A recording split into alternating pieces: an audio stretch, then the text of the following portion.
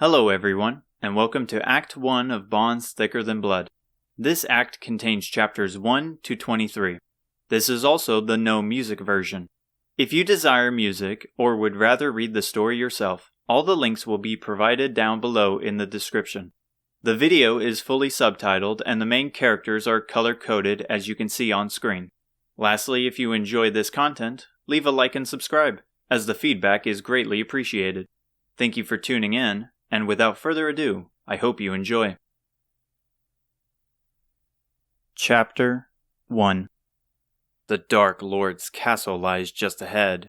She steps forward towards the bleak drawbridge. Rusty chains rattle loudly throughout the gloomy night as the demon's lair welcomes her. The bridge crashes as it makes its path, ripping across the silent night sky, and at its end is complete darkness. The young woman, donning the legendary equipment worn by heroes of old, takes hold of the hilt of her sword and raises it. Once released from its sheath, its holy sheen pierces light like an arrow through the darkness, revealing the decrepit red carpet that greets her. Though the path before her is large and intimidating, holding many secrets within its chambers, she remains undaunted by its presence. Their encouraging words ring in her mind. She knows the end of a terrible era is near. With a war cry that echoes throughout the land, announcing to the Dark Lord of his coming demise, she charges forward into the castle depths. Stomping through the castle entrance, running with a blistering speed like a great saber cat, two giant stone statues resembling the men of ancient history await by the massive door at the end of the deep red carpet. As she approaches, their eyes alight with yellow flames and step forward to the small woman, attempting to impede her advance. However, their response to her approach leaves her with a devious grin as she maintains her momentum and slashes through the closest one, as if it were made of paper. It falls to the ground into two perfectly cut pieces and disappears in a white light, leaving nothing of its existence. Heavy stamps rush towards her, and turning around, the other statue's foot is raised to its chest as it readies to crush her entire body. She raises her bright shield as a pitiful defense, but the statue halts, struggling to follow through. Moving her shield, standing before her is a bulky young man wearing a green karate gi with armored plating on the shoulders and knees, holding the statue's foot in place with his large bulging forearms. His shout grows as he withholds the statue's weight, and with a mighty push, he topples the sentient creature. Its body echoes throughout the castle as it falls, and with another shout to challenge the last, he flies high into the air like a firework and brings both his knees to the statue's face, completely shattering it. With the monster becoming absorbed by the light, several more take its place as they emerge from the darkness. He lifts himself from the ground, brushing his long braided ponytail away from his face before snapping around and driving his foot into the door, sending it flying off its hinges. "Go. I will meet with you later," he orders, and she continues her assault through the castle, delving deeper into the heart of darkness. The next door is close by and in reach until crashing from the ceiling drops a fat green dragon, landing and barricading in front of the heavy door like a boulder. The bloated beast is immobile, only turning its head to face her. Its large belly rumbles like a thundering storm, and from the depths of its mouth, a smoldering hot, bright fire builds. It readies its breath, but a shining knife thrown from the shadows, penetrating through its thick scales, distracts the dragon. Both her and it face to the dark corner of the room, awaiting a reveal of the culprit. A soft snicker greets them, and sauntering out is a young woman with dark skin as beautiful as the desert dunes, and silver short hair which is bright like the stars. With a cunning smirk, she taunts the beast and it unleashes its blinding fire towards her. The fire coats the corner of the room and in a hot blistering flame, and as it departs, nothing is left in its wake. The dragon repositions its head to face the front of the room, readying another torrent of fire. However, the beast wails in pain, and atop its back is the clever woman with a sharp dagger in its back. Before the dragon can even realize, she slides down its neck, withdrawing 2 hidden daggers from her thick cloak, piercing them into the sides of its head, brutally finishing the dragon like an assassin claiming their target. The light consumes the dragon, and the door it guarded miraculously opens. As the woman in her shining mail continues her charge, the other woman has already disappeared, leaving no trace of her presence. The ceiling opens up to show the black sky, and just ahead is a demonic garden filled with grotesque man-eating flowers reeking of poison, fountains of demon statues pouring out pools of blood and ancient carcasses of the innocent who were imprisoned within these walls. A perfect glimpse of the world he wishes to create. However, the end draws near as the final door to the throne is but a stone's throw away. She rushes through the dead garden, but sinister cackles swarm the air. From the open sky, flying with the pattern of flies, are small demons with whips and knives. She spins around, cautious of their movement, swatting away any that dare approach. A horde of them dive at once, and within a few feet of her, a glacier of ice forms around her, entrapping them in a cold prison. "Let me help," a voice calls, falling next to her from above. A small-framed young man in a clean priest robe lands by her side, and without another word he raises his steel staff towards her. A red light surrounds her, and the energy from his spell is hot with an intense rage, slowly melting the ice. She points her sword to the sky and lets her voice roar. Her scream increases to an immense level as if calling upon a deity from above. The wall of ice melts. Electricity courses through her body, reaching her hair as it spikes towards the sky like a lightning rod. Thunder booms in the distance, and as the monsters slowly stare at each other, nervous of what's to come, a bolt of lightning crashes onto her sword and she wraps it around her body. "Gigagash!" she yells as she rips the sword around her, summoning an oceanic wave of lightning towards her enemies. The lightning slams into their bodies. Their screams of agony are swallowed by the flames, encasing their sickly skin before reaching peace as the light finally takes them. Her hair returns to normal, and the young man follows her to the door. Once she reaches it, the other 2 from before arrive by falling from the top of the open ceiling. All 4 of them stare down the door. They look at each other with nods of approval and push the final door open together. Its light blinds her, and when it dissipates, she awakens. She shoots up from her bed with a heavy breath, taking a moment to examine her bare arms, feeling light as a feather. The warm, gentle morning sun pierces through her window, and the smell of her mother's comforting breakfast travels up to her room. "This dream has been haunting me far more than it used to. Did Dad have these dreams in the beginning?" She lets out a gasp. "Oh no, I overslept. The king is never going to let me live this down." She launches herself out of bed, interrupting her wandering thoughts, and dresses into whatever clothes are nearby as she beelines for her bedroom door. Chapter 2. She reaches the top of the stairs with beads of sweat on her face and heavy breaths as she approaches the throne. As she expected, the king has a familiar face of disappointment, one of which she has known for several years. "Seems much hasn't changed since last I saw you," the old king said, leaning forward in his chair with an old advisor of great status standing firm by his side. "Please forgive me. I swear it was an accident. I had no intention of skipping out of this meeting," she begged, finally reaching the center and kneeling down, staring down at the red, pristine carpet. He shakes his head. "No bother. I've already accounted for this, as I doubt you'd magically mature once you turn 16. Anyway, now you're here, so let's discuss why you're here." As the king rises from his throne, he stands with his hands behind him, straightening his back. While still keeping her head down, she scrolls her eyes, realizing the several guards at the edges of the room. Their posture, just like the king, is powerful as they remain like statues with their spears by their side. She takes a moment to remember her mother's burning words about getting an early rest, yet all that heat in this moment is pelting into her dusty tunic as the guard's eyes pierce her like the searing sun. "As you know, You are now the age to take hold of your destiny and follow in your father's footsteps. He looks down to his feet with a sigh. Ortega was a great hero, and his sacrifice will not go in vain. But unfortunately, the archfiend still lives. She shoots up, regarding his position as her words lash out. Are you serious? My father's death meant nothing? A guard steps towards her to silence her tone. However, the king halts his advance with the wave of his arm. Only if he regains his full might.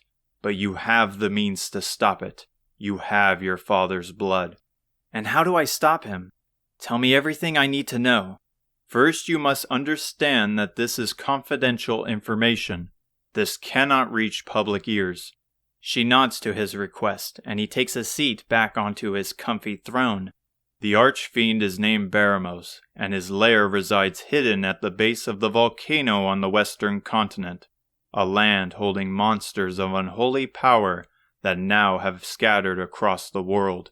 The land has been sealed off for centuries by Baramos, and no one has found a way to enter, not until Queen Pimiko of Japan discovered a path decades ago.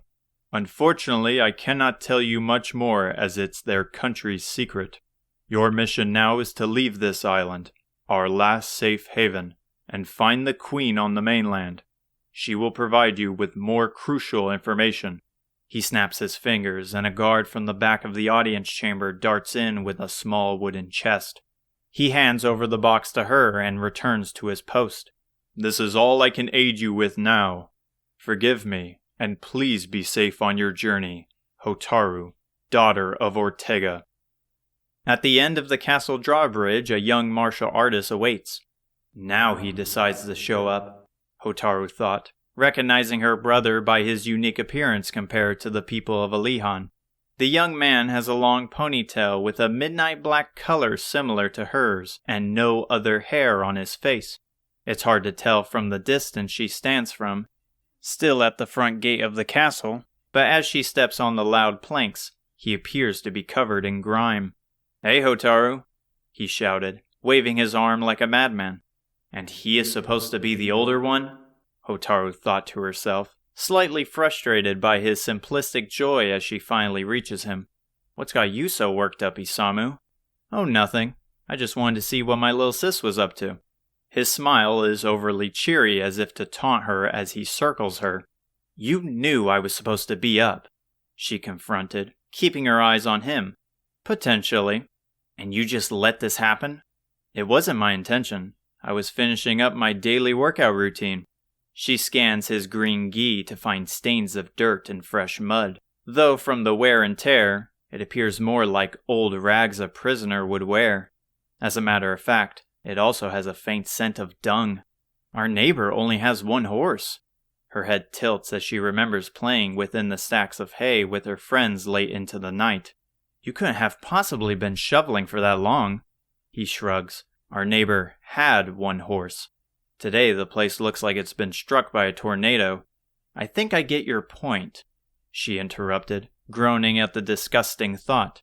Despite the horror story, his goofy smile still remains. So what did the king say? She responds by plugging her nose with her fingers. I will tell you after you wash up, but first, where are Aziza and Fadir? I thought they would be here with you. He points across the sparkling moat to a small chapel with a bed of colorful flowers surrounding it. Fadir is there, and... honestly, I don't know where Aziza is. Then how about you go wash up and find her, and I will get Fadir. Hotaru orders as she leaves him at the bridge. You got it, sis, he obnoxiously blurted, following up by taking a sniff of his gi and recoiling from the nasty smell. The wooden church doors creak open, letting in the warm light. The smell of candle wax fills the air, and the silence is peaceful as the only sounds to accompany it are the birds outside and Hotaru's footsteps as she steps in. At the front of the chapel, by a marble statue of a beautiful woman, is a single man kneeling down before it with his hands clasped together. Seeing him at peace has a slight grin spreading across her face. She steps past the clean pews, careful to not disrupt him. Halfway across, and a deep breath emits from him, a usual sign he is finished. Isamu told me you would be here, Fadir. but it would be more shocking for you to be anywhere else," Hotaru said to grab his attention. Though it appears he's deep in thought, or possibly asleep, he rises from his knees to face her.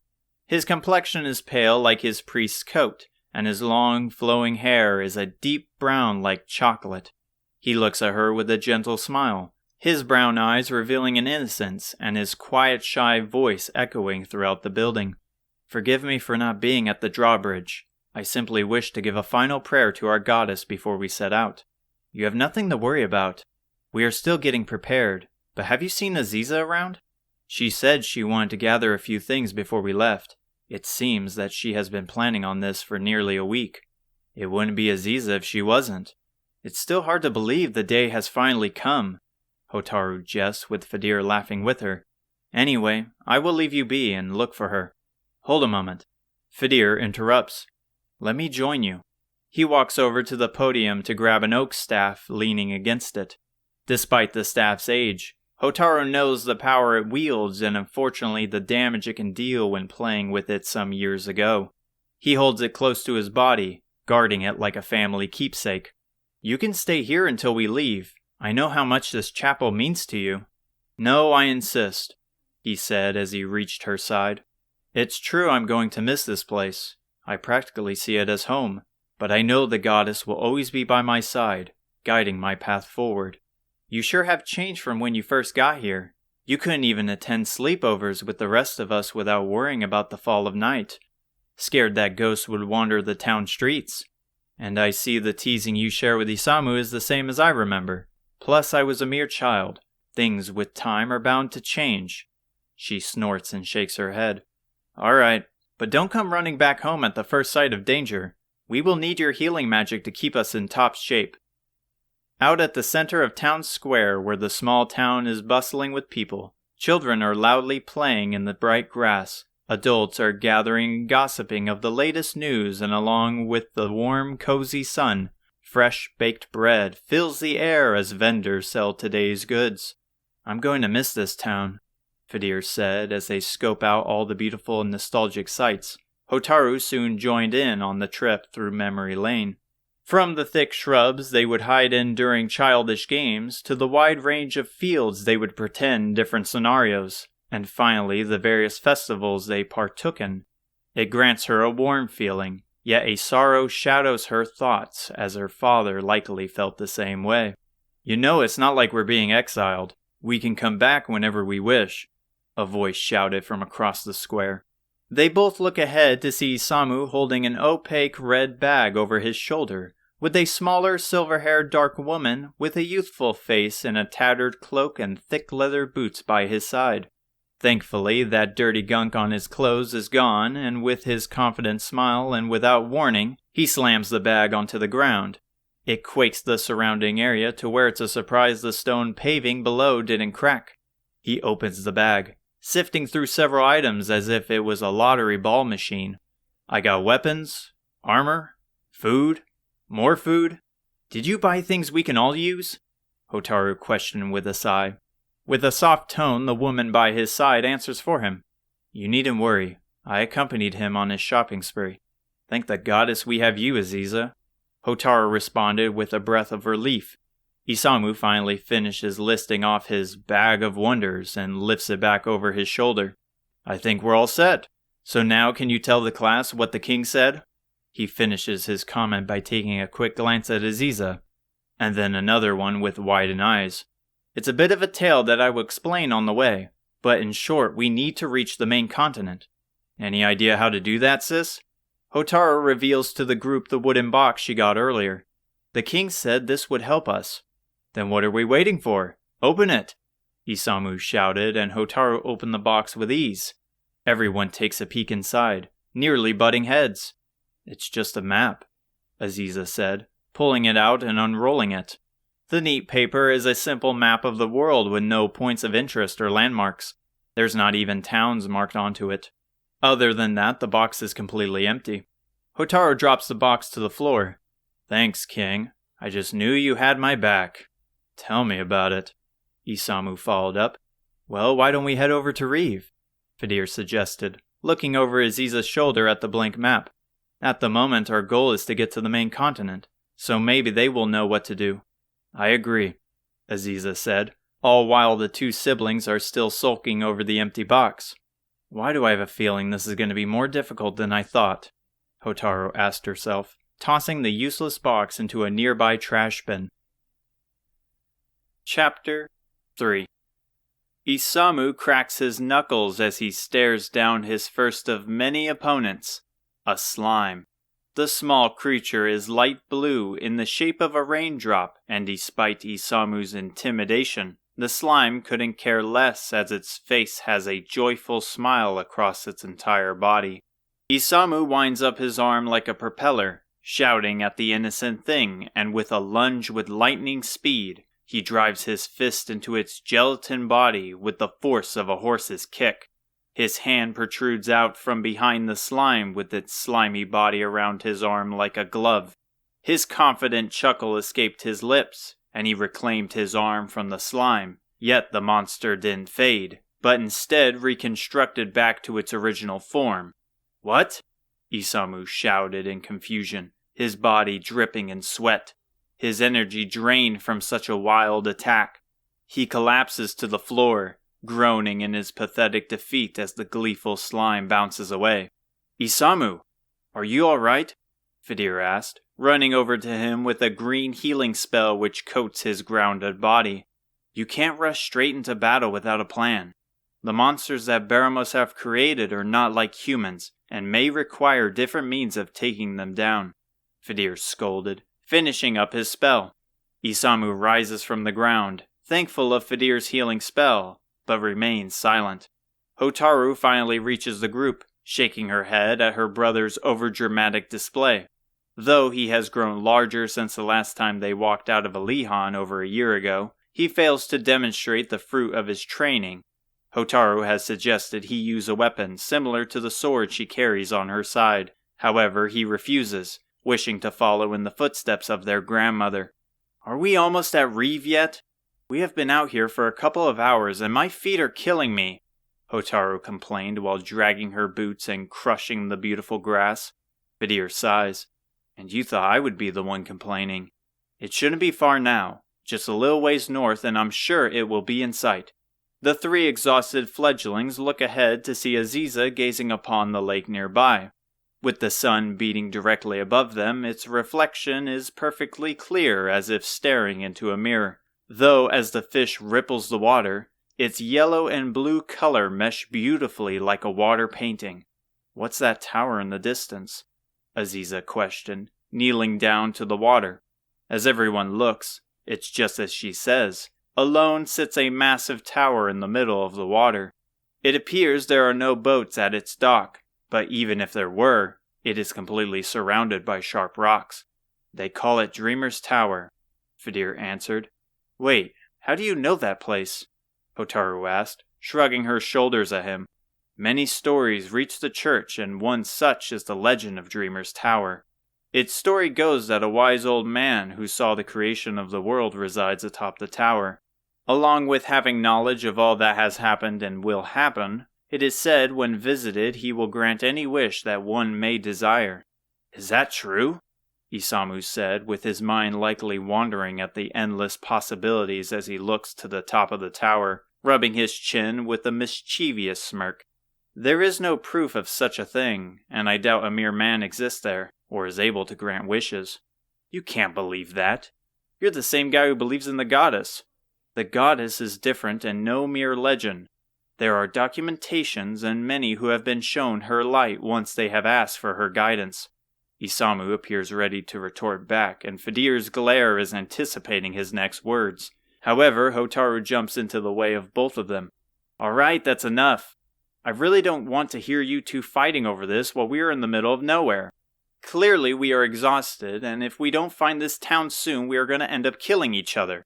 As the three argue, Hotaru occasionally catches a glance at Aziza, who stares off into the lake, likely taking in Fidir's story and pondering as she usually does. Hotaru knew that out of her friends, Aziza would take less convincing than the rest. She spends most of her free time listening to Fidir's stories of the geography of the world. She has expressed many times her interest in the legends, sometimes more than Fidir. It's only fitting she would hop aboard such a journey. Isn't that it over there? Isamu said, pointing out a small building that can be seen in the distance, and with a closer look, there also is a stone road leading to it.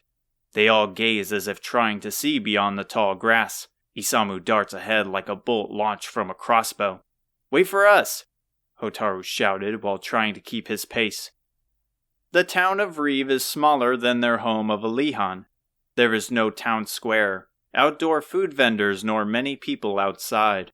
Other than the few civilians who roam the quiet streets, the place could be mistaken for a ghost town. Stepping further in, and most of the houses are owned by families as they lock up for the nearing night, although they do eventually find a small store with a casually dressed man out in front, with the only indicator of this particular building being a store is a worn sign. They walk up to the man, who greets them with a warm smile. "Hello, travelers. What brings a group like you to our quiet little village?" Hotaru takes the lead. "We were hoping to find a way onto the mainland. You wouldn't happen to know of the next boat that arrives on the island?" He clicks his tongue. "Unfortunately, you still have about 2 weeks until it arrives at the northern end of the island. But that's the least of your problems, as a trip to the main island costs about 10,000 gold each." "That's outrageous," Aziza blurted. "I've never even seen that much gold in my life." "Tell me about it. I got a kid on the way and wish to live within the defensive walls of Romeria, as monsters are starting to pop up all over the world. I don't know what's going on, but I thought once the Archfiend was gone, his lackeys would disappear with him. The king better have a good reason for this. You guys wouldn't happen to know anything, would you?" "Nope, I haven't heard a thing," Hotaru replied, keeping her body still, while the others are far better at hiding what the king has requested. "So that means there's no way off this island." "Well, you could try talking to Roy up on that tower." "So it's true about the wise old man atop the tower. He's real?" Isamu interrupted as he pushed himself to the front of the counter. "I wouldn't call him wise, unless you mean how he still owes me for those books I lent him, but that's besides the point.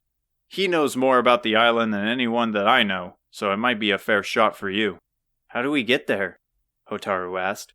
"There's a forest nearby that has a stairway to an underground passage that was placed years ago near an old jail." "A forest? We didn't see a forest." He shrugs. "How?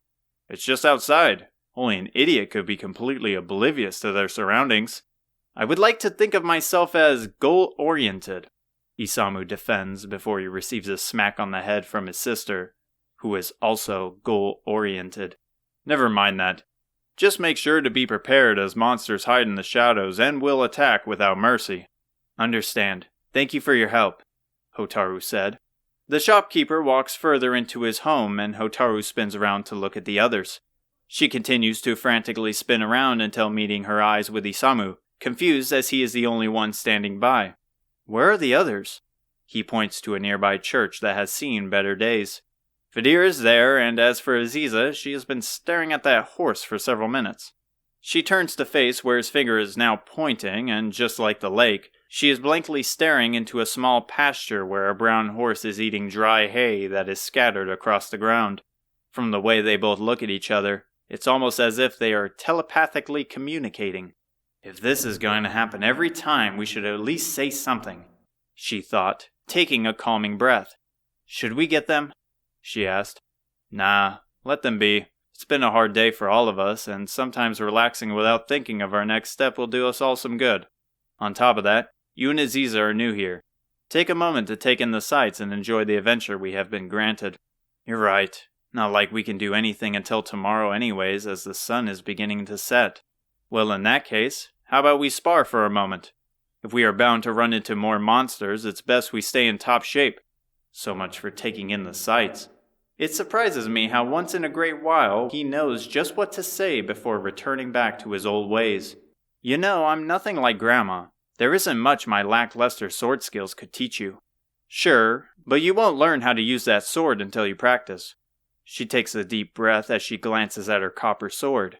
"I wonder if Dad struggled learning how to use his sword, though I couldn't picture him inefficient with any blade. Grandma probably drilled lessons non-stop knowing what had to happen." I should do the same knowing what Baramos is capable of.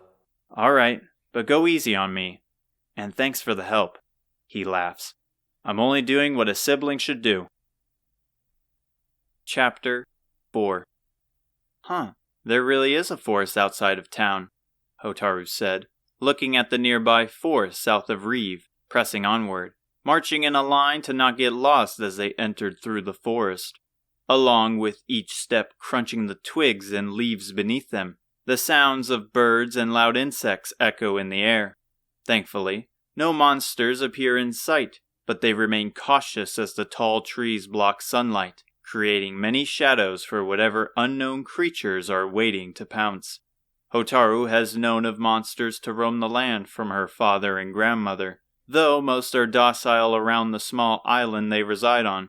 That alone has her mind at peace, yet the looming thoughts of her mind corrupt her bliss. That shopkeeper in Reeve mentioned wanting to live behind the fortified walls of Romeria. What has he seen to come to that conclusion? I sure hope you know where you're going, Isamu whispered, keeping their location hidden as he scans around the group. So you're saying there is a cell that keeps dangerous prisoners around this part? Fidir asked. That's what the shopkeeper said, Hotaru responded, glancing her head around like her brother and rubbing her small arms as she felt her skin tingle. Hey, what if one of the prisoners lives in these woods? Isamu pondered, with Hotaru snapping back as Fidir's face went white. Don't say things like that, you idiot! I'm already on edge about seeing a bear or giant spiders or something. Can we please not speak any more of this? Fidir begged, holding his staff with a tight grip, his face beading with sweat. Look there! Isamu shouted, pointing out an opening where the morning sun shines in all its glory. Ignoring their formation, they run like they're being chased and arrive in the light within seconds. The warm sun caresses their skin, and they take a moment to breathe as if re-emerging from underwater.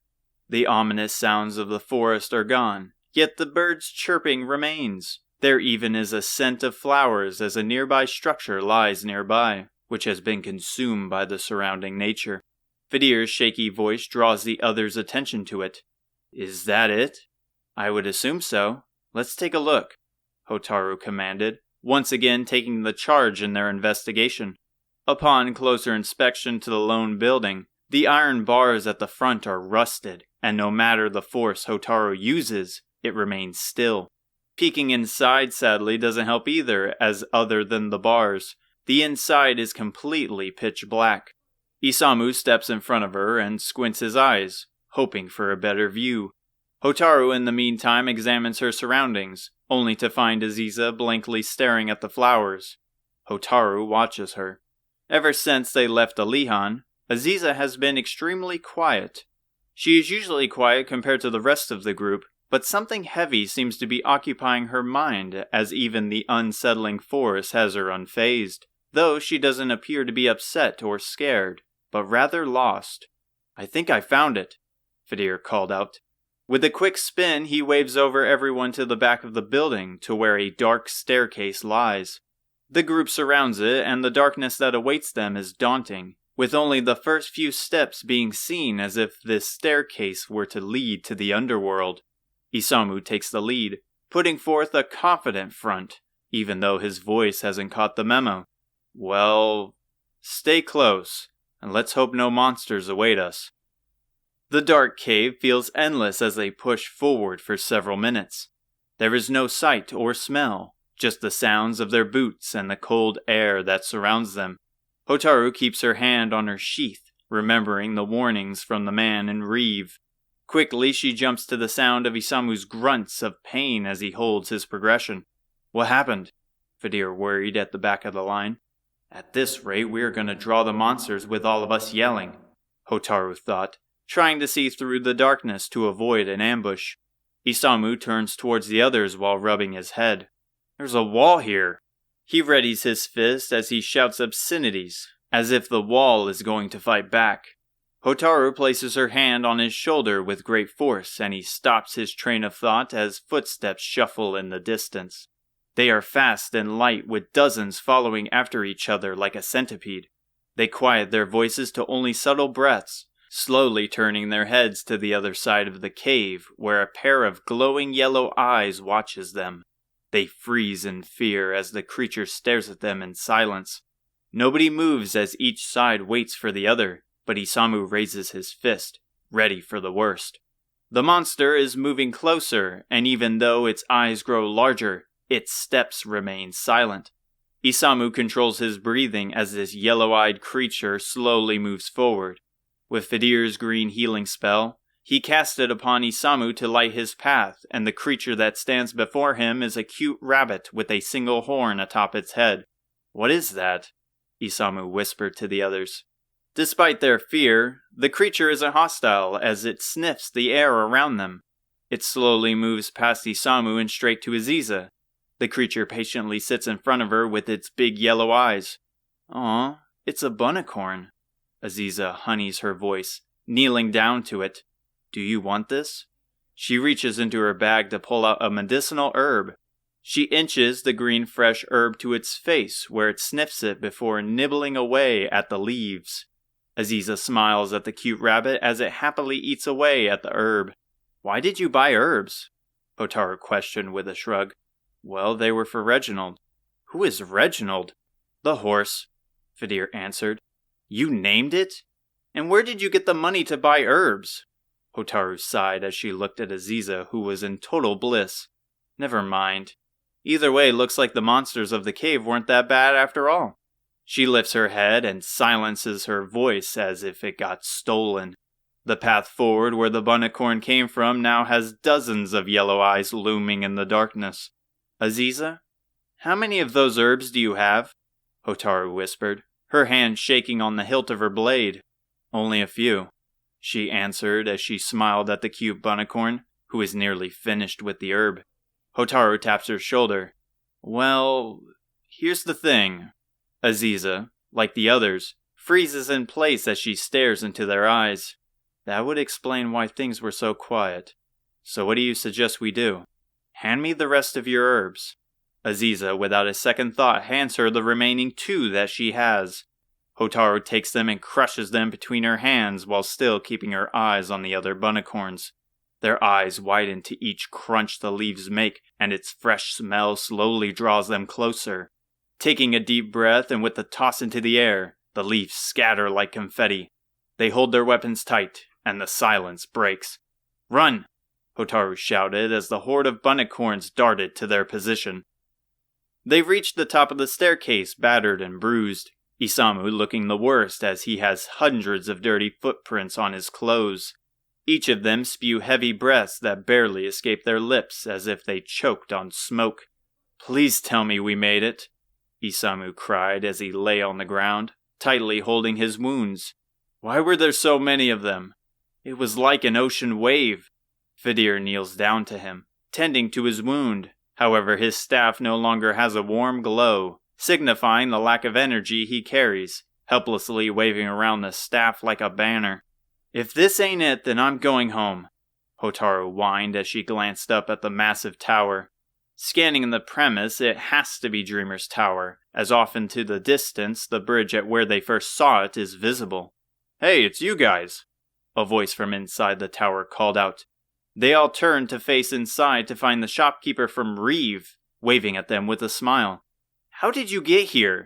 Hotaru shouted back. "I got an underground pathway from my house that I built that leads me straight here. I figured going through my stock of medicinal herbs just to convince Roy to return those books would lose me tons of profit." The middle-aged man's face is oblivious to the chaos which has happened moments ago, yet his words are taunting like a childhood bully. "Keep it together," she thought to herself as Fidir and Aziza are trying to draw her attention away like a performer in a bull ring. "Why wouldn't you offer us a safe passage if you knew we were coming here?" Hotaru whispers, clutching her fist and grinding her teeth. "As I said, I have a kid on the way. I can't have strangers waltzing into my home. Now that would be outrageous." "Outrageous? The nerve!" Her breathing grows heavy and her blood boils as her face heats up. Fidir lifts up from Isamu after attempting to heal his injuries and places a hand on her shoulder. "Please try to forgive him as the goddess would, and try to look at things from his perspective." His words fall on deaf ears as she glares at him like a rabid beast, ready to tear him apart. "Tell you what," the shopkeeper says, finally nervous about the frustrated girl's wrath. "It looks like you guys have been through a lot, especially your friend on the ground there. I got a pot of soup just about ready. Let's say we eat up and rest." "Please don't ruin this, Hotaru," Aziza begged, holding her shoulder with the other hand grasping her thin stomach. "We haven't eaten a proper meal since we left home." She has the least amount of wounds compared to everyone, but her precious satchel, which contained dozens of snacks, belonged to the bunnicorn now. "Then this better be the best damn soup I've ever had," Hotaru answered, and the shopkeeper lends a helping hand as they carry Isamu to a cozy room with several old cots.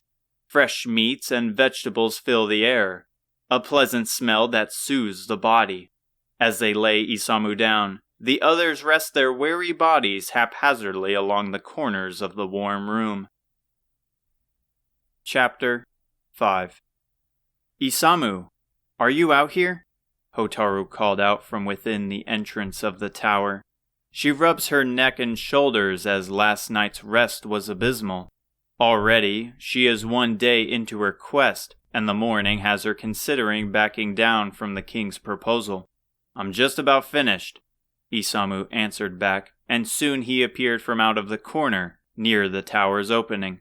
His body is covered in sweat, and he takes a moment to breathe after each sentence. However, unlike emerging from the staircase to the bunnicorn's lair, he has a joyous smile. Though her worries are a burden at times, she is not alone. She knows her brother would comfort her at the drop of a hat, yet she wishes at times to stand on her own, just as her father has when it came to her grandmother. "Are the others waiting on me?" he asked. "You guessed it, though it is always you who holds up the line." "Very funny. You're so sharp-witted, you know, because just yesterday you were practically crying to go back home." "I can't hide anything from him, but maybe that's a good thing." "I will give you that," she admitted. "But that soup really was good enough to set me straight." "I agree. Nothing like a hot meal after a long day." Fidir's voice calls out to them from farther in. "We're already here." The two of them walk in together and meet up with the others who are resting quietly in the shopkeeper's room. Thankfully, he left the cots behind as he wasn't here when they all awakened from their deep slumber. He did leave a note, however, where the pot once stood, which reads, "Since I treated you all to a nice meal, how about running up to Roy and getting my book back? Thanks in advance." "Alright, so up the tower we go," Isamu announced. "You got that magic back in your staff?" Fidir gives a thumbs up. "We're back in business." Isamu looks at Hotaru. "I will let you lead this time." She nods as they finish their final preparations. They head up an ancient staircase that lies at the end of the hall. Up the first floor, and what awaits them are winding paths, like a maze of blue ancient tile, covering the whole floor. They reach an old balcony where no wall or barrier protects them from the fall below, a sign of this tower's history. The cold wind is harsh as it blows, but the sight is magnificent with the landscape of the island in full view. The blue, clear lake, the green grass, and with several more floors to go, the view is bound to be endless, like the goddess looking down from above. Pressing onward towards the higher floors, they lay sight on the brown mountains on the eastern side of the island, though farther out is an endless ocean where the mainland awaits them. As they stare upon the beautiful land, admiring its wonder, Fidir whimpers out something from his lips. "How much higher is this?" They turn to look at him, and along with his pale face, he crawls onto the ground, gripping the old stone floor with immense strength. Aziza runs up to him, lending her shoulder. "Are you all right?" He lifts up with her and holds her tightly, like a baby to its mother. "Yeah," he barely answered as he's out of breath. "I just didn't realize how high we were." The others walk over to him. "I never knew you were scared of heights," Hotaru commented. "I guess that's why you would never hang out with us on my roof to go stargazing. Let's just say me and roofs have a bad history." "We should be close," Aziza comforted him, unfazed by his tight grip. "Hang on to me, and we will be fine." "Thank you." Isamu and Hotaru lead the way with the other two following closely behind. "So what happened about the roof incident?" Isamu bluntly asked. Hotaru lifts her hand. "It's rude to ask such things." "No, it's alright," Fidir interjected, thankfully saving Isamu from another injury. "It happened around 5 years ago when I was cleaning the roof of the chapel one night. The ladder I used to get up fell to the ground and I was stuck up there all night until the morning when the priest arrived." Hotaru shouts, gritting her teeth, her blood pumping. "That's outrageous! How could anyone allow a child to do that? If we find him, I'm going to give him a piece of my mind." "Please don't. It was my decision to go up there without anyone. I just wanted to give back to the church that took me in." "Makes sense," Isamu said. "You always are cleaning the chapel back home, plus no doubt the one in Reeve as well." "Is it obvious?" Fidir chuckled. Loud snoring interferes with their conversation as they approach another staircase. Unlike the others, this one has a red carpet that lazily reaches the bottom as it doesn't cover the entire stairs. They cautiously step up to the top. Each step the snoring increases in volume. At the top is a small room like before. However, it's filled with old stone bookcases and a modern proper bed. In the center is a wide decorated table with a lit scented candle of spring, and at the end of it is an old man in a blue robe, sleeping soundly. "Is that him?" Hotaru whispered. The old man shoots up from his seat. "What? Who's there?" He flicks his head around like a small bird and spots the group. "Who are you kids?" We were told a wise man lived atop this tower, and we need guidance on our journey." "I see." He hastily dusts off breadcrumbs from his robe, revealing stains of ancient time to where the smell it once carried has died. "Please step forward. You see, many people refer to me as a legend, but I am a simple dreamer." "So it's called Dreamer's Tower because you're always asleep in here?" Hotaru asked, with Isamu rolling his eyes. He laughs. "That's a funny way to look at it, but don't be fooled. I know why you're here." He lifts from his chair and steps over to his bookcase, searching for something. "I understand you wish to leave this island and start your journey towards a hero's path. I can get you started, but I don't have all the necessary means of getting you there." He finally grabs onto something before returning to his worn chair with a ripped cushion. Onto the table he sets down a key and a white feather. "A magic portal lies to the east mountains of the island which will teleport you to Romaria. However, that path has been sealed by stone during Baramos' invasion. The key will open the door to the portal, and the feather has only enough magic to fly you to the man who has the power to remove said stone." "How do you know all this?" Hotaru questions as she scans the old key and feather. "A dreamer like me can see things unknown to others, like the dream of your infiltration through evil and darkness. Or, I should rather say, vision." Hotaru flinches back. "You know about that dream?" "What is he talking about?" Isamu shouted. "The dream I had, where I stormed a castle." "You had it again?" Everyone looks at each other as chills enter their body. This reoccurring dream had first started on the day her father left Alihan several years ago. Its presence reappeared as the years went by. The four of them discussed its meaning, and once the king got word, he proposed the idea of Hotaru's journey once of age. Could he have known of it to be a vision? "What do you mean by vision?" she managed to say.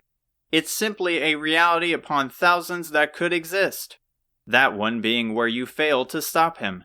They freeze like statues, unable to breathe to the shock. A dream where they easily claim victory over all that stood in their path." "Then we will change it," Isamu said, taking the charge and standing stoic. "Grandma always said to never let demoralizing words dissuade you from your goals. We will end Baramos. You remind me of a young warrior back in the day with the same fire in his heart, and that is why I wish to aid you, just as I did him.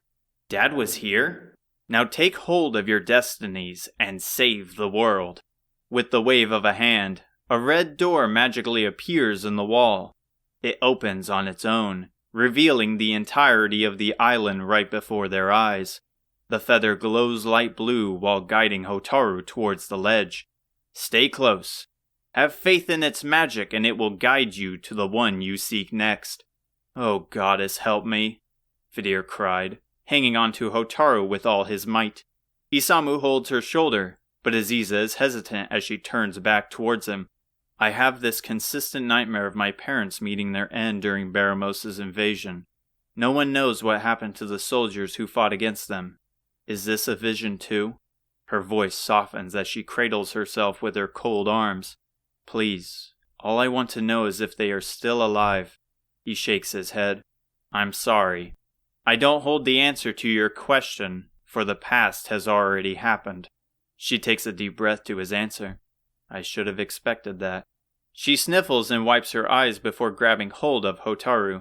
She looks to her sniffling friend, but doesn't have the time to think as a mysterious force pushes them. With a faithful leap, screaming as they fall, the feather enwraps them in a blue light, and they take off like a beautiful comet in the night. The old man watches as they fly high in the sky with a warm smile on his face. They disappear into the night, and he walks back over to his seat. Finally, they leave and the magical door disappears. He sits down, getting comfortable as he loudly yawns. His eyes widen as a thought reached him. Oh, goddess. I was supposed to give them that book that guy keeps complaining about. Oh well. He closes his eyes and loudly snores throughout the night. Chapter 6. They crashed like a meteor into the roof of a house, all piled together as they groan in pain. Hotaru's bones all feel broken, and it doesn't help that she has the others planted atop her, like a stack of cards. What in goddess's name? An old man screamed, running up the nearby stairs. He focused his eyes on the group, then up to the large hole in his ceiling. What happened to my roof? Who are you people? The old man atop Dreamer's Tower sent us, Hotaru muttered as she pushed the others off her, with what little strength she had as she rose. Her eyes readjust to find a cozy room, though the floor has broken and scattered pieces of brick and wood. It appears as a dusty storage room with dozens of boxes, but from downstairs a pleasant smell of boiling food travels to the top floor. Roy is the one who did this? All I want is to live my life in isolation, but the goddess knows with him around I can't even have a single day of peace. I'm sorry about what happened. We didn't know we would crash into your house. He sighs. It's not your doing, so driving my rage towards you is useless. Now come on. I have supper just about finished. Grab a bowl and tell me what this is about. Thank you so much. I've been starving, Isamu blurted, shooting up from the ground as if nothing happened. He grabs onto Fidir and Aziza as if they were luggage and carries them quickly down. Hotaru watches in awe as her brother leaves her behind and the old man in the red robe shakes his head. That was great, Isamu complimented and rubbed his exposed stomach. Hotaru glares at him, but she can't help but agree with his words as she feels stuffed like a pig, ready to drop down for a quick nap. Fidir, however, has been looking nauseous, his face still devoid of color after the meal, and went to bed early, with Aziza watching over him. The old man takes their clean bowls and stacks them onto the small table they are sitting around. So what is it you need?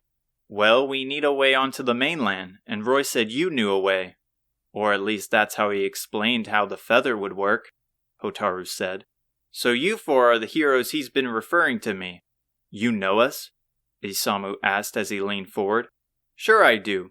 You see, Roy is actually my brother, and we share this power he calls dreams, the power to see visions of the future. However, he is more gifted than I, and I can only receive visions that he has seen. Personally, I find it more of a curse, holding valuable information that could make or break people. Has he shown you the dream of us against Baramos? Yes, and I also assume he told you of the fate that comes with it. Is what he says true? Hotaru questioned, holding herself as she's afraid of his next words. It could be, or maybe not. Our visions are like a spider's web. Any force against it and it tears completely, needing to be reconstructed anew. That line sounds like something Grandma would say. Hotaru pondered, now wondering if she is aware of their recent departure. But enough of this rambling and dwelling of future endeavors. At this current moment you came here to get to the mainland, and I have what you need. He leaves to the upstairs where the other two are, and Hotaru looks to her brother with sorrowful eyes. He can share her sentiment, and with a gentle smile, he softly rubs her head. Everything's happening so fast, and it's all too much at times, but these small gestures and familiar conversations with the people she grew up with keep her feet steady on the ground. No doubt the others feel the same, but she must remain strong, just as they are for her, just as her father would. Here, the old man said, handing over a small black ball. Nothing other than its color makes it stand out, and when she grabs it, it's as hard as stone. It's called a wrecking ball, and with a small fire it will blow open a path to the teleporter. She haphazardly drops it. It's a bomb? Isamu moves like a lightning bolt and covers his head with his hands. Careful now, or else the hole in my roof will be the last of my worries. Take it to the ruins to the east of here. Set it next to the blocked doorway and ignite it. From there the path will be clear. He stands up to leave, but Hotaru calls out, Thank you again for your help, and sorry again for your roof. He giggles. Don't worry about the roof. I've been practically begging my nephew to replace the thing, and now I have a good reason. You should probably rest up here until the morning, as it will be a long journey. Hey, where's Aziza? I thought she was up here, Hotaru asked her brother as he lay in a large blanket on the floor. He calmly responds, keeping his eyes toward the hole, looking at the gleaming stars. She went out. I thought she was watching Fadir. Does Fadir look like he needs watching? She turns towards his bed to find him sleeping soundly. No longer does he look sick, finally at peace like a baby in a crib. Did you really have to say it like that? Would you have liked me to say, I have my eyes on him? She smirks at his overdramatic optimism. Even after hearing the haunting words of the dreamer, he is still able to crack jokes. It makes it all the more easier for Hotaru to play along, remembering to focus on the present. I think I would. After all, if anything were to happen, I know you could lift him with ease. He laughs. When a source of nourishment is waiting, I tend to do things that shock even myself. Anyway, I'm gonna go look for her. See you around. She quietly steps down the stairs to pass the old man, who is scanning his eyes through an old tome, and exits out the creaky door. The moonlight shines down onto the nearby pasture, and just across it is the chapel of Reeve. A gentle, cool breeze caresses her skin as she peeks the area, and quickly finds Aziza feeding the horse with a warm smile. With silent steps to close in, trying not to scare either of them, Aziza notices her with ease. What brings you out here? She asked, her brown eyes narrowing as if Hotaru was approaching like a commanding officer. Hotaru stands by her side and gazes upon the brown horse and its beautiful black mane. The horse eats away at the herbs Aziza carefully hands. I'm guessing this is Reginald. Yeah. I never thought you cared about animals. I've grown to appreciate them. How so? To tell the truth, this whole thing scares me. But even if the cities and people change, animals, such as Reginald, she pats the horse on the head, brushing its hair, will always be the same, acting upon the instinct they were born with. If the whole journey scared you, why did you come along? You could have stayed home. She remains silent and Hotaru quiets her tone. Is it because of your parents? Aziza nods. Do you think we will find them? Hotaru always knew Aziza was hurt from the loss of her parents.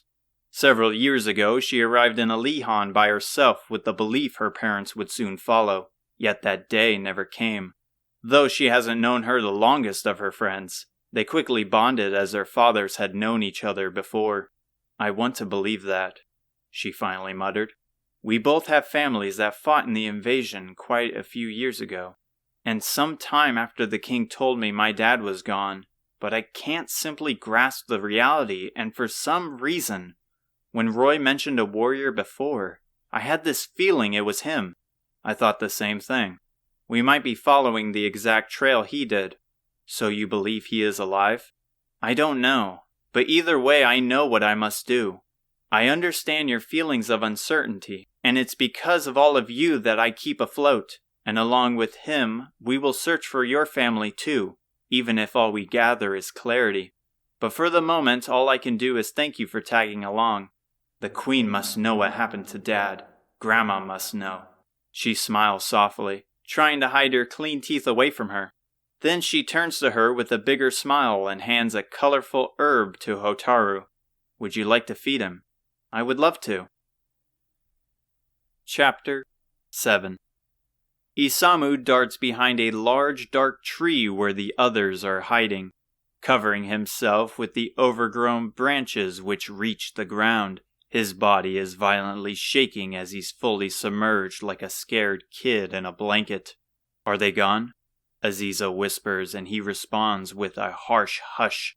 From behind the tree, a loud, abhorrent, buzzing sound closes in. The group peeks their head out, and before them is a horde of giant wasps. They are sunset orange with black bristled stripes and the size of a small child. Several swarm the area, and they sound like a brutal wind tearing through the air.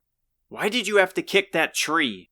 Hotaru whispered, her anger building as she glared at her brother.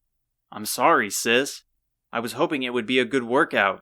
Well, you got what you wished, because now we're in the middle of nowhere after running for so long, and they're still here. Ease yourself, Vidir interrupted, surprisingly calm. The ruins shouldn't be far now. If we can escape unnoticed, we should be fine. And how do you propose we do that? He shrugs. Great, Hotaru thought. Wait, I have an idea, she immediately said, sparking a glimpse of hope for the others. What is it? Isamu questioned with a sign of hope on his face.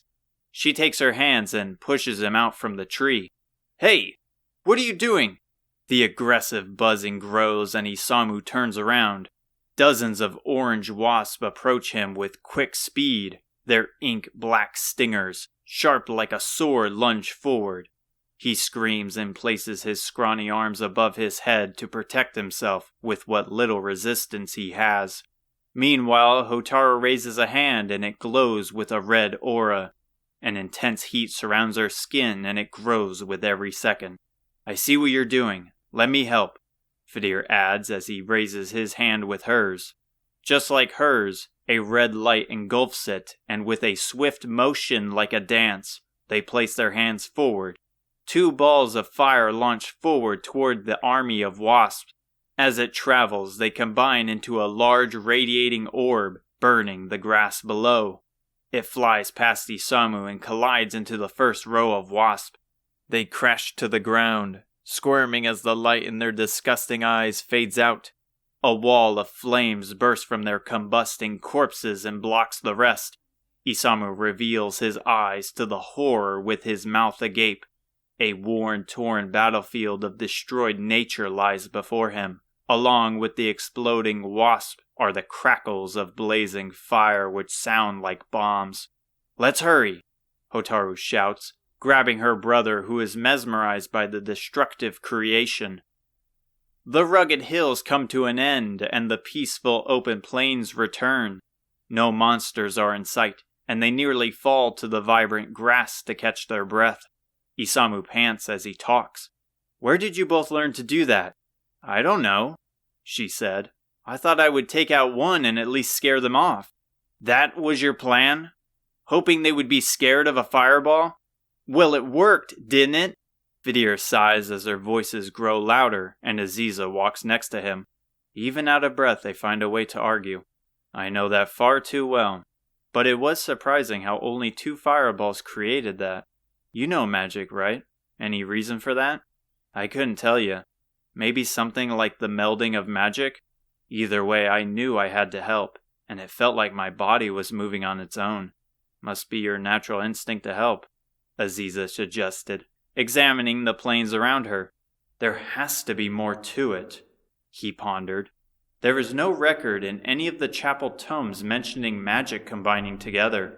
Something or someone else caused that to happen. It only adds to the strange sensation I've been feeling. Since his departure from Reeve, the back of his skull has been burning as if someone was behind him. waiting for an opportunity to strike. At first he thought the wasp were the cause of his paranoia, yet it still remains.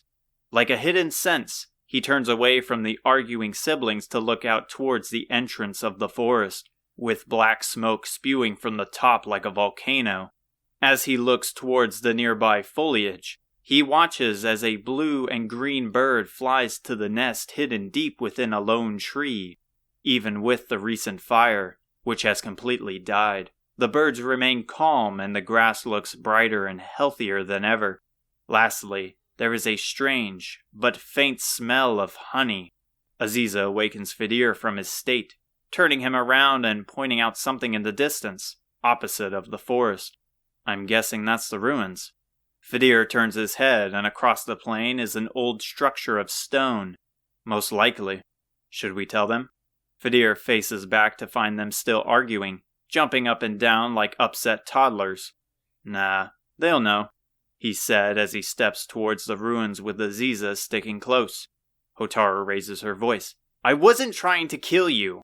If I was, I would have sent that fireball into your thick skull. She spins to find the others walking off in the distance. Hey, wait for us. Together they run and easily catch up to them. Once in reach, the destroyed ruins lie before them. There is only a partial roof which appears unstable, and many of its broken pillars that would hold it are covered in dark vines. Each step further in, their loud footsteps echo on the stone. Thankfully, the light is plentiful, but still, an ominous air flows throughout the structure. A corner they must turn comes to view, but a quiet grunt echoes from beyond. It's deep and ghostly like an ancient spirit haunting the building. Sounds of steel slam into rocks, and the grunts grow louder. They look at each other, nervous of the monster that lies ahead. Peeking around the corner, and something unlikely stands far off in this abandoned place. Next to two stone statues that look ready to crumble to a light touch, a sweaty middle-aged man with a heavy pickaxe is muttering with each swing that connects into the fortified wall of fallen stone. Those doubters at Reeve, he muttered to himself. What do they know? They constantly complain about, oh, it will never work, or you're in over your head. Well, I won't be one of you losers who stays here whining about the state of the world. I'm going to create a path to the mainland even if it kills me.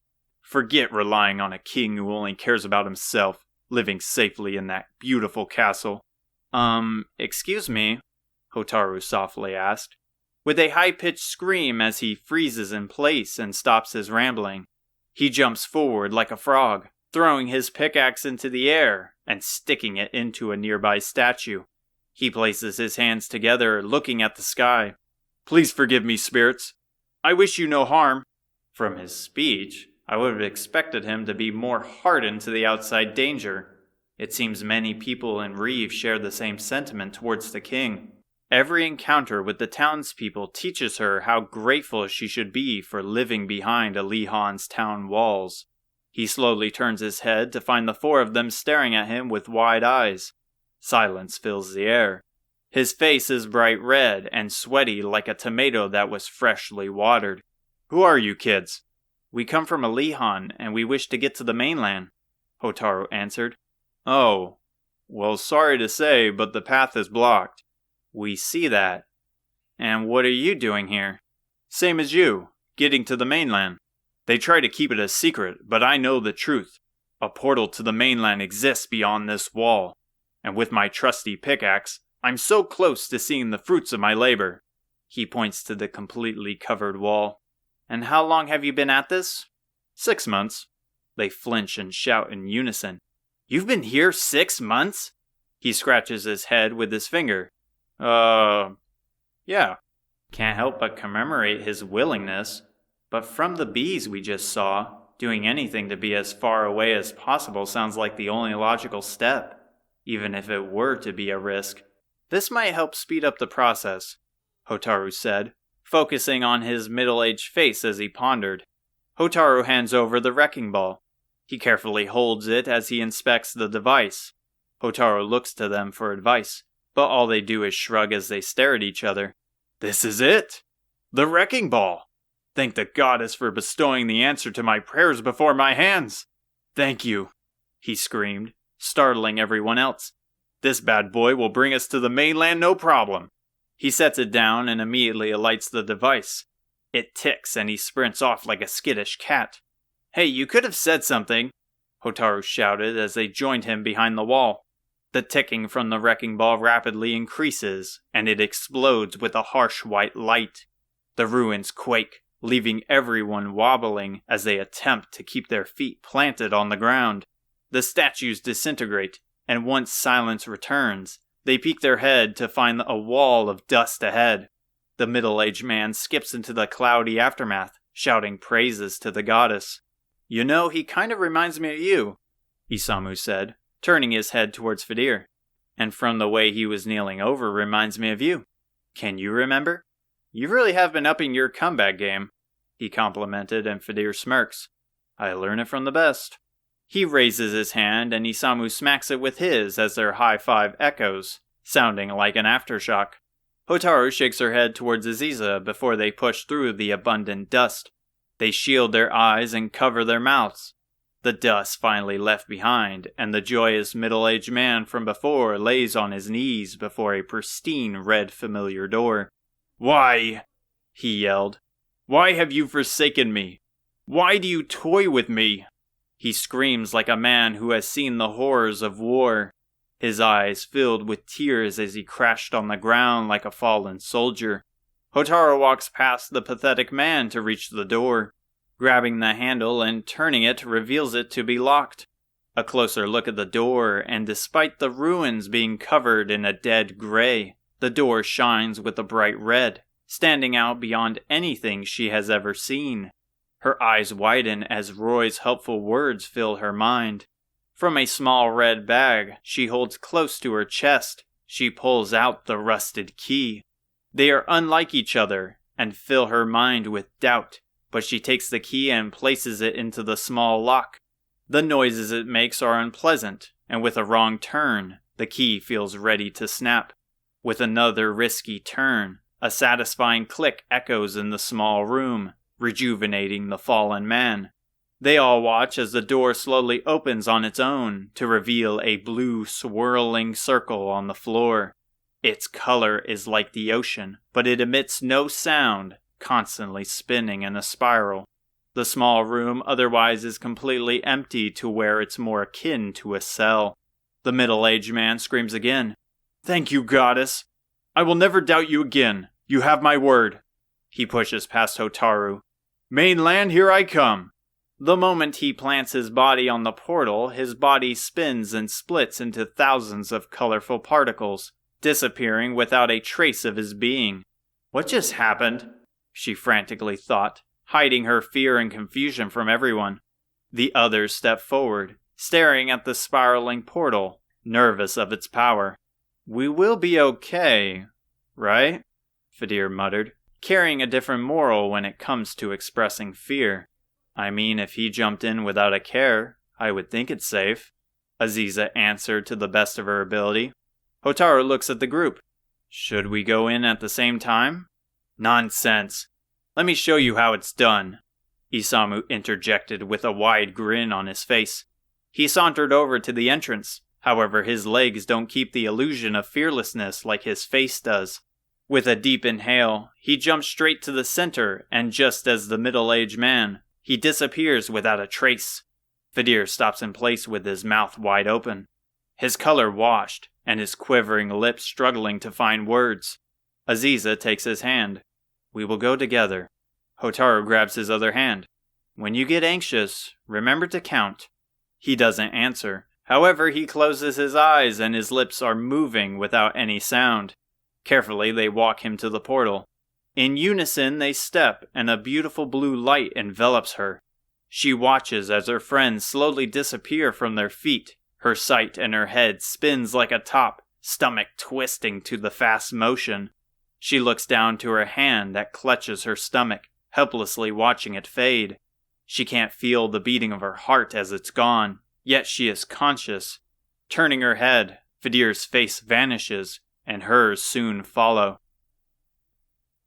Chapter 8. Hotaru holds her head as she totters, trying to keep herself in motion as her stomach churns. The others aren't faring any better either, as Isamu has lost most of the color in his face, while Aziza and Fidir shield their eyes from the blinding sunlight, relying on Hotaru to guide the way. Her head is banging like a drum, but along with it are faint shouts. She lifts her head and relief covers her like a comforting blanket. A city, she exhaled. Everyone else readjusts their attention to see massive decorated castle walls in the far distance.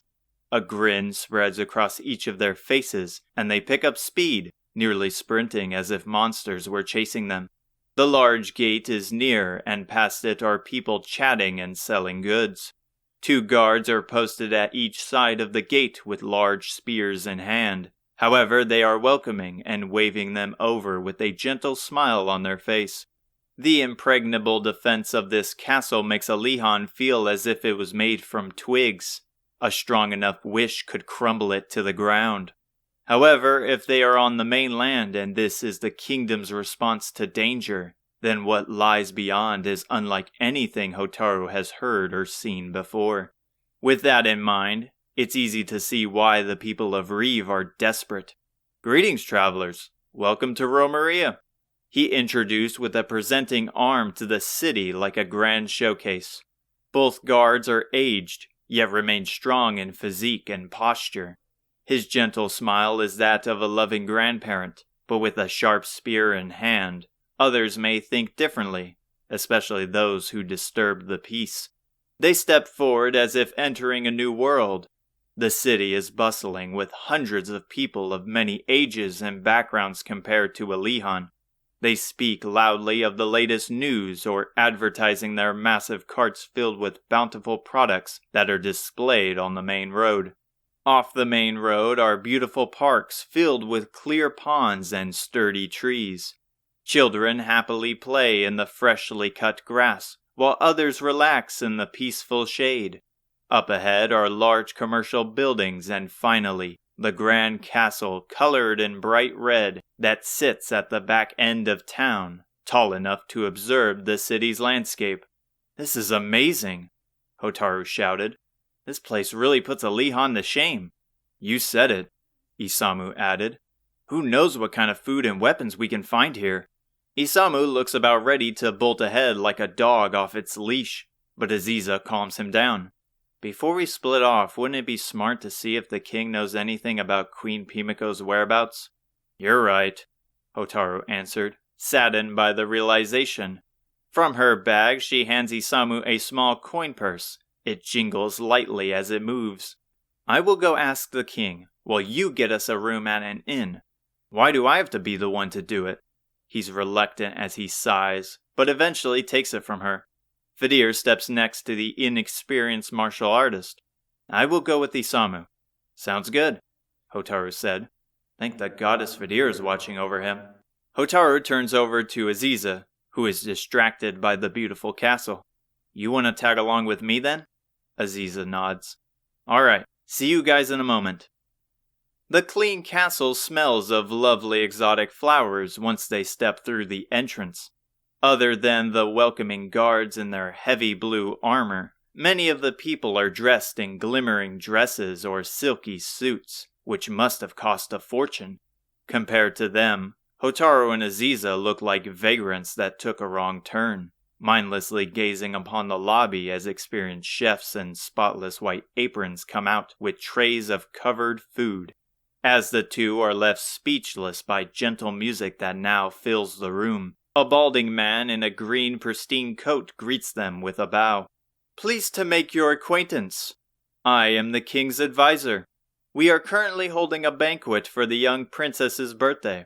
Am I wrong to assume you are guests?" His words are like silk, and his voice is proper, as if he has said this line many times. Even the advisor back at Alihan was more human, though Hotaru mostly appeared before him due to a complaint. Hotaru is scrambling for the words and tone to match his level of conversation, while Aziza stands there like one of the many nearby goddess statues, hoping to not draw his attention. Pleased to meet you as well, good sir. Hotaru stumbles over her words as the conversation continues. We have no business with the princess. We were simply looking for the queen. The queen? Not only does he think I'm a peasant looking for scraps, but now he probably thinks I've lost my mind. Yes, Queen Pimiko, she blurted. She was supposed to be here? I'm sorry, but any personal affairs regarding His Majesty cannot be openly discussed. I'm guessing you're the travelers from Alihan she spoke of. A wide smile of relief fills her face. Her voice is distractingly loud with excitement. Yes, she is looking for us on the mainland and we want to know where she is. I'm afraid it's not that simple. Come, follow me. He walks with strong authority in his step towards the lobby. Hotaru and Aziza look at each other in confusion before following him deeper into the castle. The lobby has grand tables set near each other, holding delicious savory meats. The smell alone is strong enough to make a full stomach hungry. However, he walks past the tables and guests to a hidden hallway nearby. Guards patrol the area as they pace back and forth, their faces less pleasant than at the entrance. Finally, as the sounds and smells drown out, a stairway lies ahead. Unlike the bright, hopeful castle, this hole in the ground is pitch black and smells of waste. Unfazed by it, the advisor steps in with the other two closely behind. Chaotic cries for help echo deep within. Some are shockingly loud, while others are a suppressed whimper. Hotaru and Aziza hold their blades close as the sound grows, but still the advisor remains emotionless. Finally, the steps end, and a set of stain-covered cells containing dirty prisoners is revealed. At the closest cell is a young, dirty man with shaggy hair, with a scent of death on him. The advisor turns to Hotaru, his professional demeanor remaining strong, with the prisoner revealing a face of absolute horror. The queen has tasked you with recovering something valuable from the leader of some problematic ruffians. She brought in this fellow, who has aligned himself with said group. As she said, to prove your worth and readiness, find and recover the king's crown that was stolen by Robin Hood, and discover the truth. So where is this Robin Hood? The advisor takes from his coat a clean throwing knife and points it to the prisoner. Perhaps you should tell our young guest here of his whereabouts, because if I do, you may never see the light again. The advisor is calm in his threat, and even with the prisoner who appears to have lost everything, he trembles in fear at his words. He forces himself off the floor, and his voice is hard to hear. He's somewhere north of here, in a place we call Skyfall Tower. That's where his base is. She shakes with him as she is nervous of the advisor as well, the chilling air that surrounds him not aiding her in the slightest. Despite being friendly, with a knife in his hand, he seems more villainous than the prisoners in here. Okay, so find the crown and return it to the king. By the way, if it's the princess's birthday, shouldn't he be attending as well? His Majesty has other matters to attend to. So where is he then? People are shouting over each other as they stare down towards a dirt-filled arena, where two large monsters slam into each other, causing tremors to the floor above. At the opposite end of the arena are dozens of loud and exciting slot machines that shine bright as gold coins spit out from them. Isamu has his mouth wide open as he gawks at a beautiful young woman dressed in a provocative bunny outfit holding alcoholic drinks. With a sweet, infectious smile, she blows him a kiss, nearly having him fall over, his heart racing from the exhilaration. Can we get out of here? I don't even think we're old enough to be here, Fadir begged, looking to the floor. Are you crazy? We just got here. Look, nobody stopped us, and it's about time we enjoyed ourselves. We already went to the church to pray, so let's live a little. An old man with a big white beard and a huge coat bumps into Isamu. Get out of my way. You damn kids need to show respect and not loiter. He scolded with slurred words. You should probably take your own advice, Gramps. Isamu, what are you doing? The old man turns around, his face filled with rage and breath reeking of alcohol. You want to run that by me again? Fidir jumps in. No, he doesn't. Sorry for the misunderstanding. I said you should probably take your own advice, Gramps. You got some nerve speaking to your elders like that. My apologies. I'm not so good at using my words. Maybe we should go outside and talk this matter out with our fist. Please stop this, Isamu. You seem cocky and full of energy. How about we settle this over a bet? Next match in the arena is a fight between a golem and a slime. He pulls a fat coin purse from his coat, putting the one he has to shame. 200 gold coins says the slime wins. You lost your marbles, old man? That slime doesn't stand a chance against that titan. Then counter my offer, since you're so wise. Fidir latches onto Isamu like a baby koala. Hold a moment. We need that gold for the inn. Ease yourself, Fidir. The room is already paid for. Plus, we can't lose while this drunk is making stupid bets.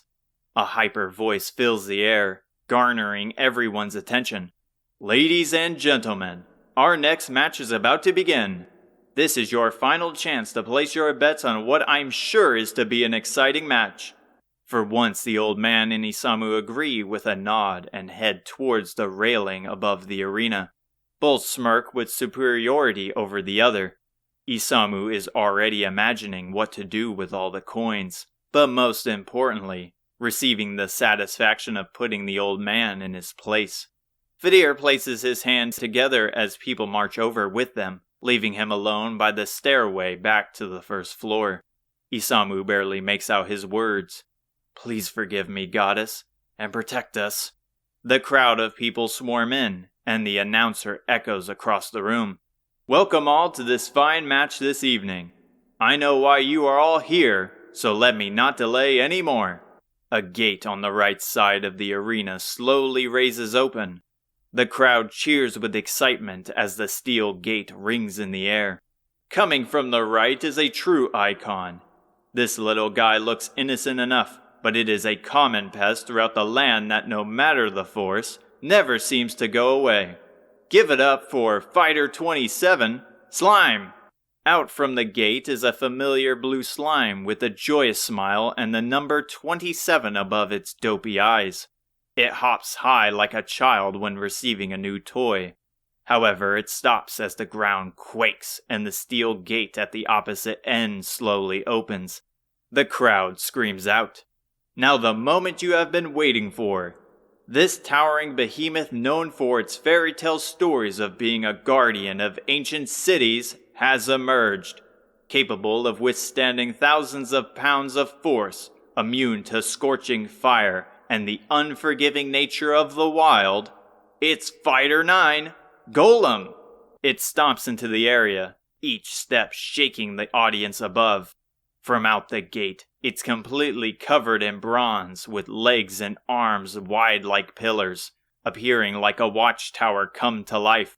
Its eyes glow a violent red as it glares at the innocent slime. Let the match begin!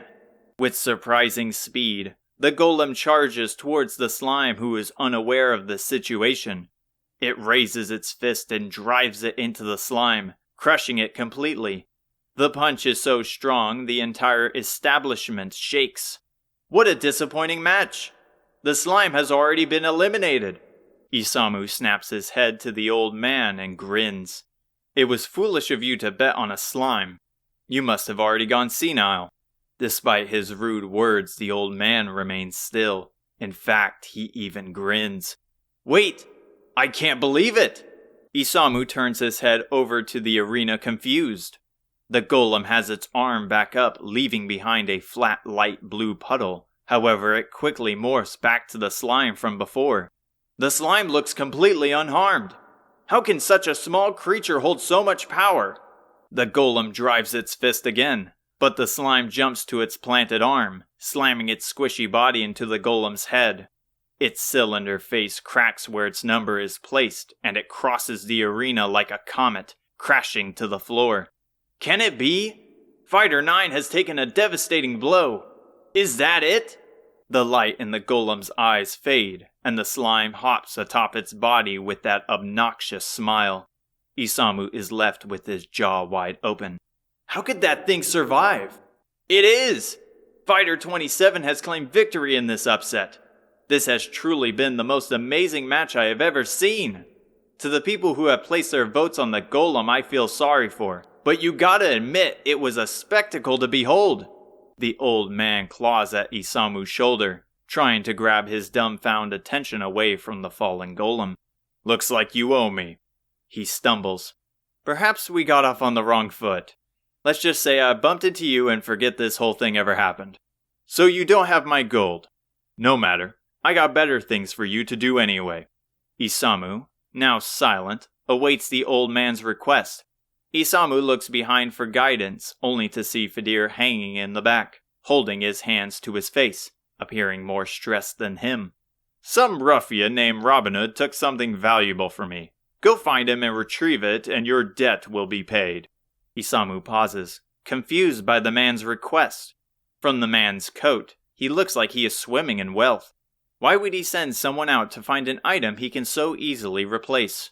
Okay. What exactly am I looking for? A crown. Chapter 9. You picked a fight with the king? Hotaru hollered as they walked out of the inn, eyes from the locals glaring at them like criminals. Isamu gestures his hands in hopes of lowering her voice. I didn't know he was the king. He just looked like some old dude. You're an idiot, Isamu. It doesn't matter. King or not, you shouldn't pick fights with people over such small things. I know. I'm sorry. The gloom on his face shows his regret, a face Hotaru has seen many times. Thankfully, it is a sign of a lesson learnt. What was the king doing inside such a place anyway? Let alone an arena for monster fights existing in the first place? Aziza asked. Isamu's face lightens and he points at her. She has a good point. Wouldn't it be dangerous if these monsters managed to break out? As they exit the front gate and head north towards the dirt mountains to the north, Hotaru ponders. Not only do the storefronts have hidden services, but also the kingdom hides its criminals under the castle. For all we know, the whole town can have an entire underworld. Aziza's voice jumps in. Maybe it has something to do with what the advisor said, something about discovering the truth. From what we saw and what you guys saw, the city has more layers than I thought. Do you think this Robin Hood will lead us towards the right track? From what you guys told us, he lives in a place called Skyfell Tower. Isamu followed up. Fidir shivers at Aziza and Isamu's query. Why does it have to be another tower? No need to fret now, Hotaru said with a warm smile, gazing at the beautiful red flowers unknown to the island back home. We don't even know what it looks like. It could be more closed off or not as high. Anyway, our real issue now is finding the crown. Isamu grabs her attention. So we just blindly head north in hopes of seeing this thing? Nope. Fidir and I learned of a town north of here called Korv, hidden somewhere in a valley. Isamu shrugs at his sister. And you didn't bother mentioning it to us? You two were out having fun, and when you got back, my mind just kinda slipped. Wait, Isamu called like an intense warning. The group halts and draws their weapons, spinning their bodies, ready for an ambush. What is it? Korv is home to the wandering legendary martial artist, Isamu screeches with glee. They turn their heads, sheathing their weapons to stare at Isamu, who is punching the air. Fidir catching his breath after his scare, and Aziza holding tightly her new snack pouch. Who? Hotaru questioned, squinting her eyes. He was one of the greatest fighters to ever be recorded in history. He wandered the land, fighting any and all monsters that stood in his way or disturbed the peace. They say his strength was unlike any living thing, even a god. Besides being able to run across the world in an hour, his greatest feat was knocking the head of a bear clean off its body. This is why we stopped. Those are just stories, Hotaru sighed. But I assure you it isn't, for when he died, his body was buried back at his hometown. There is documentation at the chapel, right, Fidir? Hotaru and Aziza look to him for answers, and it's clear as he shakes his head. The book states of his existence, though I don't know how true all of his unworldly powers are. Surely more people in town will know. Well, let's hurry. Isamu in a familiar fashion darts ahead, flying past the colorful flora and thick foliage. Not this again, Hotaru shouted, trying to catch up to him. A large wooden overhead gate comes into view as the group crosses another hill. Unlike the castle, a small fence surrounds the quaint village, where in sight are few buildings with mostly farmlands of summer crops covering the area. Isamu takes the charge and jumps with excitement once he reaches the center, where a beautiful pond of lily pads lie. Despite their rude intrusion, the locals are minding their own work as they continue to till the ground for the next season. Fidir is the last to enter through the gate. Since he entered the valley, something has been bothering him. The burning sensation in his head is back. However, he keeps calm for the moment, as no danger has revealed itself like the wasp on the island. If not for the innkeeper's word, I would never believe a village would be hidden here, Fidir commented.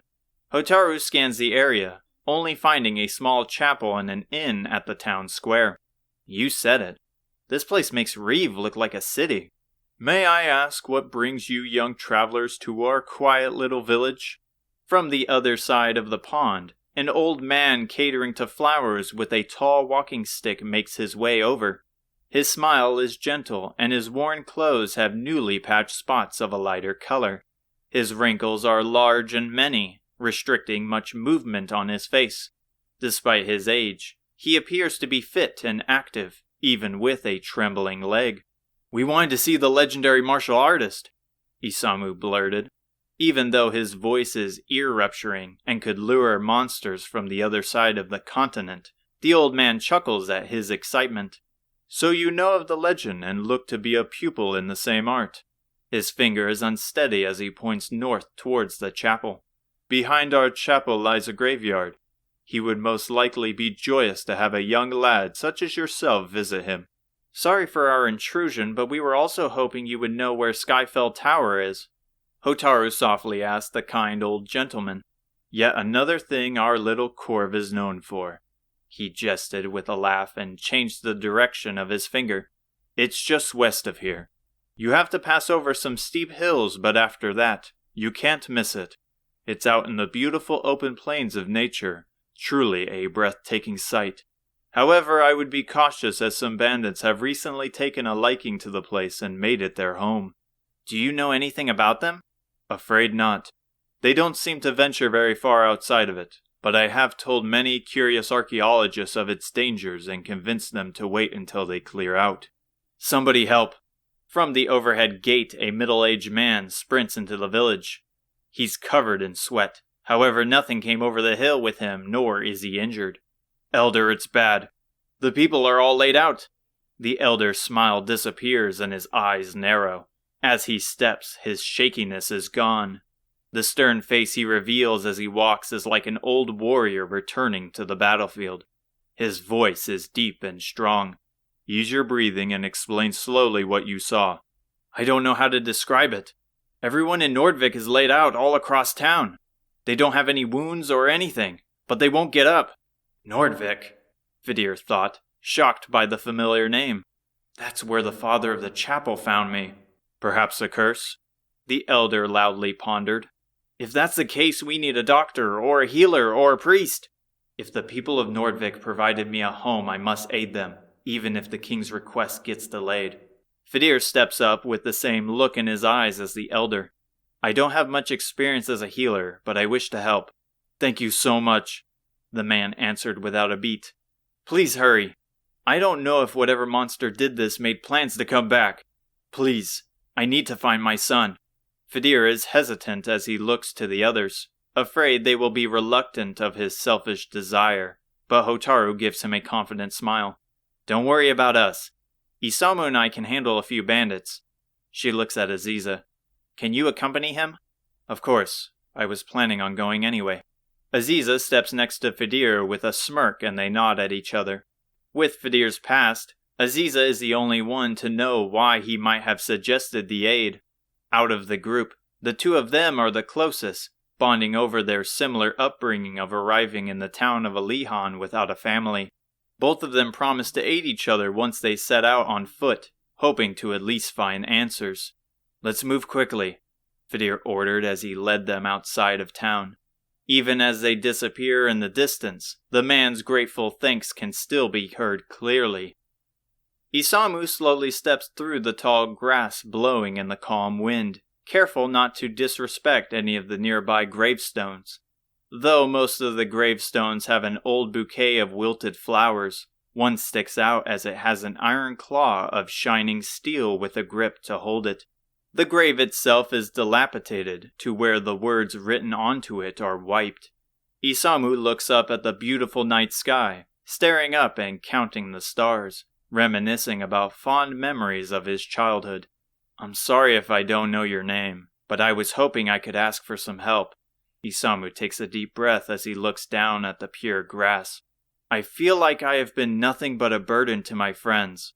Back then they always looked to me for help, but now, it doesn't matter if it's fighting or whatever. I always find a way to get them in trouble. I tried to lead or lighten the mood, but it always goes sour. I guess what I'm asking is, how do I help the people I love?" "Have you tried asking them?" Isamu flinches in fear, falling back to see a skull pop out from the dirt. It stares at him, motionless. Has that always been there? He crawls over to the dirty skull, bringing his face close to it. "Was that you?" he asked, sticking his finger out to touch it. "What am I doing?" "You would be correct," the skull answered as its mouth miraculously moved. Isamu leaps back to his feet, white as a sheet. How is this possible? I must be dreaming, or maybe I got hit in the head. The skull laughs and its teeth click together. "I like where your head is, especially compared to mine. However, it's nothing like that." "So you're really the..." Isamu is furiously shaking, his eyes watery and wishing to run back home. But he stays, trying to put a powerful front of courage, driven by curiosity. "The one and only, though I'm sure someone must have taken my spot by now." "So how are you talking?" "Baramos's curse. Can't get a wink of sleep with that guy still wandering around. Anyway, back to answering your question. Everyone messes up, including me. The amount of times I've put the people I cared about in danger would be enough to write 4 whole tomes. But you always came out on top. Things worked out. You have stories of the amazing feats you accomplished and the people who you inspired by your heroism, including me. You're a legend." "Listen, kid, they are just that. Stories. Up until my final moments, I was no different than the people before and after me, including you." Isamu takes a moment to register his words, his fear slowly fading. "So I can be like you?" "Absolutely you can. Though I wouldn't recommend it as you have to keep what makes you special. That's why your friends love you in the first place.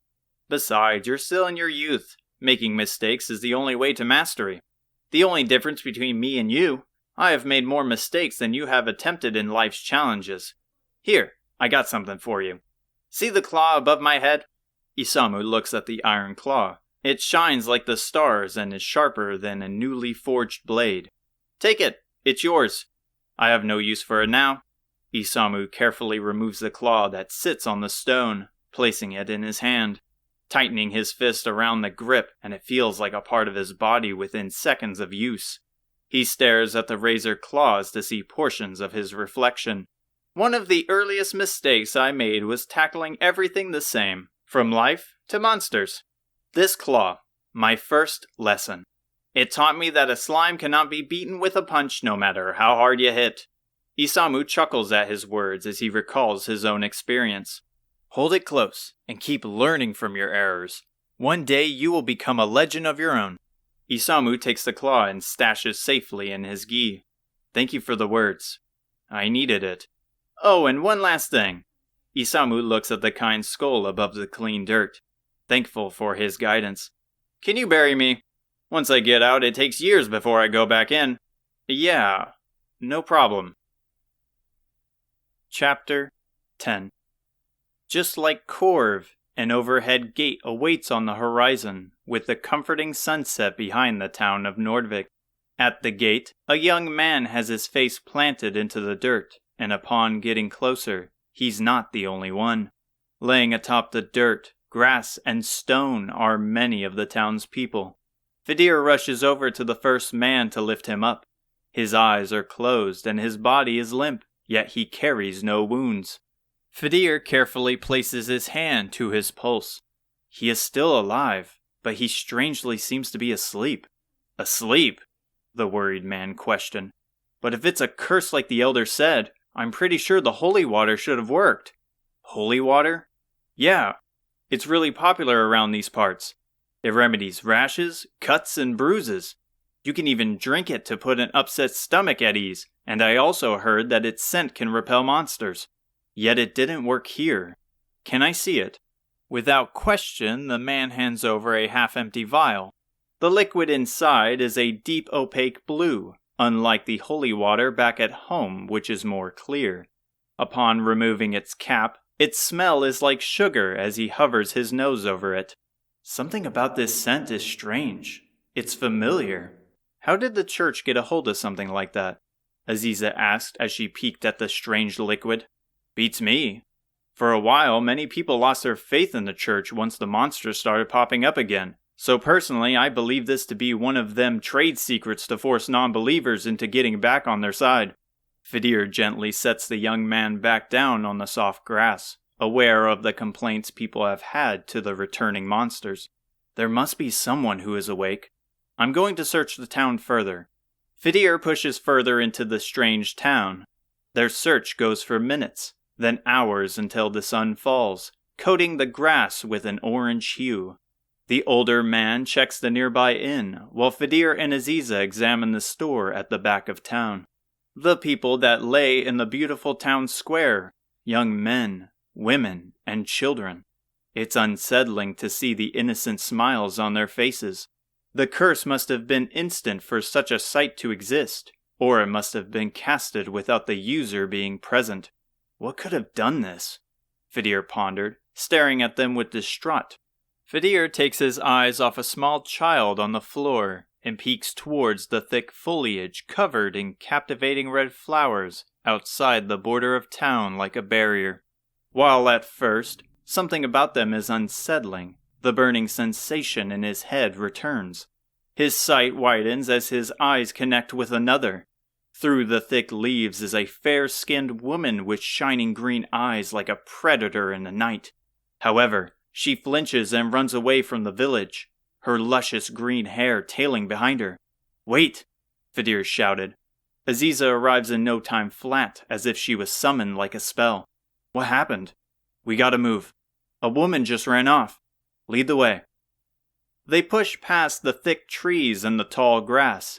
They have been running straight ahead for some time, with only the moon being their guiding light. Despite being certain of her fleeing direction, the healthy soil is untouched. Fidir, we should head back. It's getting dark, and we aren't prepared for what monsters might wait ahead. Fidir stops. You're right. He strongly exhales to catch his breath. We were so close. That woman has to know what happened, but something about her was strange. She was unlike the others. Like what? Her gleaming eyes, her long green hair. It was unreal. Aziza tilts her head. Are you feeling well? If Isamu was here, he would say you just sounded like you just dreamt of your dream girl. He takes a moment to rub his head, imagining the smug grin on Isamu's face. Maybe I am seeing things. I haven't been getting much sleep because of the stress. I'm sorry for dragging you out here. Let's head back. Hold a moment, Aziza said in a quiet tone. You might be onto something. She steps over to a nearby tree and from the ground picks up a single strand of hair that glows in the night sky. That was it! Fidir exclaimed. And I was starting to think you lost your mind. But if what you said is true, then we must be close. Aziza leads on, cautious with her steps, hand by her dagger and scanning her surroundings like a skittish cat. She keeps silent and points her ears around every corner for better awareness, despite the hidden owls disorienting them with their loud coos. She stops. There. She slightly points out a white luminescent light coming from the trees. Carefully they step out of the cool forest and before them is a beautiful sight of unknown wonder. a town made of giant tree stumps. The warm lights that fill the air atop their crafted doorways are a powerful magic that makes the surrounding forest appear like the morning sun. The attractive men and women that roam the streets, feeding the abundant and vast wildlife, or bathing in the translucent lake, all have the same eyes and hair as the woman he saw. They both freeze in place to the wondrous sight, mesmerized by the land, people, and animals ripped straight out of a fairy tale. A sweet scent of honey grows. A soft angelic voice awakens them. "You mustn't be here." They turn behind them to find a young woman with the same features as the others. Her face is clean and innocent. She wears a sundress made of nature, and her soft boots are levitating slightly above the ground. She's beautiful. His heart races, his breath nervous. There is a warmth deep in his body and something akin to a voice yearning for love. Never had Fidir felt this way towards someone. It was the reaction a lone animal would have when finding a compatible partner to continue their bloodline. However, he stands firm, suppressing his animalistic calling. "You're the woman I saw. Please forgive me. It was never my intention to lure you out here. Once I heard of what happened to Aniseed, I just had to see if it were true." "Is Aniseed the one who casted the curse?" Aziza asked. Her voice increases to Aziza's query, yet she is still soft-spoken. "Aniseed would never. She may be a fairy, but deep down she's an angel. It's her mother, the queen. Aniseed found the man of her dreams in that village, but the queen denied their love. Aniseed took the dreamstone from the treasury and disappeared with her love in response. It was then that the queen casted her curse." "So the queen of this fairy village casted a curse upon the people of Norvik, because her daughter left with a human?" The floating fairy places her hand to her mouth. "Oh no. I said too much. Once the queen hears of this, I'm bound to be put to sleep as well." Fidir steps forward to calm the anxious fairy. "Please do not worry. We are not your enemy. We just want to restore the town. If there is any information about how to dispel the curse, we would most gladly be appreciative." Her face lights up behind her hands. "You are too kind. Only the queen can reverse it. However, if she catches you in the village, you will be killed on the spot before you can even begin reasoning." "Then maybe Aniseed might know," Aziza interjected. "Do you know where we can find her?" "She likes to unwind at Lover's Lake, in a cave south of here, but..." "But what?" She points at Fidir with blushing cheeks. "Men as of recently that were dressed like you have been visiting that cave very often. I don't know if Aniseed has encountered them, but if our scriptures are true, I fear the worst." "We will go and see if Aniseed is there. Thank you for your help," Fidir said, turning away from the village. Aziza quickly follows. "Excuse me, sir, but there is something I must tell you." He responds, "You were the one who summoned that blaze upon the wasp." She gasped, frightened by his words. "And you have been following us since then. I could sense it." "It was a foolish mistake to interfere with human affairs." "I can't be mad at you for hiding yourself. You saved us after all. But how did you find us?" She hesitates, staring deeply at his features. She peers at his brown long hair and matching eyes. "I could sense a potent magic, and I mistook you for someone else. But once I saw you..." Her cheeks lit up like a fire spell. "Never mind. Aniseed is in need of help. Please hurry." "Of course. We will bring them back safely." As he leaves, she whispers under her breath, "Perhaps in another life, we could be together." "This must be it," Fidir announced, staring deep into the darkness that lies ahead. A cold air is emitting out of it, yet no danger lurks nearby. Without another word, he steps inside, staff in hand with Aziza watching his back. At first, the cave appears to be the same as any other cave. However, there are winding paths that are blocked by tall fences of steel, leaving only a paved dirt road leading forward. The cave alights as modern sconces cover the carved walls. Thankfully, they haven't run into anybody nor heard any sounds deeper within. Whether it be fairy or human, the cave feels like it should be off limits to common citizens. The cave opens up, and along with the sides where the wall was are green safety railings, with bright lights mounted with certain intervals. Over the edge is a deep blue water, and at the end of the road is a circular outlook with the same guardrails, overlooking the vast underground lake. The cliff is a several-story drop, and hanging around the rails are wooden pails attached to thick rope. Despite the creepy and isolated echoes of the cave, the lake is well worth the travel as it spans out like the ocean at Dreamer's Tower. Lost in thought, Fidir paces around the premise, keeping his eyes on the familiar sweet-smelling water. He nearly trips after hitting a pile of neatly placed rocks. He looks down at the rocks he kicked, and from underneath them, a box of bronze shines through. He kneels down, taking away one rock at a time to reveal the small box in full. There is no lock, and as he cracks it open, a textured shining stone lies in the center. He takes it to further inspect its fossil-like design. "Do you think that's the Dreamstone?" Aziza asked from across the platform as she made her way towards him. "It could very well be. What's that writing on the back?" Fidir, confused by her words, flips over the stone, yet there are no letterings. He then sets aside the stone, staring at the small box. He flips it over to find small text written along the outer shell of the entire chest. Its words are not in pen, but etched into the box. However, unlike an old stone tablet made with a chisel, it looks like a slim finger drew the clear words recently. He leans his head to the top of the box, following its message all the way to the bottom.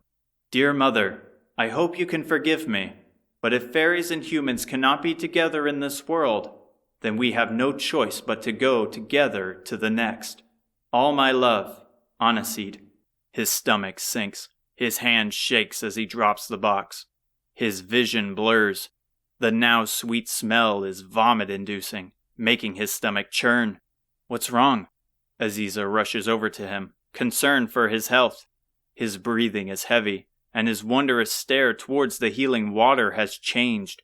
Aziza proceeds to read the box's message. "How many rest at the bottom?" Fidir managed to finally say. Aziza finishes the message, and despite coming to the same horrifying realization, she remains strong for him. How many poor souls have been driven to believe this was their only option? His voice rises and his blood boils. The queen must answer for her negligence.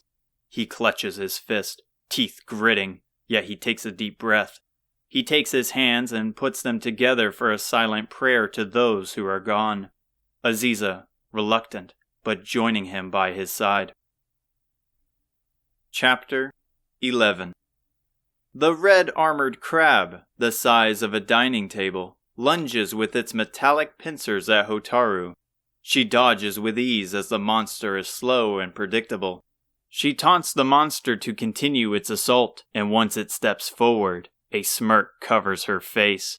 From behind, with a mighty cry, Isamu strikes the tough carapace of the monster with his iron claw, piercing through the hard shell like a hot knife through butter. Its creepy black eyes fade as it wails and it disappears in a white light. Isamu cheers. Yes! He prances around like an animal let back into the wild, flaunting his biceps to the sky above. "Nice work out there," Hotaru praised. "Seems that claw did the trick, though now thinking about it. Where did you get it?" He raises the claw to his face, staring deep into the reflection it cast. "It was given by a friend." She scoffs. "I hope that's not some weird way of saying you stole it. At least he is using a weapon now," Hotaru thought. "Nonsense. And you're one to talk. I don't remember you having a steel sword." He points out the shining blade she holds to her side. With a smug grin, she walks up the remainder of the hill with Isamu tailing her. "It was Aziza who got it for me, back in Romeria. She had the gold for that?" "Seems so. She always worries about our funds, but I think she holds a lot more than she lets off." "And did she give herself anything? Or Fidir?" "Not likely. Those two don't really need weapons, as we are the ones to rush headlong into the fight. In her mind, she probably saw it as a view for her own safety." "Makes sense to me, and I wouldn't have it any other way." "Same here." Hotaru and Isamu have been raised learning to fight for as long as they could remember. While Isamu took inspiration from their grandmother, Hotaru found the stories of her father's adventures more worrying than exciting. Picking up a blade was an easy choice to ward off the fear of vulnerability from the monsters he would describe, though she never took her practice to a deep level as Isamu did. But then was it really a good idea to leave them alone with each other? Isamu said. Those two mostly handle situations with words. Plus they aren't fragile or afraid to dirty their hands in a fight if it has to be. You're telling me. Isamu sighed as he looked to recollect his thoughts. When it comes to combat for Aziza, she is quick on her feet. Using daggers she hides on her person to get the upper hand. Her cunning, however, is what grants her victory. Fadir, whilst the frailest, has powerful spells he has been accumulating through the years. It's said that those who can use magic come from one's birth. Ortega was able to use magic, hence Hotaru, but with Fadir's family of origin unknown, it's safe to say from his magical might, his parents were likely scholars or wizards. Is that it? Isamu said, squinting his eyes to the upcoming horizon. Before them, the beautiful plains of swaying grass and the gentle wind stretch out like the sea. Several peaceful creatures are like a colony of ants from the apex of the hill as they are bundled together. At the center of it all is a tower resembling a lighthouse, which borders the edge where the ocean lies. As the sun shines down on the tower like a beacon, Hotaru steps forward, immersing herself in the ecosystem. She breathes in the fresh air. No sight can compare to the wildness of this land that she has seen. No doubt about it. She walks towards it as if being pulled by a string, and along the way she watches the wild bison and cows graze, the cute moles, prairie dogs, and other small rodents burrow through the rich soil, the colorful birds singing their majestic melody as they fly overhead in the clear blue sky. Nothing to this degree was ever possible on the island back home. And to also think that such a sight still exists, even with the world in danger. Shame those two missed out, Isamu commented. We need to gather everyone here for a picnic someday. Once we return the world back to this, she softly mutters, holding the hilt of her sword. Perhaps her father had the same thoughts as she did. The entrance of the tower comes into reach, its open gateway welcoming, despite being a bandit hideout. No one is at the entrance, and once inside, still nobody greets them. The tower floor is like a maze with winding paths, similar to Dreamer's Tower. However, several lit candles are placed near each corner making a path, and the glossy walls appear to have been scrubbed down with water recently. Following the dim light and smell of wax down the halls leads to a staircase to the second floor. Again, the tranquil land below is in full view as it is completely open, yet a shoddy fence made of nailed-down rusted pipes stands on its border. On the opposite side are clean walls with a few slits of ancient damage that are as black as night, big enough for a small physique to fit inside. Continuing down the path where another way inside awaits, a pair of disgruntled voices echo throughout the floor. With haste, they squeeze into the nearest slit, keeping their breathing and movement to a minimum as they are snuggled inside like peas in a pod. Their footsteps echo towards them, and as they reach the slit, they stop. Two dirty men in dented armor look out towards the plains. One is tall with facial hair that makes him look like a beast in the wild, while the other is bald with cuts and bruises on his face. "Looks like we earned ourselves a job well done," the bald one announced with a slurred tone. "With the crown in hand and our boss happy, our pay should just be right around the corner. I sure hope that crown is the sunstone, or else we are never going home." The other responds with a sophisticated tone like a royal. "You worry too much. The crown shines like the sun, correct? That sounds pretty close to me." "Pretty close isn't good enough, you know. This is a serious matter. Listen well, friend. I know a great spot where we can unwind and wet our whistles.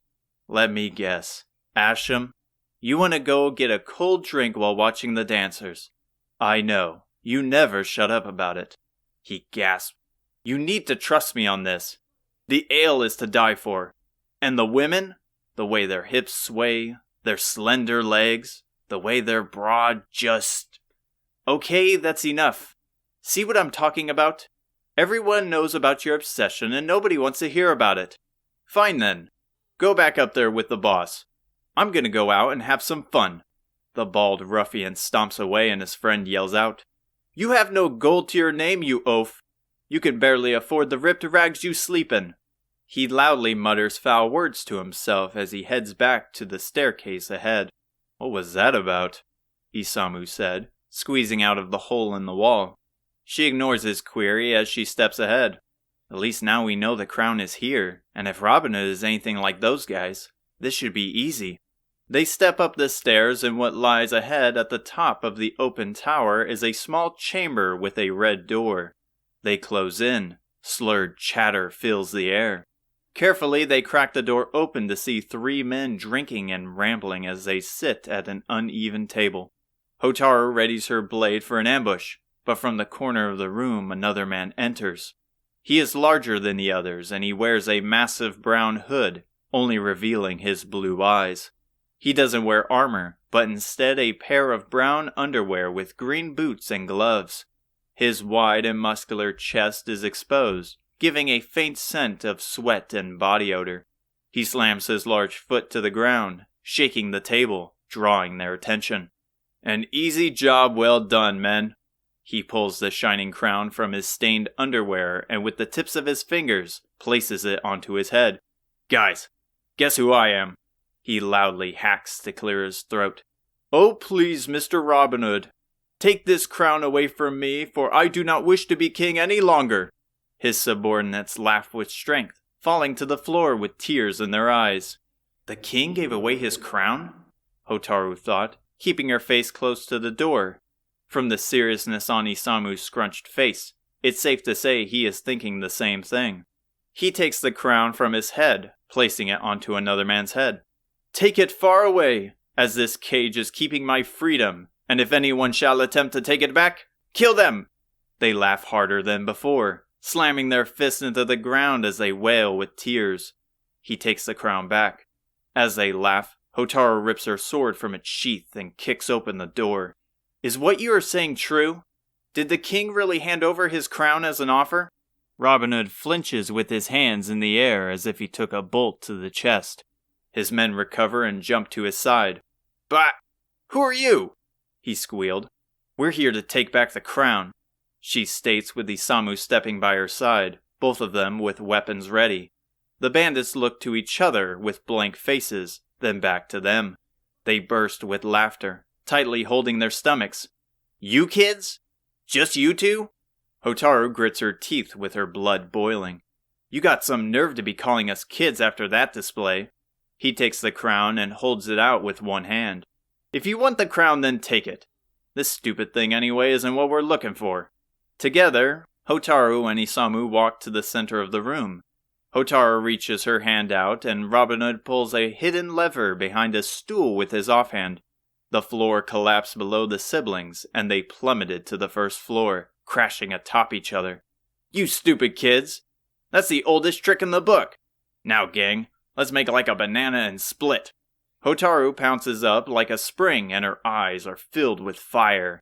She ignores Isamu as he recovers and charges back up the stairs. At the second floor, she bumps into them and Robin Hood yelps in fear like a helpless prey. You know, I didn't think about our escape for that, he pondered. Alright, men, get her! He ordered, and they stepped forward to shield him.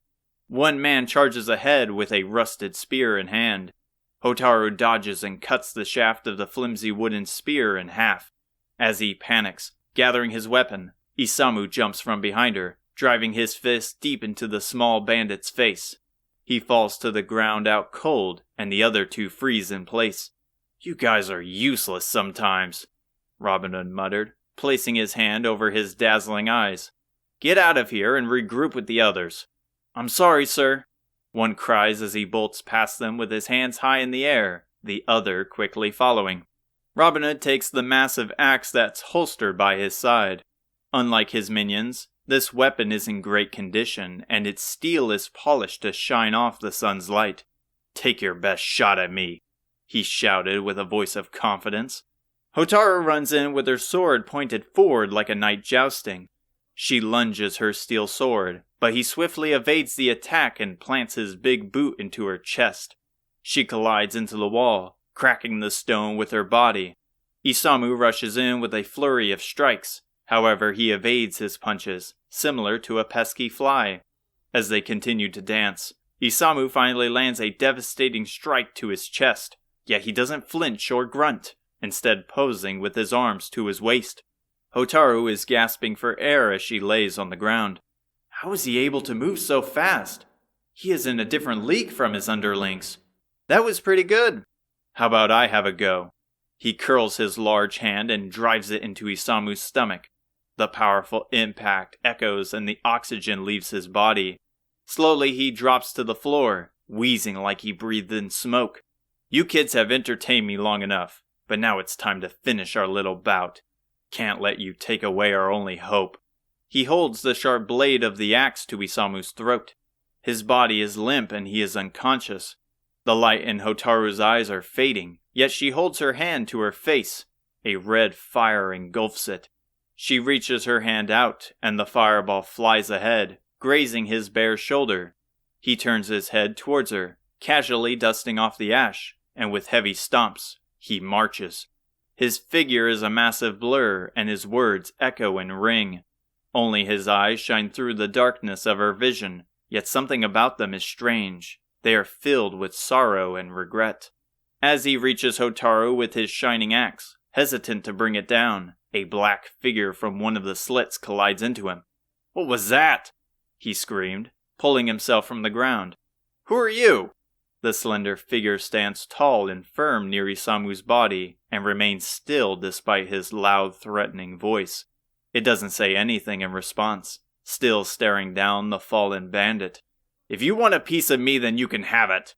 He lunges his axe towards its torso. In a blink, his axe falls off the edge. He crashes to the floor again, with only the extended fist of the figure to prove what happened.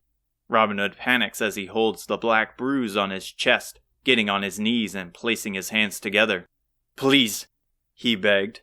Please spare me. I won't ever get in your way again. Hand over the crown. The calm, calculated, and old soft voice finally answers. He takes the crown and places it in front of him. Here, it's all yours. The person reaches down to grab it, their hazel eyes scanning the crown carefully. Robin Hood still keeping his hands together, practically in tears, and hopes the crown is enough for his life. Go. Thank you so much. I promise you won't see me again.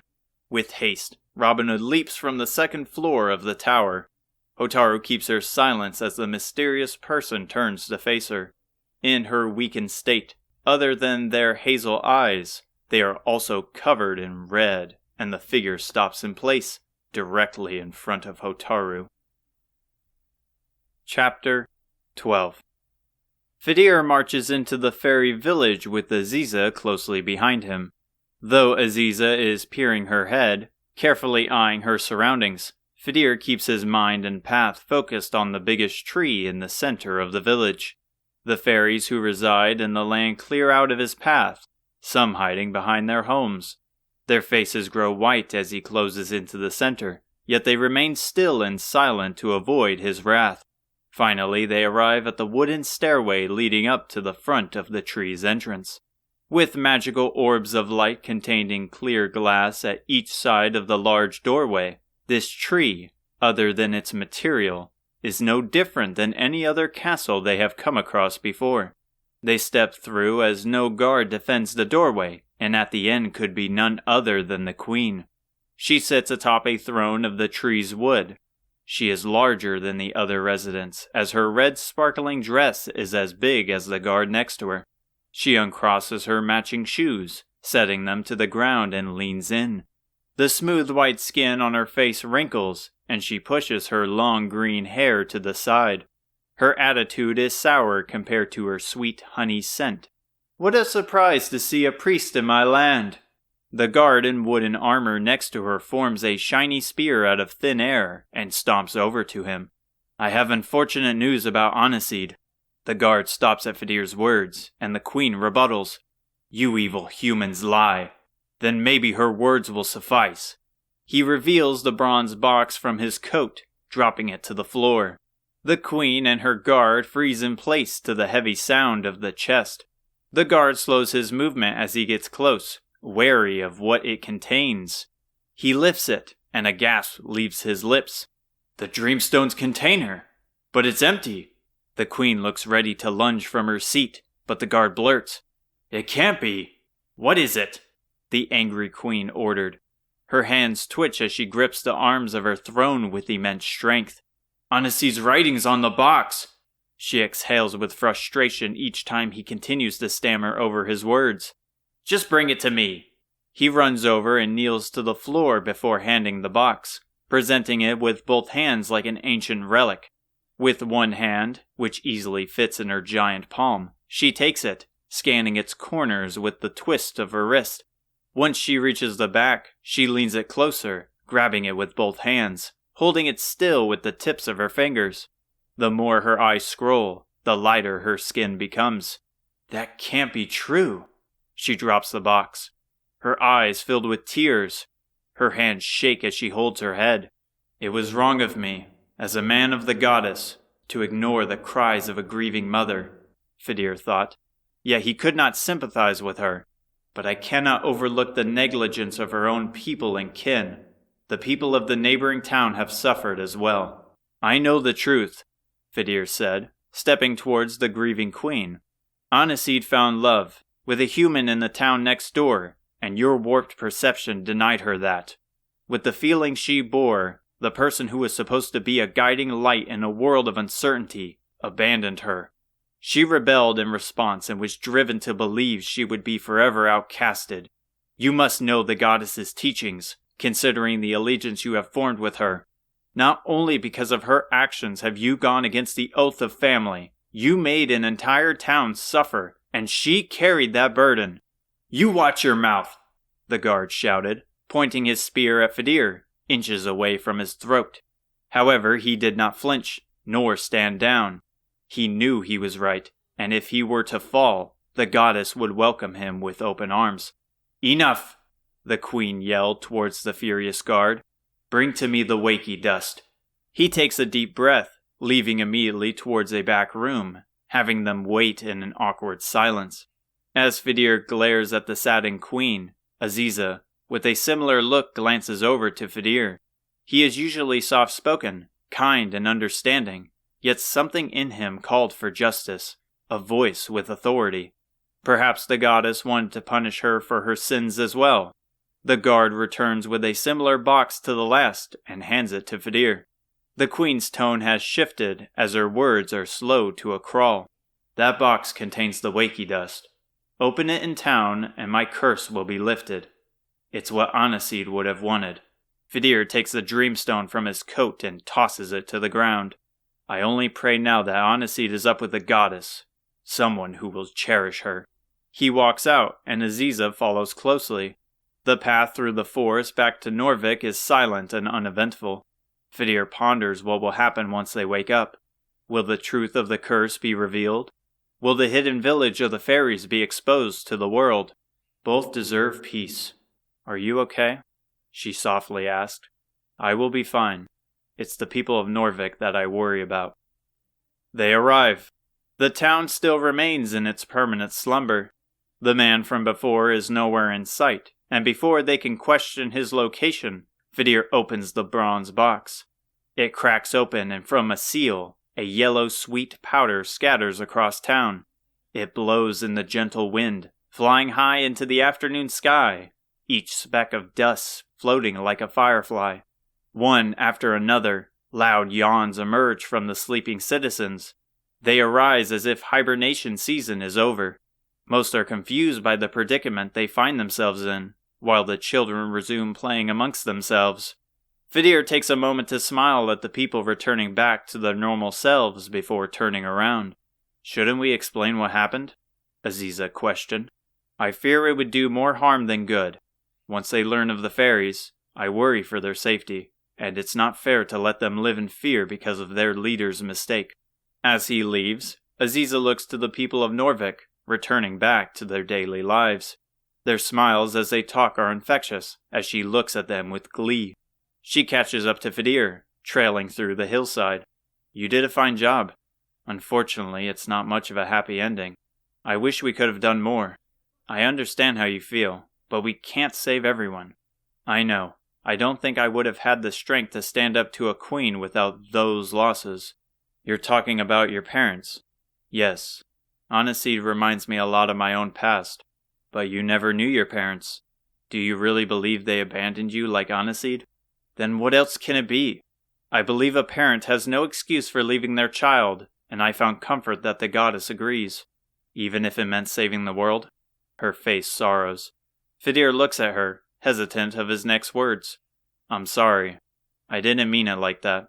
It's fine. I know in my heart they did it to protect me, and even if it wanes on me, without that, I wouldn't have met all of you. You're strong. Stronger than I could ever be.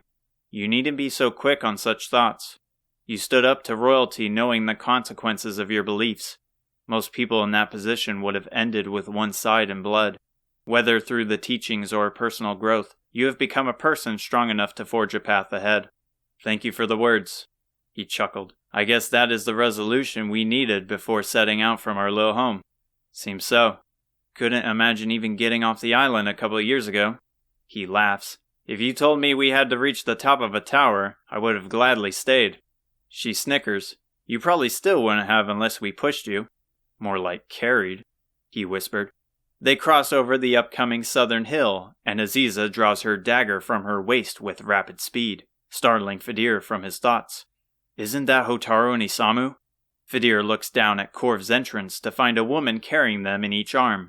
They run down the hill, and Fidir shouts, pulling out his staff. Hotaru! The slender woman in a red kimono turns to face them. Her face, while aged, is stoic. She has her long gray hair in a ponytail. Her outfit is flowing, yet lightweight, and has gold accents with red martial artist shoes to match it. In her toned arms, Hotaru and Isamu are covered in cuts and bruises. They are unresponsive as Fidir calls out their name.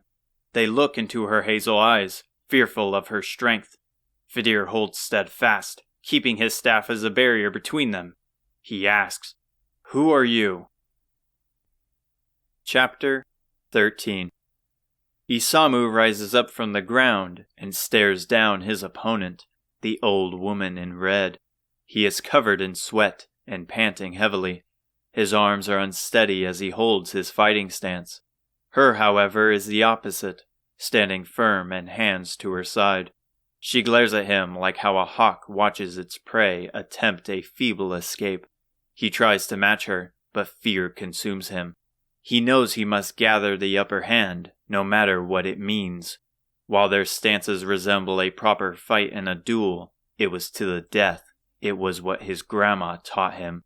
Your opponent will show no mercy. This was no time to be holding back. He curls his fist and bolts at her. He drives his arm to her chest, but she sidesteps out of his path and doesn't retaliate. He swings again and again, with her dodging each strike as if he was moving in slow motion, toying with him. With a wide spin kick as his magnum opus, she grabs his leg and flips him to the floor. Despite the pain from his old wounds, he shoots up and throws his whole body at her in a fit of rage, and with a smirk, she crouches down, grabs his torso as he flies over, flipping him again. I'm impressed by the strength and resilience you have gained since the last time I saw you, she said calmly, her smile not malicious, but proud. However, your movement is predictable, and it allows me to control where I want you to go. Anger may drive you to fight at your best, but throwing away all other senses is a quick way to an early grave. He whimpers with the soreness of his wounds that quickly catches up. At this rate, I'm never coming out on top. Queen Pimiko! They both turn, Isamu more slowly, to face the inn of Korv to see Hotaru run over with excitement. The old woman softly smiles, and her eyes squint. Her face changes from an old warrior to a sweet old lady. Please, my dear Hotaru, you needn't call me that. To the world I may be a queen, but to you I am Grandma. My apologies, Grandma. Now come give me a hug. I was so worried when I saw you on your face at that tower. Hotaru, filled with excitement, remains calm as she gets wrapped in Pimiko's warm, nostalgic kimono. Pimiko places several kisses on her head as Hotaru tries to pull away. Despite the age and the woman Hotaru has become, she still treats her like the same little child.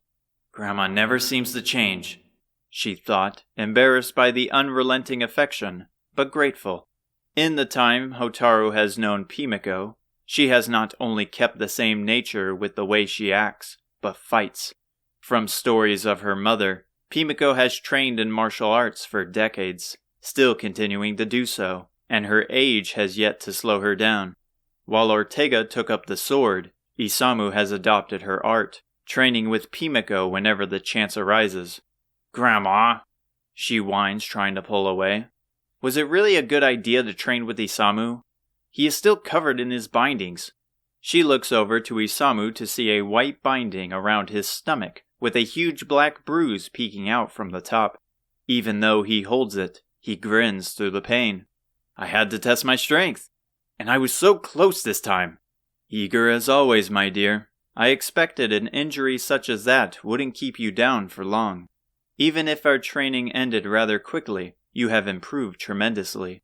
Keep at your training, and you will surpass me in no time." As Isamu prances around with a limp while holding his chest, Pimiko turns to Hotaru, gazing at her with pleasant eyes. "Now, are the others awake, my dear?" "Yes, they should still be inside." "Excellent. I have important news to share, but first you all must be famished. You kids rest up, and I will cook us up a Japan special." Isamu is drooling from the mouth like a toddler. "I can't wait. Thanks, Grandma." "I guess he hasn't really changed either," Hotaru sighed. The air is filled with the scent of pork and fresh herbs. The fancy bowls are full of soft noodles, tender pork, bright vegetables, and a golden egg that glimmers at the top. They scarf it down as if they haven't eaten in days, and the soothing warm broth rejuvenates their souls. "This is amazing," Fidir commented, trying to be proper while having his face covered in broth. "I never knew Japan ramen was so much different than the one back in Alihan." Isamu and Aziza appear to be in an eating contest as their faces are covered in pork fat, while Hotaru responds to Fidir. "Japan is known for its beautiful landscape and fresh ingredients. When we get there, I will have to show you some of my favorite treats I used to get. If it's anything like this, I hope we get there soon." Hotaru takes a moment to remember her old home. She was born in Japan, and wasn't living in Alihan until she was a small child. She doesn't remember much, unlike her older brother, but the memories she does hold are cherished as times of peace. From what she has gathered from Isamu, they left their homes in hopes of finding safety, as 10 years ago was when monsters started to destroy villages and raid fields.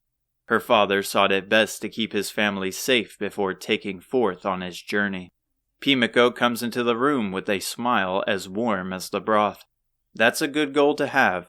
It's unfortunately still a long way to go, but it will pay off in the end. She takes a seat at the crowded table. "Now I have important news to share with all of you." Her eyes narrow, and her intimidating look from before reappears in an instant like hitting a switch. Her voice is no longer light-hearted and joyous, instead monotone. Hotaru has grown familiar with that voice in the last few years. "I'm sure you all already understand the situation Romaria is facing." They place their hot bowls on the table, silently waiting for her to continue. "Hotaru, why did the king lose his crown?" She stumbled over her words in response. "He gave it to Robin Hood. He said something about wanting freedom." "And why would the king want freedom? He has a flourishing city, a strong military and loyal citizens, yet he relinquished his crown to some rogues?" They stare at her, confused by her question. The door to the inn cracks open, and a familiar face walks in. "Glad to see you here, Queen Pimiko." "What's the advisor doing here?" Hotaru clamored. "No distractions, Hotaru," she shouted. Her father spoke of this side Pimiko had. Though it was frightful, her father spoke of how she used it as a way of protection to the horrors the outside world held. "If you wish to be a hero and save the world, you must understand that everything is not all as it seems. A hero must keep a strong heart, even when the world and people around them are falling apart. She sighs as the group stare at her with fear in their eyes. Never before has Hotaru or Isamu heard such anger from her. I will tell you all this time. The king abandoned his title to avoid the duties that one of such power is given. Surely you heard the citizens worry of the growing monsters. If one disturbs the peace of the city, the whole structure crumbles, and it falls as the king's negligence towards his kingdom. Well, we got the crown, but now what happens? Isamu asked. We place him under arrest, the advisor answered.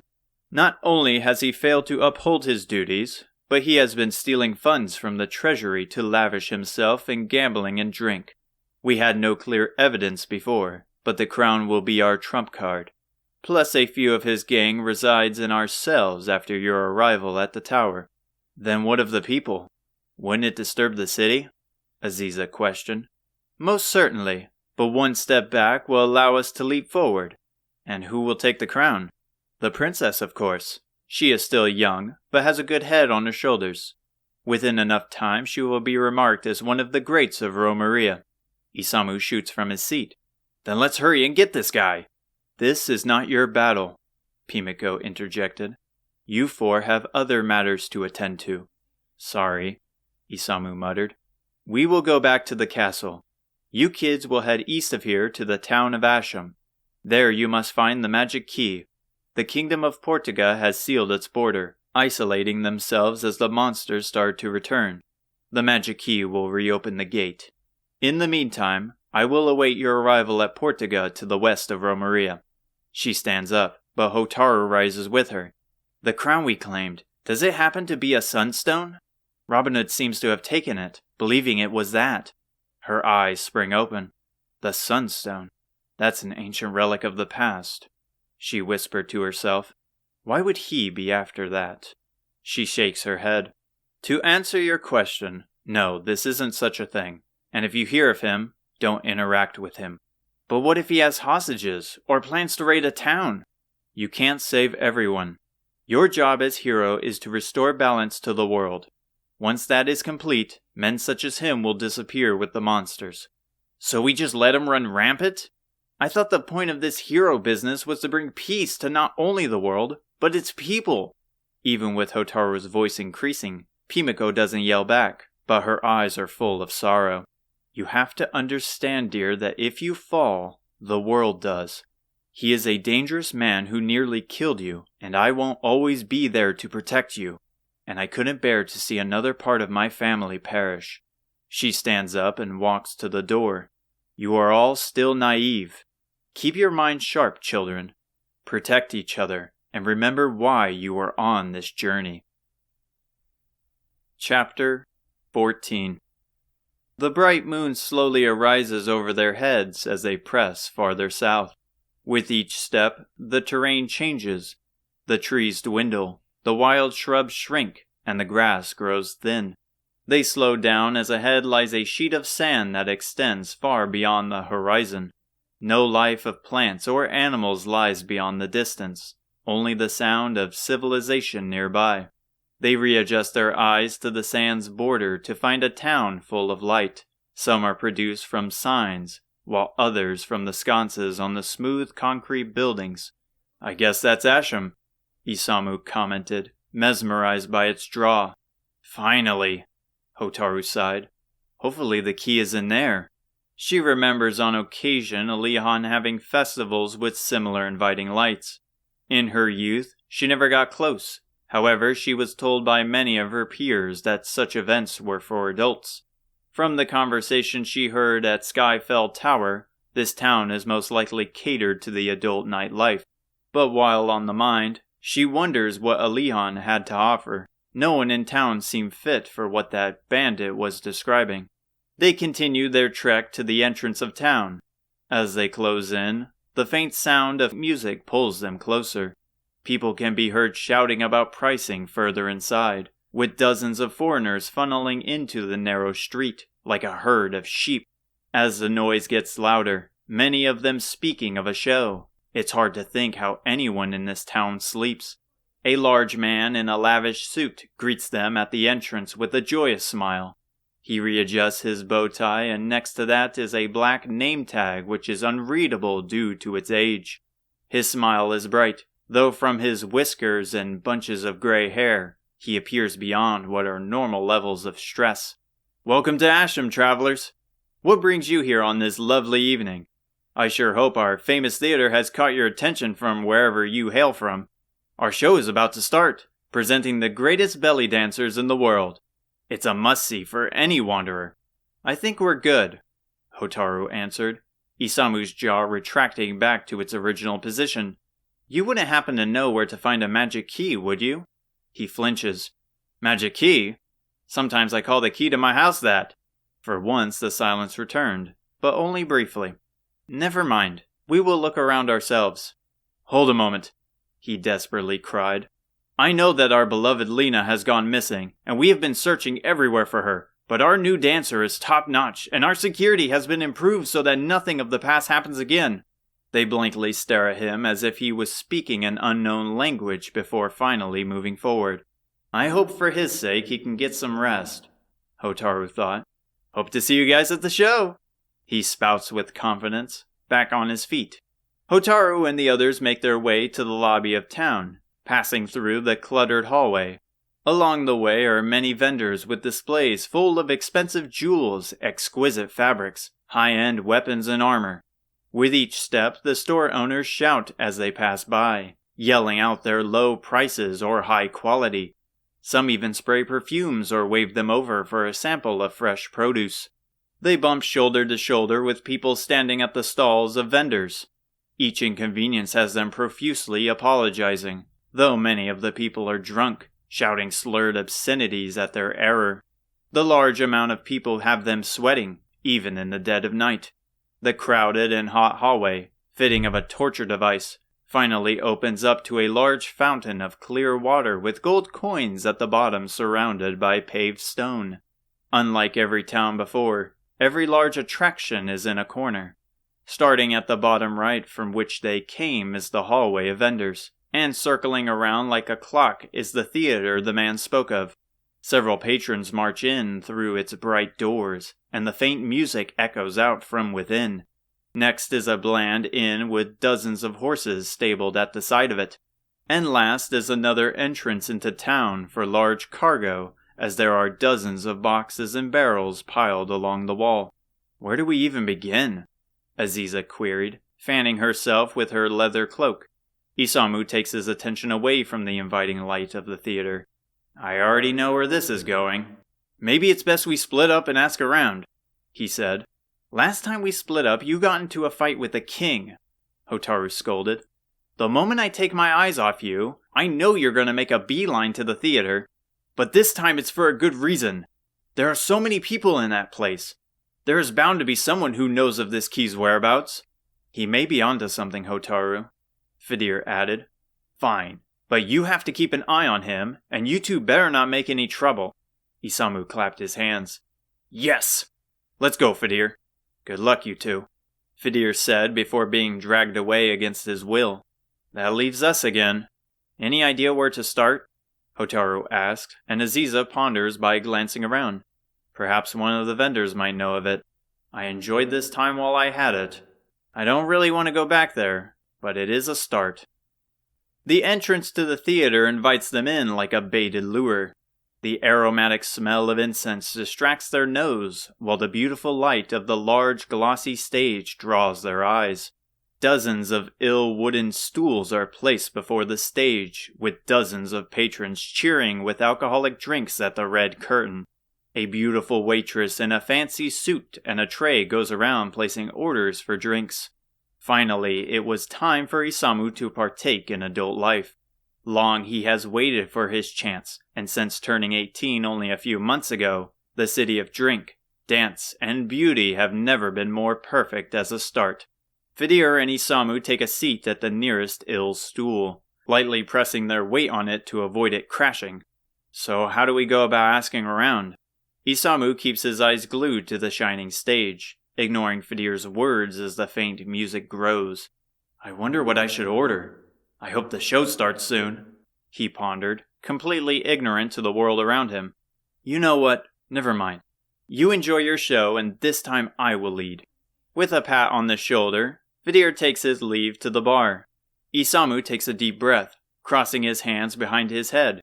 He patiently watches the curtain, imagining the beautiful women that await him. The imagination of it all is the most exciting as he pictures them. Only the brief description of the bandit from the tower fills his ears. In fact, his voice feels more present than ever before. I'm glad you decided to come. I promise you the show is going to be worth it. Like an anvil weighing him down, Isamu holds still as a heavy man takes a seat behind him.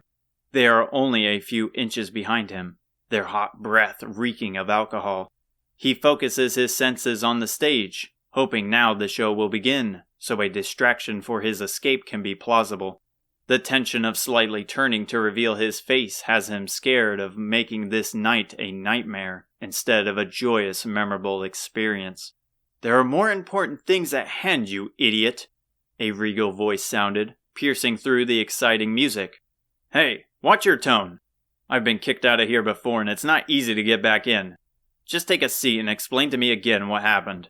A seat nearby squeaks, their voices louder than before even though they whisper. From how direct their talk is, it's like Isamu has become a part of the conversation.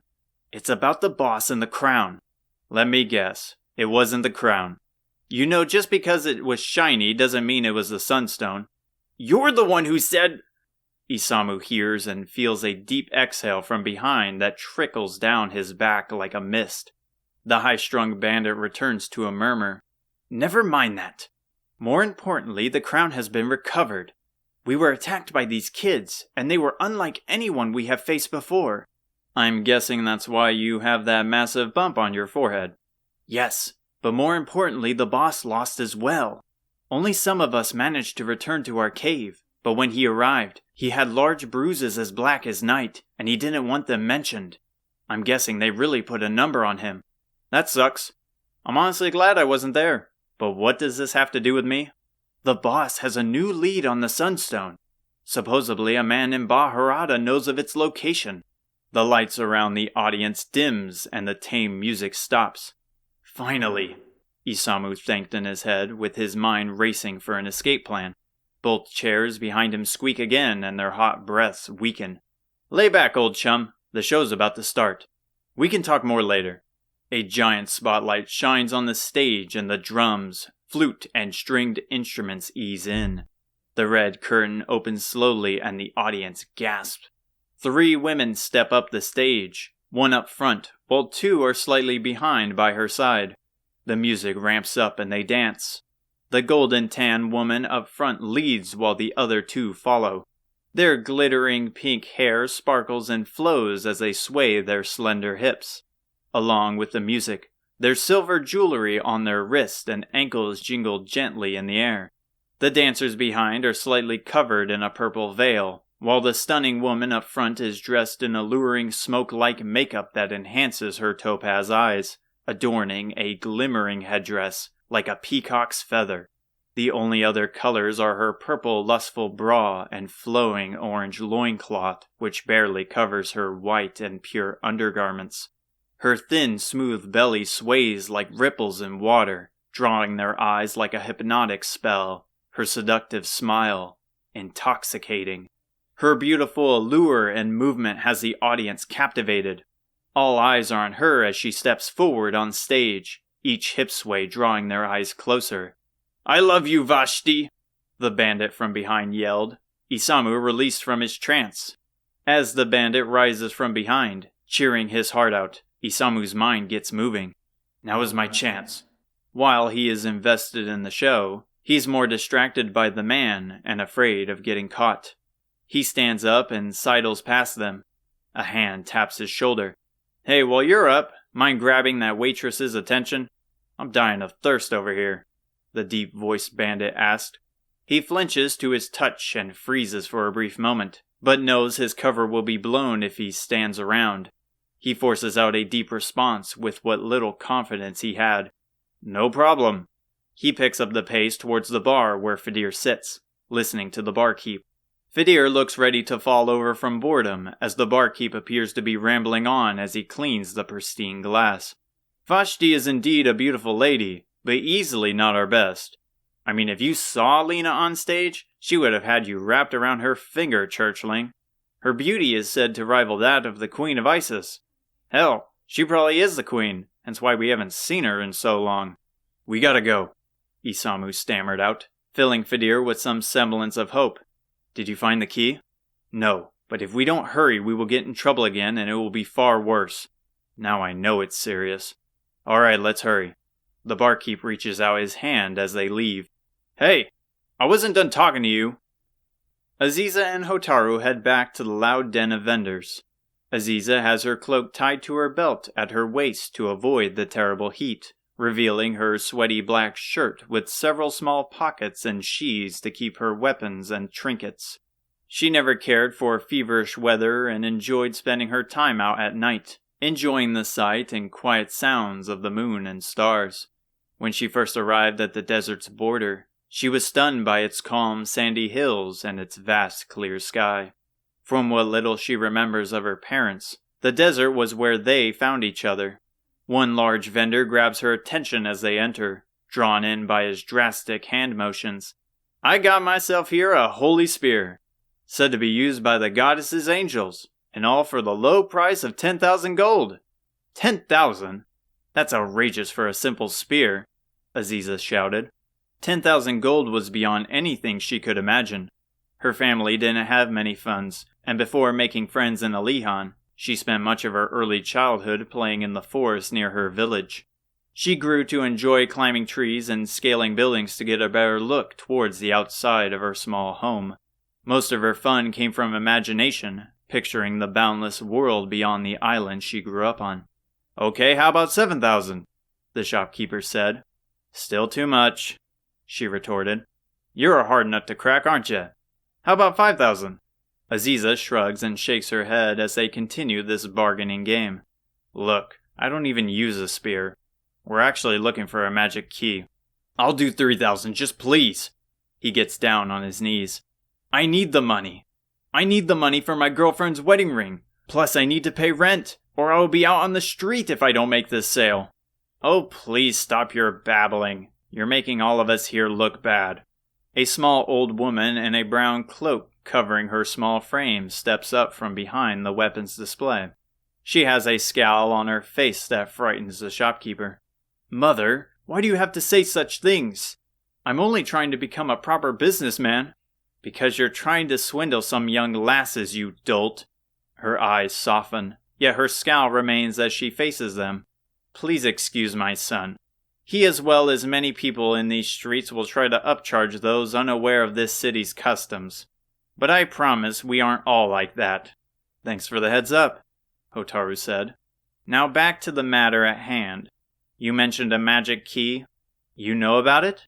Not particularly. However, I have been given a gift of foresight for lost items. In fact, it is my service. You're a fortune teller, then? Nonsense. A fortune teller lies by grasping onto straws to sway you into believing fake realities. I help find lost belongings like weapons or wallets, or in your case, a key. If it's a service, how much do you charge? And how do we know you're not trying to swindle us as well? Aziza asked. The first reading is free of charge. How does that sound? That should prove I'm serious about my craft. Aziza ponders for a moment, wondering about her proposal, and if her power is true.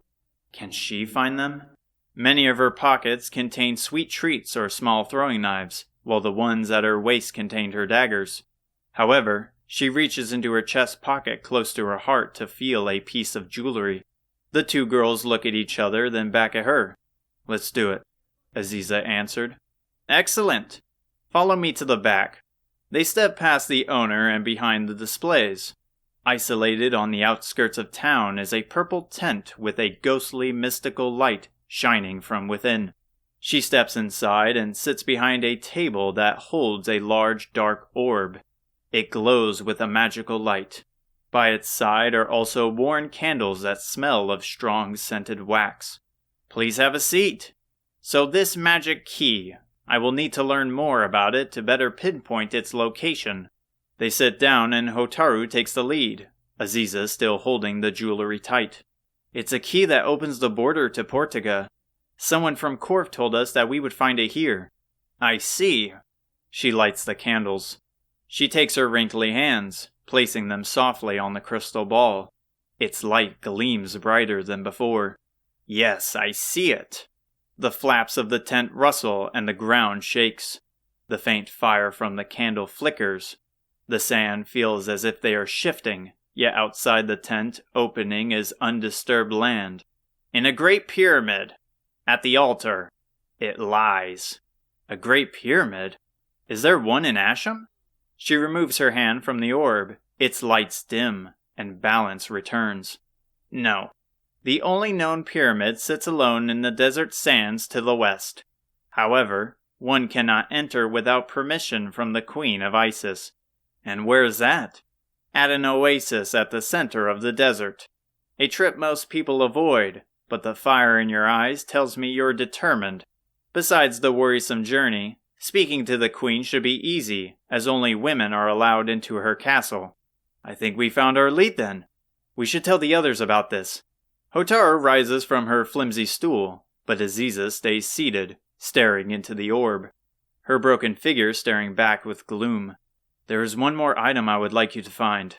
The helpful woman takes a moment to think. "Ask away." "There isn't anything that escapes my sight." From the pocket, Aziza pulls out a worn and cracked pendant. It has several dents that prevent it from ever opening again. She holds it close and smiles faintly. It was the final gift they gave her before they parted ways. "My father carries a pendant similar to this one. He said if I hold it close to my heart, he would always be near." She glances at the beat-up metal. "A family heirloom. Such a request is very costly, you know." "That's fine. Just as long as you can find it." Hotaru sits back down to comfort Aziza, who is looking deeply into the orb. Again the old woman places her hands on the sphere. She loudly hums to herself as the orb gleams bright. The tent's flap rustles and the ground shakes once more, except they intensify. The ground tremors like an earthquake, and the tent rustles as if in the middle of a tornado. The fire from the candle spits large sparks from its wick.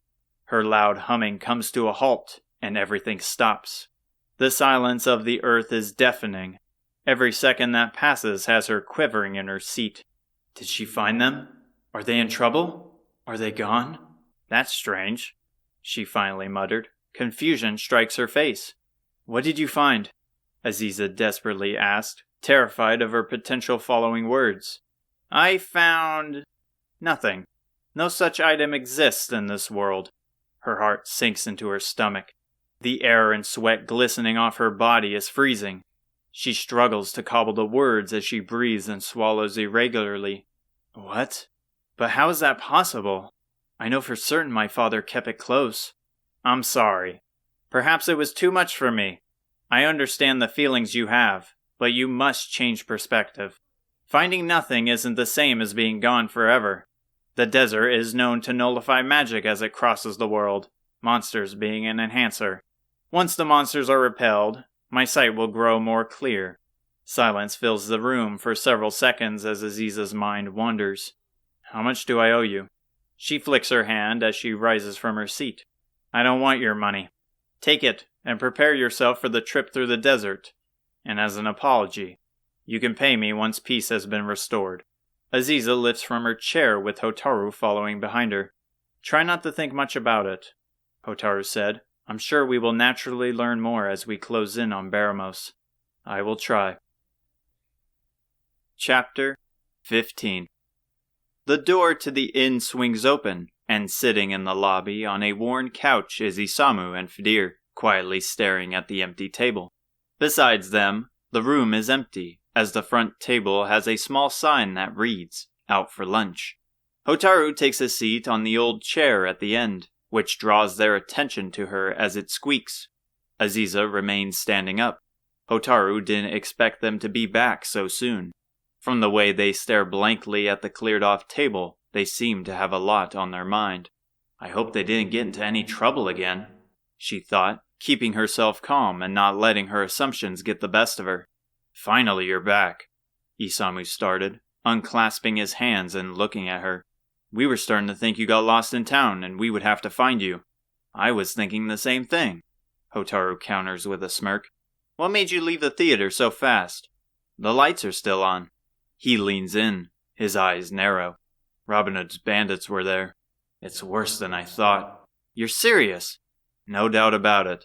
I didn't see their faces, but they mentioned the Sunstone, and us taking the crown back from them. Also, they have a new base in a cave somewhere." "You didn't learn the location?" "They were right behind me. If I stayed there any longer, I was bound to be found out." "That was the trouble you were talking about?" Fidir added. "So this Robin Hood guy is dangerous then." Hotaru remembers the way he easily beat her down, the excruciating pain surging through her bones. He was more brutal than any monster she faced. The way his eyes lit up as he held his axe to Isamu's limp body. It was terrifying that a man could hold such malice. Every day she is thankful to Pimiko for saving them. "If it wasn't for Grandma, I don't think we would still be here," Isamu answered. Hotaru shoots from her chair, frustrated by her weakness. How was she ever going to kill the Archfiend if she was so easily trumped by one man? Her fear turns to rage. She has to prove she can stand the test, the punishment her father managed. A hero cannot have a faint heart. "Well, now there are 4 of us. If his goons are here, then this cave has to be nearby." "They mentioned a town called Baharada, so I would assume it would be near there. But enough of this.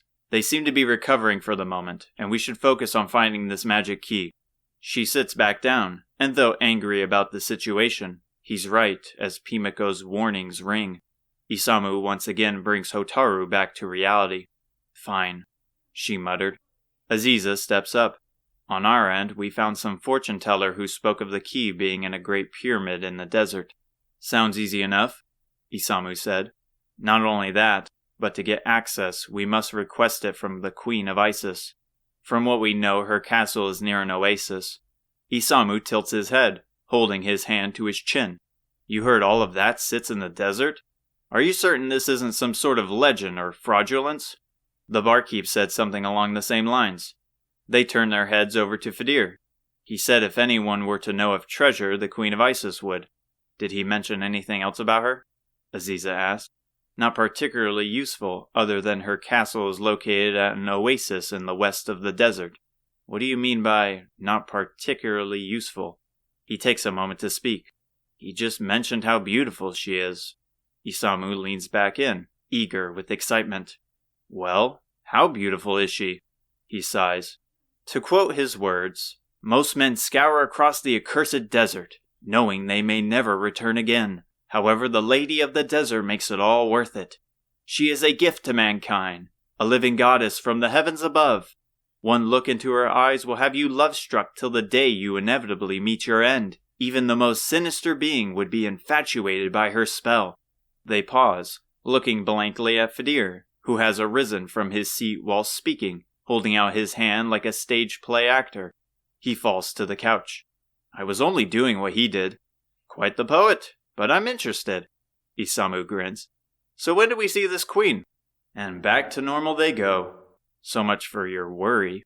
Unfortunately for you boys, the castle only allows women entry, so you will have to wait behind until we get back. Isamu is left stunned at Hotaru's words and evil laughter. He waves his hand over his face. "Well, that's stupid," he pouted. Hotaru's overdramatic laughter turns to a giggle as she scans the empty lobby. Part of her should feel worried of waking anyone who rests inside the nearby rooms, but they are most likely out for the night, just like the receptionist. "Anyway, I think we have our next course of action. Let's rest up till the morning. We will gather some equipment for the road then." With Hotaru happy with their new lead, and Aziza following her to the counter where the innkeeper finally returned, Isamu and Fidir glare at each other. Isamu is full of disappointment, while Fidir is red in the face. "Well, are you coming or what?" Hotaru shouted back. They both look at each other once more, then back to her. "Yes," they muttered. The scorching heat from the sun shines down on them. The endless sand, like an ocean, is never-ending. With each hill they pass, another one lies in the distance. No life exists on the unforgiving desert floor, only the occasional hawk or vulture flying above, scouring for food. With each step, the hot golden sand radiates its intense heat through their boots. Even with plenty of water to cool their bodies, they are drenched in sweat. Fidir has his coat over his shoulder, and Aziza continues to wear her cloak on her waist. Besides the sandy steps and heavy breaths, the only noise is Fidir muttering a prayer for safety. Aziza feels like she is walking through an endless sea belonging to the underworld. Nowhere in her home, nor Alihan, has it ever been so hot.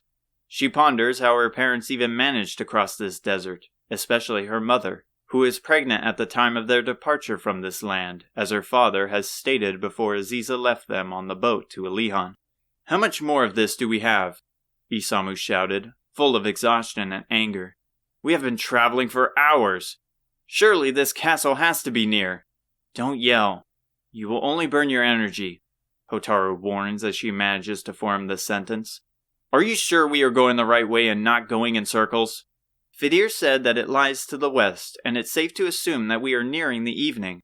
That means if we follow the direction of the sun, we are heading west. Is she right, Fidir?" Fidir has his eyes closed while bobbing his head downwards. However, he confirms his question with a weak thumbs up.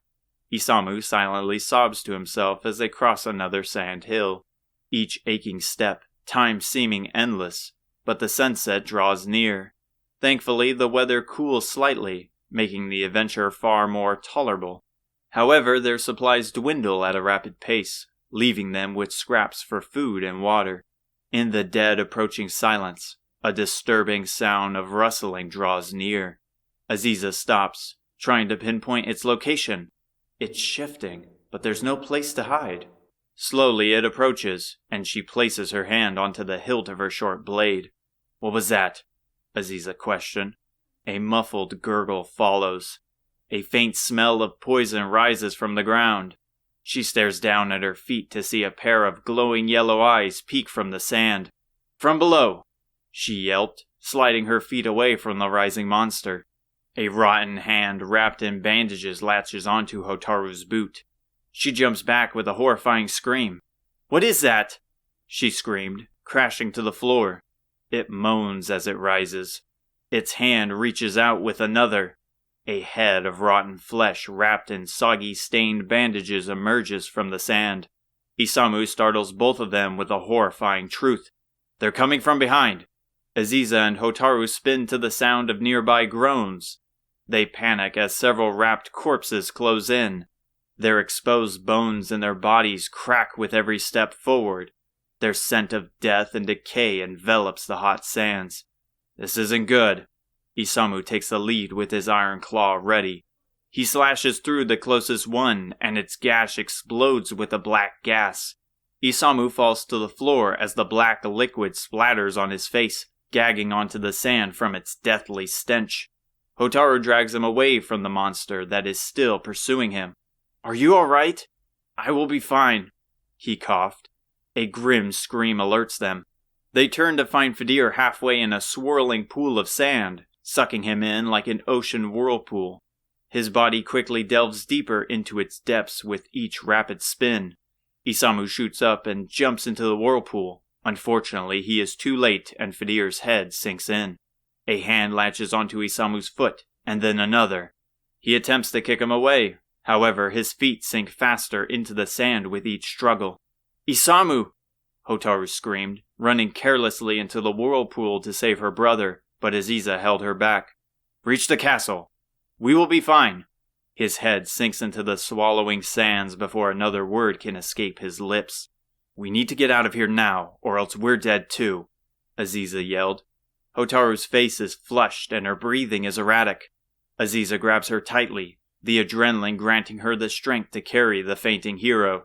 Aziza remains stoic as she faces the horde of monsters. She glares at the sunset and pulls out a couple of throwing knives from the patches on her shirt. Easily she dispatches the monsters blocking her path, avoiding their black gas emitting from their heads, and with haste, they charge through the monsters with unaware speed and strength by their side. "Please be safe," Aziza thought, taking a final glance at the disappearing swirling sand. Chapter 16. In the dead of night, the desert is freezing. Hotaru has fainted, and Aziza, with little strength, carries her forward. Her body, covered in goosebumps, lips cracked, fingers stiff. She shivers with intensity, similar to fear, and her foggy, shaky breath is heavy. Thankfully, the terrifying monsters are gone, but still they're left to roam the endless desert. With each step, her energy dwindles, slowly succumbing to the cold sands. However, while her stamina fades, her mind races. She cannot stop now, for she knows Isamu and Fidir would do the same. Their lives, like Hotaru, weigh on her shoulder, a burden she will carry in a heartbeat to save them. Not again will she be alone. She wraps her free arm around Hotaru to shield her from the harsh winds as she reaches the apex of another hill. In the distance, her eyes shine with life. Glimmers of light rest atop the castle's several sentry posts. The Castle of Hope is colored like the sand, and nearby is the beautiful oasis the people spoke of. Her steps hurry towards the grand gateway, and as she closes in, 2 armored guards with red shields spot her. One removes their crimson helmet to reveal a matured woman with long brown hair. She leans her head forward and snaps her head to the other guard next to her. They're travelers. The other guard catches sight, and they run over to them. "Hey!" she shouted. As they run towards them, Aziza tumbles into the large arms of the helmetless guard. Her embrace is warm, comforting, and safe, like a child hiding in a blanket. Her scent is calming like an ocean breeze, making her believe she's in a dream. Aziza rests her head on her chilly breastplate like a newborn baby. "We must take them inside. Hurry and bring reinforcements," the motherly woman ordered. The other guard is a younger woman, and salutes before running to the gate. "Yes, ma'am. Don't you worry now. You're safe. We will take care of you." Aziza's voice is dry and weak. "There's more of us. My friends. They're still out there. Please ease yourself. We need to make sure you're safe first." More guards arrive, and without a word, they take Hotaru through the open gate. As Aziza's guide follows, Aziza tightly grips the steel braces of her armor, afraid of letting go, a feeling which is too familiar. She gazes upon the castle grounds, the light from the sentries illuminating the path ahead. The front is covered in a field of sand where many guards are posted. Most are resting or feeding their provisions to the dozens of adorable cats that tail them. Following the paved walkway of stone, with pillars of marble along its edge, leads to an open door to the entrance of the castle. A pristine red carpet with golden streaks greets them, and what awaits her inside is like what the old fortune-teller told back at Asham. Only women of various ages and races roam the walkway. The many pathways, stairs, and doors make the castle more of an indoor city, a getaway paradise that the church would describe as the heavens. Even with the night upon them, the castle's people chat, dance, shop, and the biggest attraction by far is a hot spring in one of the corners. As dozens enter and exit the grand wooden doors with a welcoming sign, releasing glimpses of the soothing toasty steam near its entrance, the young guard from before brings a phial of clean, cool water and warm, soft bread. "Thank you," Aziza says, scarfing down her rations in seconds, enjoying every bit of the refreshing water and the delicious bread. Having a moment of peace in the wondrous atmosphere of the castle is a bliss unlike any other part of the world that has been described to her. From how perfect everything is, she takes a moment to pinch herself, to try and awaken from her dream. But no matter the pain she grants upon herself, nothing changes. A place that sits on the dangerous sands, home of undead monsters, should not be possible. Perhaps it is due to its isolation that it has achieved its heavenly wonder and reputation. As her mind calms and her body heats back up, she takes a moment to organize her thoughts. Isamu and Fidir are still in the depths of the desert. Please, you have to help me, she begged. These monsters arose from the ground and attacked us. They took my friends in this whirlpool, and they sank. Their fear in their eyes halted her words. Despite the steam that floats around, the air is chilling. Is there some way you can help? She beseeched. They hesitate, and the older woman speaks. I'm afraid your friends are gone. Her dark skin washes its color away like wet paint. Her heart beats with intensity, yet feels dead. Her voice is a whimper as she cries, but her body wants to scream. She falls to her knees, holding back the flooding tears. Not only has this news tore her apart, but to explain to Hotaru the death of her brother kills her. I'm sorry. They were consumed by the desert's curse. A soft voice emerges from the nearby stairs at the center of the castle. What is the commotion about? Aziza tilts her head up to find a glamorous woman. She wears a glimmering white dress that exposes most of her glowing brown skin, akin to the desert sand in the hot sun. From silky hands down to her bare feet, she is decorated with rings of various and bright gemstones.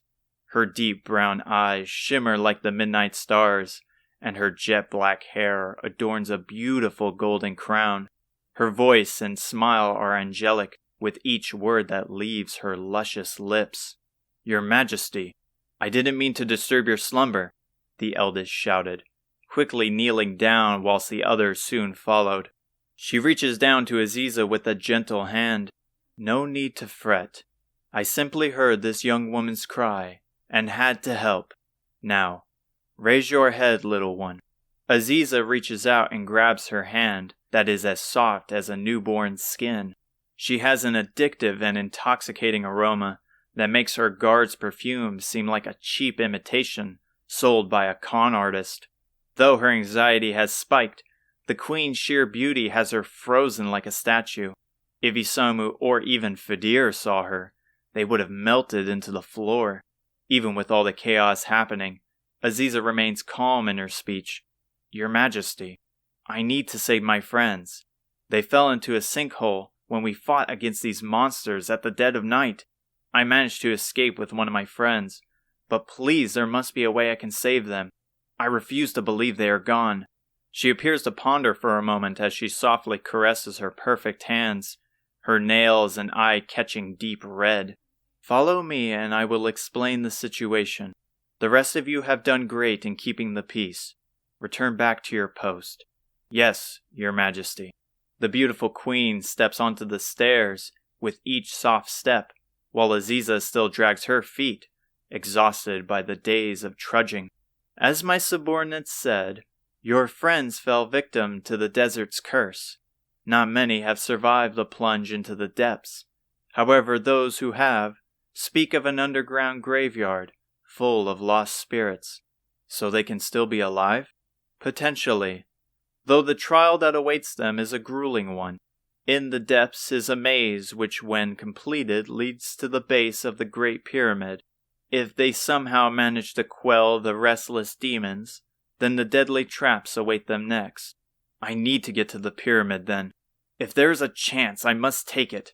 Ease yourself, young one. First we must see if they still live, and if so we must lend them our spiritual might. Now, I must know before we can begin. Do any of your allies wield the power of magic? Fidir does. He is a priest who carries a staff. His magic is unlike anyone else's I've seen. Excellent. He will be our target then.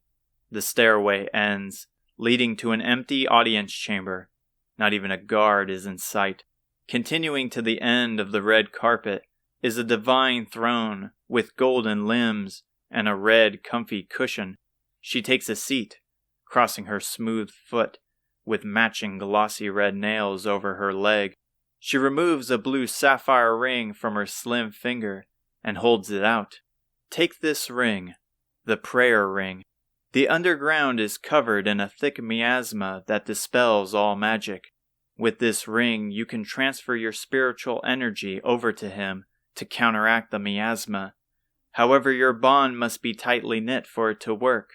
Once the ring signifies his life force, I will send out some soldiers to retrieve them. Thank you, she cries in response. The whole thing sounds like bogus, and with her luck from the fortune teller, she doesn't have high hopes, but she must try. She looks deep into the shining ring. It carries a faint, sweet smell of jelly. No doubt if she were to take it back to Asham, she could make a fortune to last a lifetime. She holds it close to her chest. Her soul cries out to him, in hopes that her energy can reach them. She softly begs the goddess above for the ring to work, with each plea getting louder. Vidir, please hear my cry. Please let this ring work. I can't go forward without you two. She holds it tight, and the silence of the empty chamber shatters. An unpleasant sound echoes throughout the room.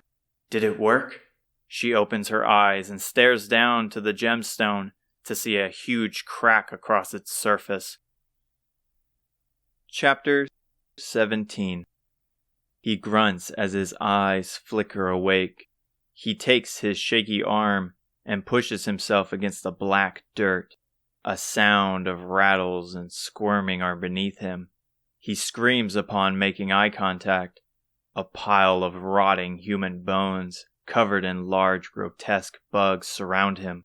He jumps up, furiously swiping his hands against his dirty gi, sick to his stomach. They scatter and burrow into the dirt, leaving him isolated in silence. Cautious of his surroundings, he snaps his head around to find a graveyard of the fallen, some of the bones far older than others. However, his sight is cut short, for a thick, dark miasma encircles him. Curious, he sticks his hand in with haste. Just as fast, he removes it to find nothing else strange about it. He calls out, Vidir! The shuffling of bones approaches him. Isamu! From the black fog, Vidir, covered in dirt, sighs with relief. Thank the goddess you're alive. His eyes water with tears, and his hands shake with anxiety. Hey, hold yourself together, Isamu said, keeping his friend steady. You were covered in this black, thick liquid, and I tried to heal you, but my magic wouldn't work. I tried removing the sludge off your body in hopes it would help. What he went through sounds horrifying, finding your friend, who you presume is dead, covered in waste, and your greatest skill null. It must be due to the miasma, as there is no doubt Vidir is the first healer to fall into the depths of the desert. Vidir looks ready to pass out at any moment.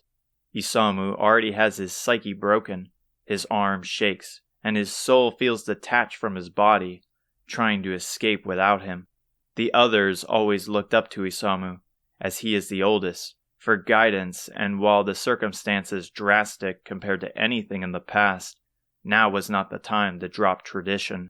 Well, it worked, didn't it? He smirked. We have to remain calm and get out of here. Hotaru and Aziza are waiting for us. Just stay close to me.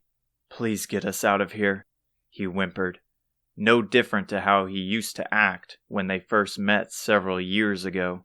Vidir hangs extremely close to Isamu's back while he marches forth into the heavy fog.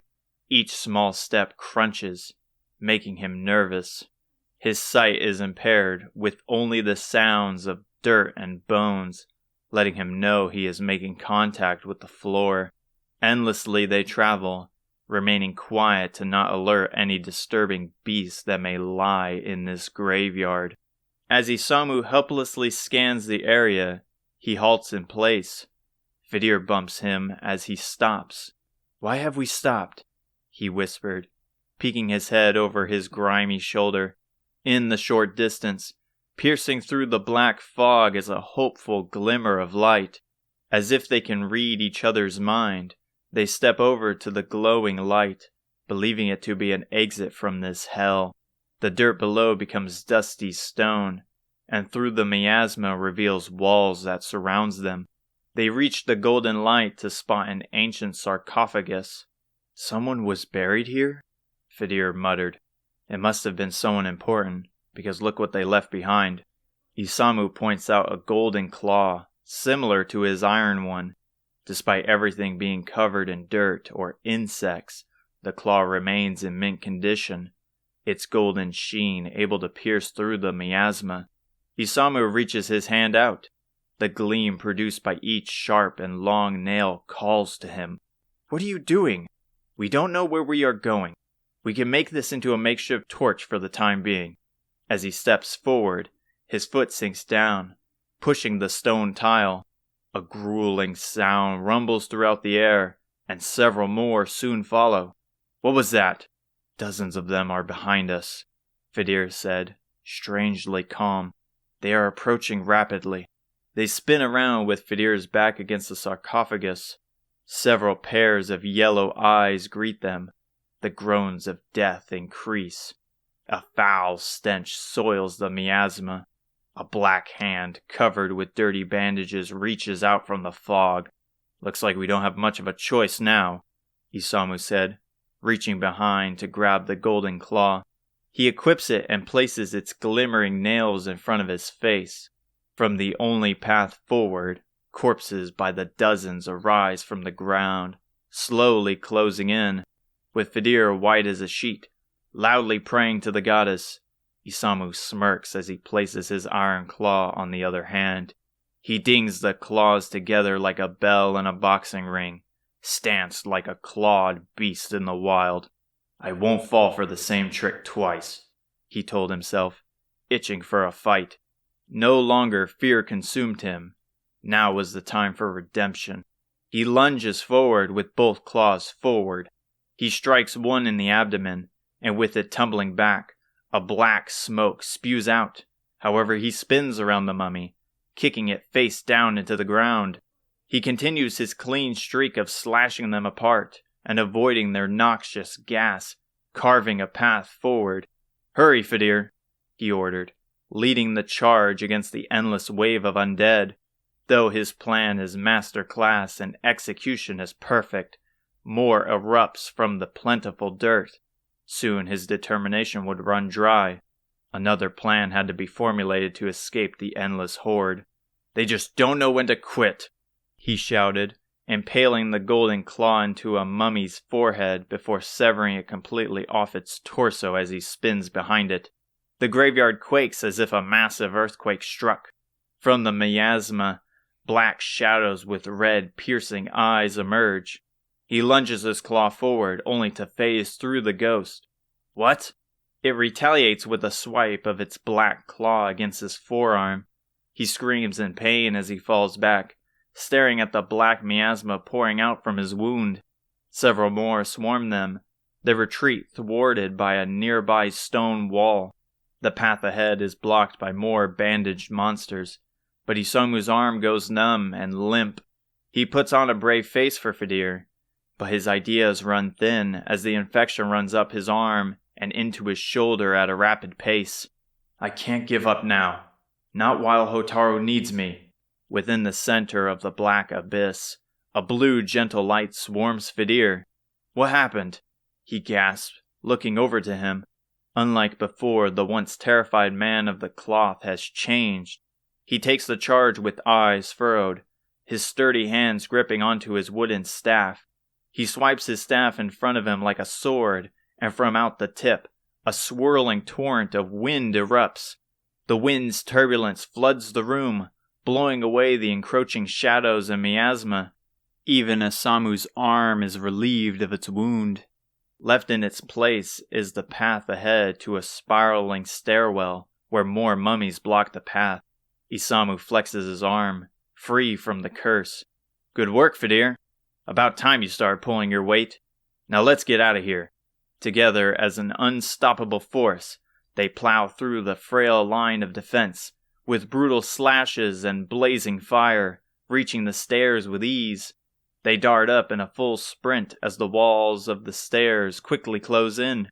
A warm light awaits them at the top, and with a final push, they jump to safety as the stairs close off, crushing the remaining monsters that tail them. With the chaos behind them, Fidir falls to the clean, lumpy ground below, heavily breathing, covered in sweat. Isamu places his palms to his knees, leaning his head down in the same condition. He wants to cry out in victory, but his lungs are at its end. "Let's never do that again," Fidir spits out. Agreed. But why did you wait so long before you started helping? Did you forget our lives were at stake? I swear, I couldn't use magic before that. It must have been a divine intervention from the goddess. Isamu had little faith in the goddess. From the monsters that wandered her land down to the unholy beings they just fought. How could there be a goddess? The only intervention from so-called faith was taken in action by the individual, is what Isamu grew to believe through years of his training. It always is the goddess with you. You need to start taking credit for your own achievements. We did that. No one else. You wouldn't get it. For now, I'm just glad we can rest easy. Isamu raises his head and pauses for a moment. I wouldn't be sure about that. And why's that? Fidir lifts his head to be caught in bewilderment as Isamu has. A massive room filled with bountiful treasures await them. The floor is covered in shimmering coins. The walls shine like the sun. Chests of solid gold are opened and filled with shining swords, armor, and gemstones. At the end of the room is a textured, decrepit mural with a tiny wall-mounted purple key, hung poorly, nearly dropping to the floor, with a thin, large ribbon attached together to a unique set of spikes in the shape of a dream catcher at its center. Fidir looks down to where he rested his head to find coins scattered along the entrance. This must be the Great Pyramid, Fidir said, lifting himself to his feet. If that's the case, then that must be our magic key, Isamu points out, taking a cautious step towards the wall-mounted key. That's strange, though, Fidir wondered. If the key was always there, then why is its mount far larger?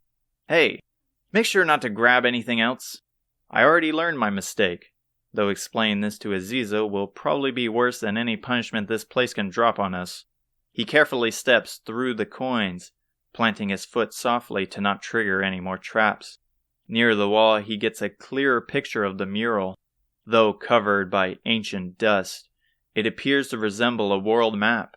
However, the locations are slightly different with their home of Lihan not present. The world map consists of 5 separate large land masses, with 6 marked locations scattered among the map. While he can stand there and attempt to decipher its meaning, the thought of more monsters on the way has him short on time. He reaches the dangling key at the bottom of the mural, and with a steady hand, he removes it from its mount, untying the ribbon from its bow, tempted to slash it away as it takes a few tries. He looks back and waves the key. All right, now with that out of the way, let's get out of here. Who dares pillage my tomb and disturb my slumber? A sinister, disembodied voice echoed. From the wall of the key, a cloud of black miasma forms, and inside is a large skull with red, fiery eyes. Unlike the miasma of the graveyard, the skull is covered in a black fire, appearing like a gateway to the underworld. The mouth of the skull opens to reveal a golden flame as it speaks. Are you the one who has stolen my sacred treasure? Yes, I am, he responds, standing still with pride. We need this key to open the pathway to Portuga, and I will see to it that I succeed in my mission. Despite his proud voice, the back of his legs is shaking with fear. He nervously stares into the chaotic eyes of the enormous spirit. The stare down they have is an intense power of dominance as they both stand their ground. Why did I say that? He thought. He looks to the golden claw. Its immense power against monsters have him far more confident against danger. The mouth closes, and suddenly a surprisingly lightened voice emerges from the skull. Wow, you sure are honest, aren't you? Well, take it then, as long as you keep up that right attitude. Huh? You're serious? Isamu spews out with his guard completely dropping, occasionally looking back at Fidir, who was also just as starstruck. Sure, but are you certain that key is all you want? I got treasures that will have you set for a lifetime, as well as your kids, your grandkids.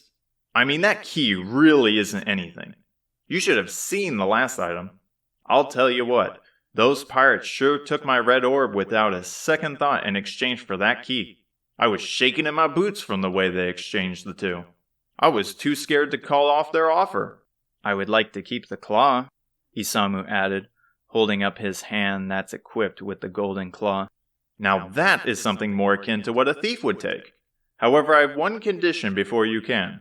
In place of the key and claw, you must leave something in its place. Anything works as long as I deem it worthy. Anything you present that I deem unworthy, you die. The spirit laughs with glee, despite Isamu being indifferent to his threat. If pirates raided this place before and exchanged the key, then how would Grandma know it was here? Was Grandma a pirate? I swear she has more hidden about her than she lets on, and it doesn't help that she is cryptic with her words. All I can do is ask her when I get the chance. Isamu looks back to Fidir, who is frantically checking his pockets like a poor merchant getting robbed. Isamu ponders for a brief moment before an idea strikes him. He takes a moment to clear his throat and present his sail like a businessman. He raises his other hand. How about this iron claw? Sure, it isn't as shiny, but it once belonged to a martial artist of ancient times, a man who had the strength to knock the head of a bear clean off. The skull leans in, glaring at the claw. Sounds interesting. However, I got a better idea. I don't care where or who that claw belongs to, but the thought of the golden claw becoming an iron claw for the next raider sounds hilarious. I mean, the look on his face as he pleads for his rewards as he approaches death's door. Now that is something I have to see. We have a deal. Place the claw on the mount, and everything will once again be right in the world. Isamu places the claw onto the mount, shoving it between the maze-like ribbons, and though it's slanted and looks off, ready to fall at a slight disturbance, the spirit encourages him to leave it that way. Please forgive me for leaving your claw behind, he thought, as if the legendary martial artist would pop out of nowhere like this confusing spirit. Fidir steps up to Isamu and they stand shoulder to shoulder. Now, how do we get out? Oh, I know, the cheery voice answered. A snap echoes and the floor below them opens. They fall onto a slippery slide of gold coins, and the disembodied voice laughs hysterically. As the spirit's laugh increases, so does their speed. They scream in terror as they hold each other tightly, before a wall of light to the outside world blinds them. They're launched onto the warm sand in front of the pyramid, and the slide before them closes. The warm light from the morning sun, thankfully, isn't as scorching as they lay in the sand, exhausted, thirsty, but relieved. They take a moment to rest, snoozing onto the comforting sand like a heated blanket, but the silence of the desert is disturbed by hoofbeats closing in. As something stops in front of them, a soft step approaches them. Isamu lifts his head, and his heart sinks into his stomach. His jaw drops to the sand, and his pupils widen. Such beauty stands before him, a dark-skinned woman with glowing skin reflecting off the sun she is blocking. Her armor shimmers white and gold, and her brown eyes gaze upon them with a heart-skipping smile. He shakes Fidir as he groans into the sand. Fidir, you were right. The heavens are real, and the goddess stands before us. He pauses his excitement for a moment. Someone by her side runs forward. And Aziza is here too? Isamu. Fidir, Aziza shouted with worry, managing to lift the two with ease, gripping them together like a bear trap. I was so worried about you guys. I'm so glad you're safe. They don't respond, holding still like statues, their eyes looking past her. The queen adorns a military outfit akin to her soldiers, yet her beauty still shines through, gallant and powerful like a knight in old legends, but proper and dazzling like a noble lady. Gracefully she hops back onto her horse, and the two exhausted survivors are infatuated by her intoxicating smile of solace. I'm glad the ring worked, she said, her voice heavenly. Now let's hurry and take your friends back to shelter. Chapter 18. She awakens in a soft bed in a cozy warm room, similar to her house back home. She lifts her head from the bed, while her body stays snug in the heavy blanket, examining her surroundings.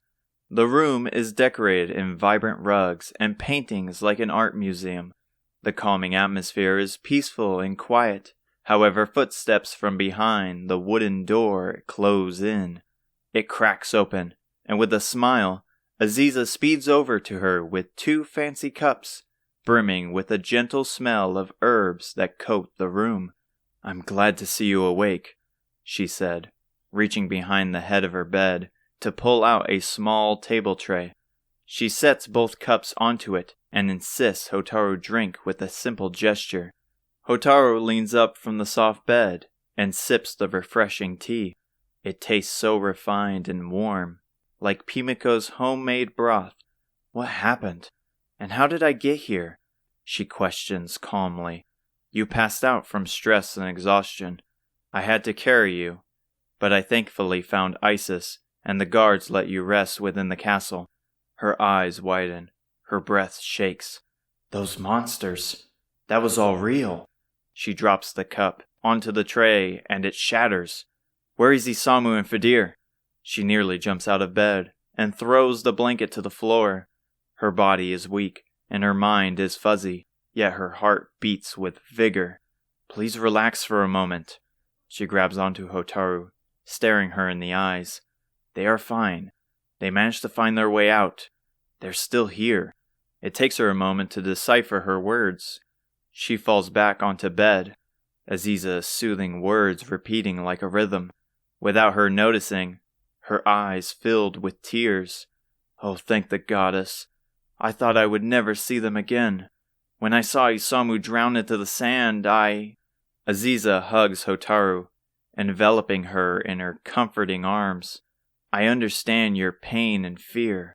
Losing someone close can feel worse than death, especially if they are family.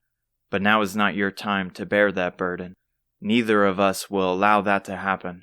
Hotaru sniffles, wiping her eyes. "Thank you. Truthfully, I'm kinda jealous of how strong you are. Here I am crying about losing my brother. Yet they are just as close to you as you are to me. That's what friends are for, right? And I'm sure Isamu would love to hear how much his little sister was worried about him. Can we keep this between ourselves? If he knew I was crying about him, he would never let me live it down.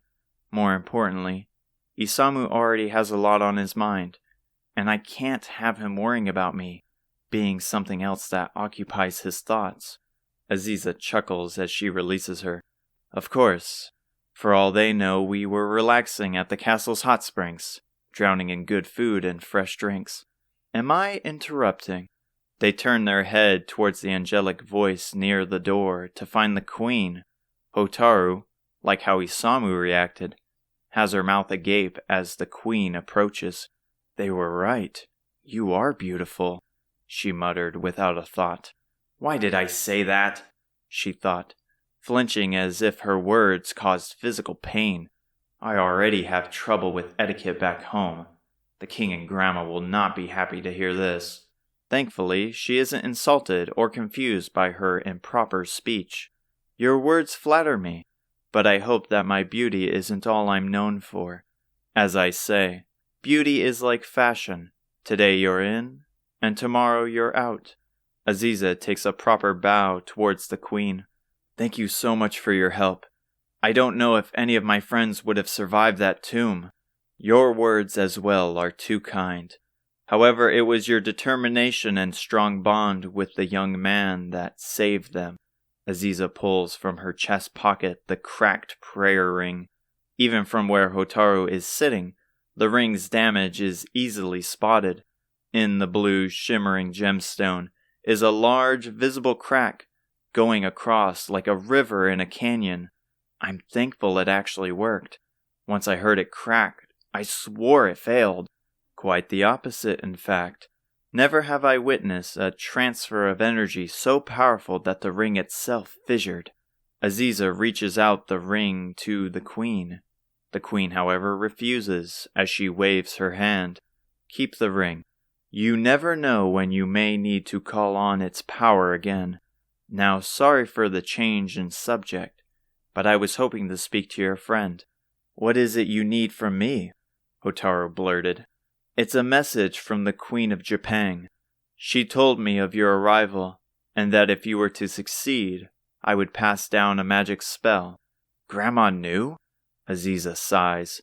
"Seems she is always testing us and is watching somehow. Because you kept your end of the deal, I promised to teach you Zoom." "Zoom? It sounds familiar," Hotaru said, taking a brief moment to sort through her memories. "It is your grandmother's spell, after all, so I would assume you heard it from her. Nevertheless, when you are ready, I will see you in the throne room." Hotaru springs out of bed like a child on a holiday. "Well, I'm ready to go." She pauses for a moment, before looking at Aziza. "Now thinking about it, where are those two?" "It's not fair!" Isamu screams and slams his fist into the rough sand. "Would you stop your whining already?" Fidir responded, relaxing under a large tarp, sipping on a cool drink while seated on a simple chair.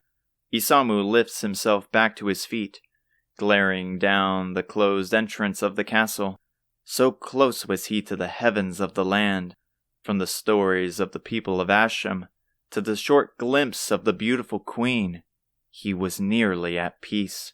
For nearly an hour he has been begging for entry to the guards of the gate, who grow irritated at the pathetic man's cries.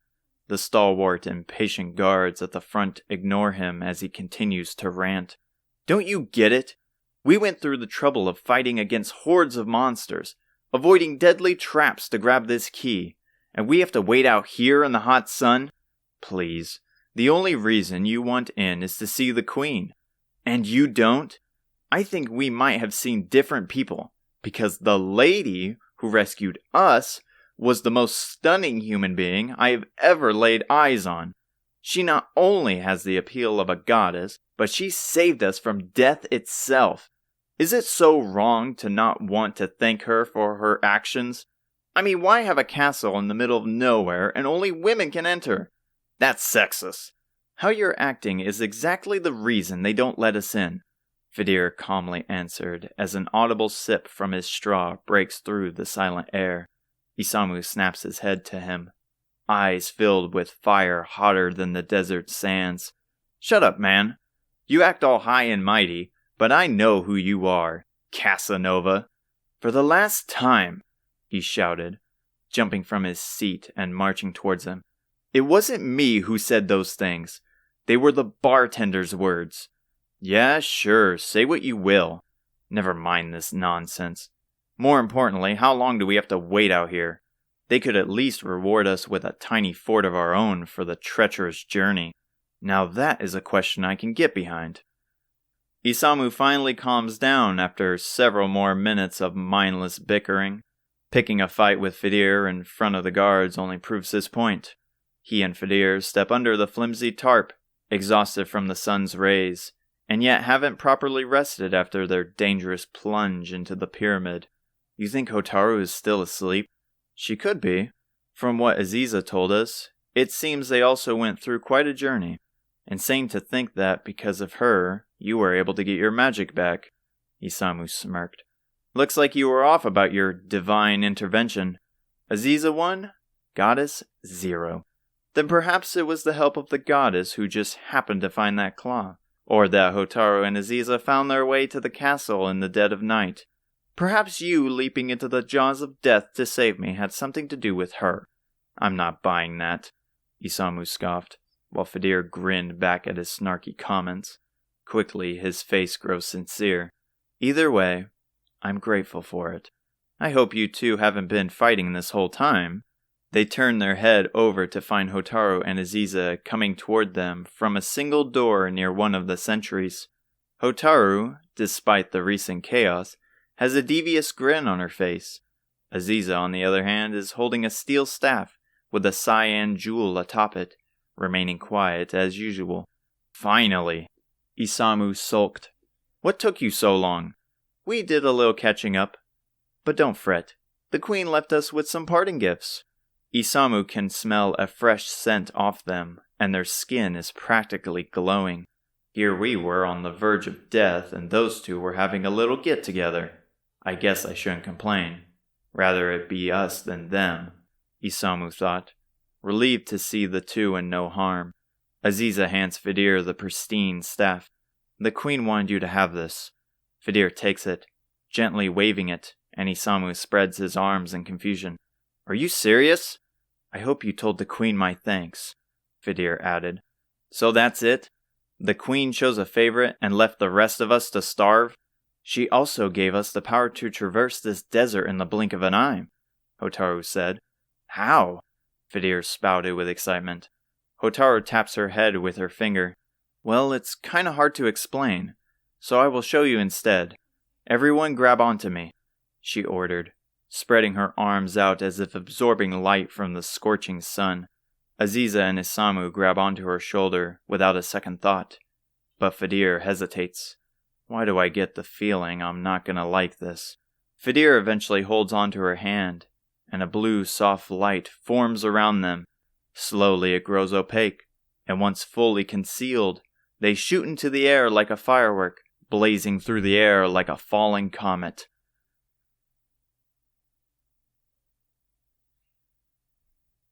Chapter 19. They hike through the hilly farmlands containing cattle behind stone fences, followed by the gentle breeze. A sudden sound erupts from the south, and as they turn to face the familiar noise, the vast blue sea comes into view, and various massive trade ships enter into the city's harbor.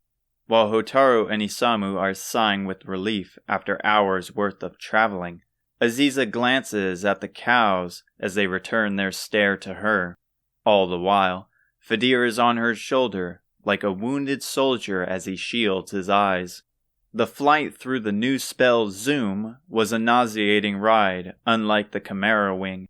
They shot through the air, zigzagging across the land, finally landing in an open field with a crash where Romaria could be seen. The trip was hours ago, but everyone is still feeling its exhausting effects. Hotaru experienced the least amount of sickness, but she still recalls the speed at which she was going, passing over the same structures, back and forth like a dog retrieving a ball. Are you feeling any better? Aziza worried. His voice is slow, and he groans like a zombie.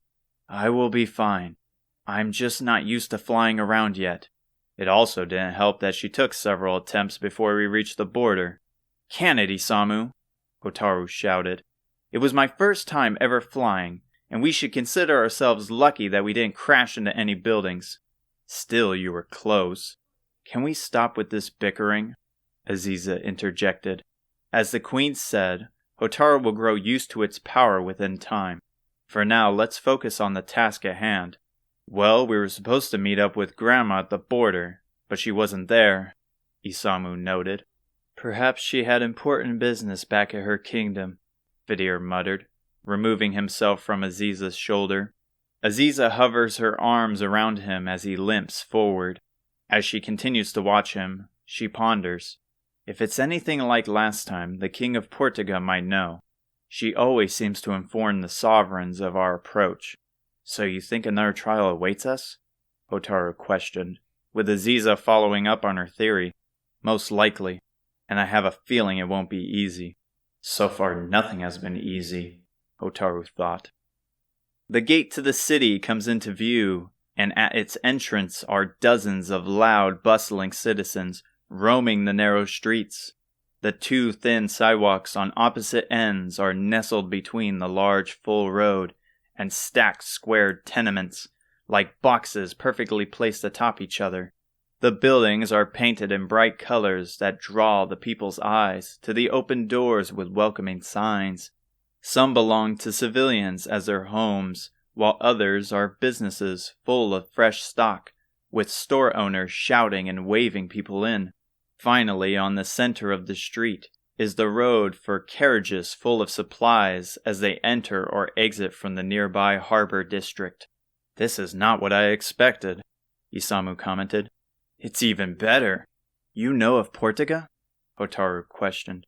Of course I do. Back at Alihan, I helped the locals with packing and carrying their goods onto carriages that were to be packaged onto ships straight to here. Mind you, I never loaded or seen any of these ships, but they spoke of how Portugal was full of imported goods from all over the world. I bet they have food from Japan here. Do they really? Hotaru blurted with excitement. Finally, a city which catered to her. She did not care for the nightlife of Asham, and though she enjoyed Isis, nothing compares to a bustling city. Occasionally, a Leon had goods brought from places like Japan. Her mother always saved up some gold to purchase special ingredients which could only be grown in Japan's soil. It was a way to keep memory of her original home. Vidir perks up, full of life. I bet the cathedral here has tons of tomes about foreign religious artifacts and leaders. Shouldn't we be heading to the castle first? Aziza said. Though some snacks from around the world do sound pleasing. The mood goes sour. Aziza was correct, and unfortunately they don't have much gold to begin with, and must compromise on what to get. You're right, Hotaru sighed. But after that we go shopping. I say after all the stress we went through, we deserve it. The castle presents itself like a grand opening to a once-in-a-lifetime show. Many people of status march past them, coming through with goods from all across the land. The guards in their vibrant shining blue armor remain still like statues that enhance the castle's regal design. They step in through the open doors, squeezing past the crowd. A beautiful decorated lobby with sophisticated music, full of people trading and discussing business, lies before them. From how everyone is dressed and presenting their stock, today appears to be an important day for the Kingdom of Portugal. Suddenly, a server in a clean suit with a bright red face and a shining tray rushes past them. He nearly knocks over an old wine bottle as he hits his waist on one of the tables further in. As they try to ignore his haste, a voice that squeals like a pig erupts from the depths of the lobby. No, no, no! This won't do! The eyes of every guest pans over to a large dining table. Their conversations stop, yet the music still plays. Sitting alone at one of the widest tables is a large, young, bear-like man in royal blue robes. He has his hands wrapped around sparkling silverware that he slams down with every sentence. He yells at the same waiter from before, whose hand shakes the metal tray, as if he were playing along with the unfazed musicians nearby. Most of the kings Hotaru has met so far have been stout in stature, but the man before them is a glutton. He has stains of food on his oversized bib, and food sprays out of his mouth when he speaks. She is disgusted by the man, but must speak with him. It was what Pimiko lightly requested as Aziza suggested. She, however, is hesitant to push forward as he keeps screaming like a spoiled child. You call this a meal for a king? Make it again this instant, he shouted, pointing to his plate. The food atop the golden plate is a beautiful sizzling steak with a delectable aroma and an egg with golden yolk like the sunset, as well as some fresh grown vegetables that make his spread shine. I'm sorry, Your Majesty. I will return shortly. As they gawk at the impatient king, an older gentleman dressed as a butler greets them. Greetings, travelers of Alihan. Queen Pimiko has debriefed us of your arrival. As you can see, we have a need for your assistance. Thank the goddess, she thought, thankful for the butler as if he was a messenger sent from the heavens. Hotaru suddenly stops, looking to the king, then back to the calm and stoic butler. As you can see, she replayed, her mind coming to a screeching halt like breaking a string from a violin. Wait, you're serious? We have to fetch the king a meal? Great observation, but not quite.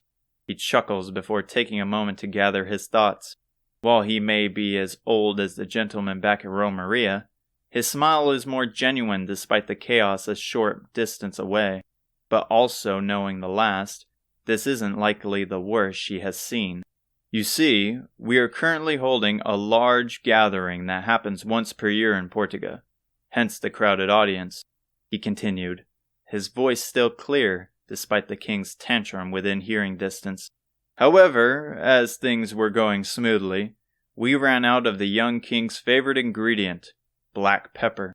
If this continues any longer, the reputation of Portuga's lifelong tradition will plummet, and we will have to win back our suppliers. So you're telling me Grandma has tasked us with bringing back black pepper? Wouldn't it be easier for you guys to get it? That's where the problem lies. We have sent our ships to the eastern land to acquire more. However, with the recent monsters, the route through the sea has become a death trap for any who dare sail it, leaving only a path through the mountain near Asham. The Queen suggested you would be best fit for the job since you recently learned Zoom. After our discussion, the Queen and I promised a valuable reward that awaits when you return. Already we fall from grace, Isamu commented.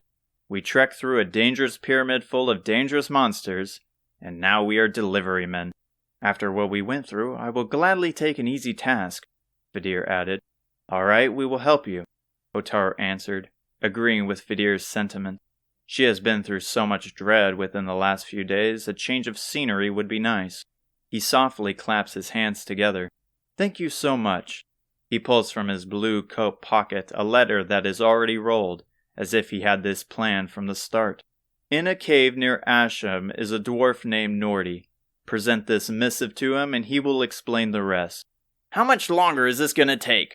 I'm starving here, the king interrupted. As the servers panic behind him, as if the world is coming to an end, he places his hand across his chest. I suggest you please hurry. So much for shopping, Hotaru moaned with the others following suit. Chapter 20. I don't think I can take much more of this, Vidir whimpered, laying his body onto the soft grass. I'm sorry, Vidir. I promise to get better at using this spell. Did the Queen mention anything about how long? Because I'm starting to get sick of it as well, Isamu added. Hotaru's gentle worry sparks into a fire as she snaps at her brother. You have no right to complain. You try flying around the sky at blinding speeds to find one small town. If it wasn't for the desert, we would probably still be flying, so give me some credit. A rustle from the nearby forest emerges along with a familiar voice. You guys really need to keep your voices down. If I can hear it from so far away, then monsters can as well. Thank the goddess you're back, Aziza. Did you find the cave? Whilst Hotaru has been aiding Vidir and taking rude comments from her brother, Aziza went straight to work, looking for the cave Nordy lives in. Thankfully, the few people out in the morning streets of Asham knew of Nordy, as he enjoys a bit of nightlife once in a while. They stated he lives in a cave north of the town, somewhere along the mountain range. However, finding the mountain range was easy. Finding the cave is hard, but with Aziza's return, such a thought should be a distance bygone. It took some time, but I was successful in my search, though I didn't check inside to confirm if Nordy was there. Well, that's good enough for us. It's a start, at least, Isamu said. And worse, it's probably another dwarf who can get us even closer. I doubt there is a city of them, Hotaru countered. Never has she seen one, but dwarves were said to be an ancient race of people who were around during the time of the goddess. Pimiko or her father never brought up seeing anything besides humans, making her skeptical about them. It wasn't until recently Vidir told them of a village of fairies they found, and though she wanted to see for herself, she respected Vidir's wishes after hearing the full story. And of course, the people of Asham have seen and vouched for Nordy as well. What about Vidir? Is he feeling any better? Aziza chimed. Isamu grabs him from the floor and carries him on his back. He will be fine, right? Vidir, with his eyes closed, barely manages to stick his thumb out as a response. Well, it isn't far, so stay close, she orders as she leads the charge into the forest depths. As they pass the thick trees with massive leaves, partially blocking the sun, they reach a deep slope. Its jagged and uneven ground makes it impossible to scale. It appears to climb above the cloudy sky. Aziza keeps her wits high as she remains on the flat forest, following up along its border, staring deeply at the flattened grass. Not before long, a small hole presents itself in the slope. Its size is more fitting for small animals like a raccoon. Isamu looks at the hole in confusion. You're certain that is the way? That looks more like an animal's nest. I thought the same as well. However, from what we know of Nordy, he is a dwarf, so a hole of this size isn't too far-fetched. Plus, I haven't found another opening that was facing east besides this one, and was deep in the base of the mountain. That makes sense, I guess, he pondered as he haphazardly stuck his arm in. But how do we get in? You two probably fit no problem. Maybe Nordy has another way in. Aziza and I will check it out then. You stay here with Fidir. Hotaru, with her small frame and haste, leads, squeezing through the small opening with Aziza closely following. Once they disappear, Isamu sighs. Looks like it's just us two again. Great, Fidir muttered, and Hotaru couldn't help but sigh at their banter. As they continue to inch through the darkness, it gets harder to crawl as the space around them tightens. Soon they crawl at a snail's pace with only their struggling grunts filling the air. The darkness blankets them and the anxiety in Hotaru's mind spikes at the claustrophobic situation. Her heart is beating in her head. Her warm breath cools the sides of her mouth. The air thins and it gets harder to breathe. She swears a distorted sound is echoing forward. Suddenly an unclear sound resounds from further in, as if it was responding. Slowly it grows clear, becoming human-like. It's a cheery voice that is singing a jolly tune. The lyrics are hard to tell as the deep voice sings with such loud vigor and passion. Despite being confused, they continue until Hotaru frees the top half of her body with a great push and slamming her head into the end of the tunnel. The singing stops and the merry expression deepens, with heavy footsteps closing in. Who goes there? I carry an array of weapons and I'm not afraid to use them. A door swings open from the left side, smacking Hotaru on the head. Her mind booms like thunder, using her limited space to soothe it with a hand rub. From the ajar steel door, an orange light reveals a burly shadow. What the? A pair of legs? We don't mean to disturb you, Hotaru grunted as she squirmed. We were just sent by the King of Portuga to ask you about black pepper. Portugas Rex sent you? That fat no-good-for-nothing oaf? Now I highly doubt that. I don't know the relationship you have with him, but we have a missive that he wants you to read. Hotaru reaches into her chest pocket and throws out the letter. Hotaru watches as a gloved, meaty hand reaches down to the letter. The hand returns behind the door, and with a suspicious snort, the letter rips. The heavy voice chuckles. Despite the obnoxious pain, she doesn't sense any danger from this person. Well, just as I assumed. This is the butler's handwriting, but since you came all this way, I will hear you out. He slams the door, rupturing Hotaru's poor eardrums. And we're only halfway through the day, she whined, her scrambled head feeling like a shaken snow globe. The door is unlocked, the man called. Hotaru holds her head with one hand as she gets out while using the other to help Aziza. Carefully, they crack open the heavy door and slide in between its slit.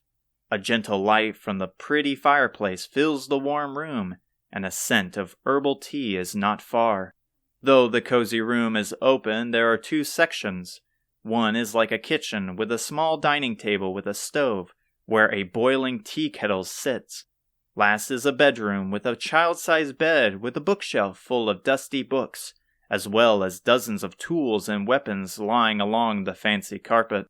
The tea kettle rings, and as they look over, a short-statured man as tall as the stove, wearing miner's clothes with a long brown beard, removes it from the heat. Other than the pickaxe on his belt, on his back is a two-handed sword that is nearly as large as him. He pours the steaming tea into 3 cups on a tray and brings it over to the dining table. It's been a while since I had guests over, so please excuse me for the mess. They sit down, accepting his kind offer, and drink the aromatic tea. Is it fair to assume you are Nordy? Aziza asks, while Hotaru indulges in her drink in hopes it will soothe her pain. That's right. The one and only. So then you can help us with the black pepper then. Straight to business then, aren't we? Well, the answer to your question is partially. I don't have the stuff, but I know where you can get it. It wasn't the first time they asked me either. From what you said, you seem to have a close bond with the kingdom.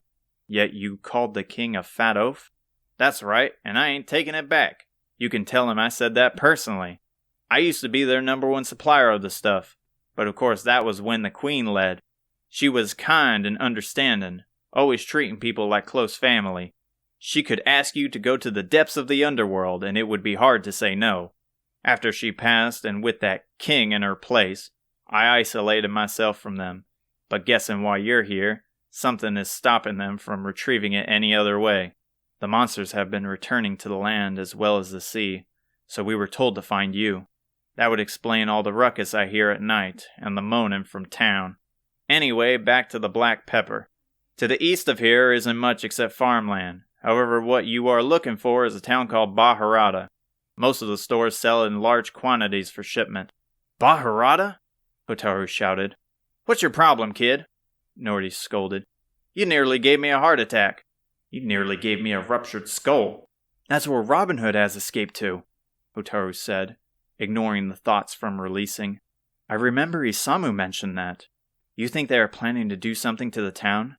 Aziza asked, gently setting her cup.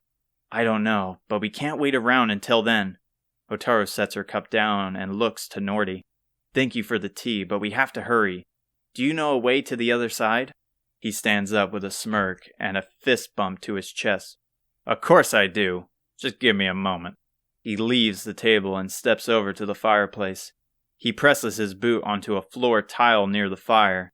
In an instant, the flames extinguish, flips over, and reveals another tunnel. Thankfully, this one is much larger than the entrance. Just follow it all the way down to the end, and you will be out in no time.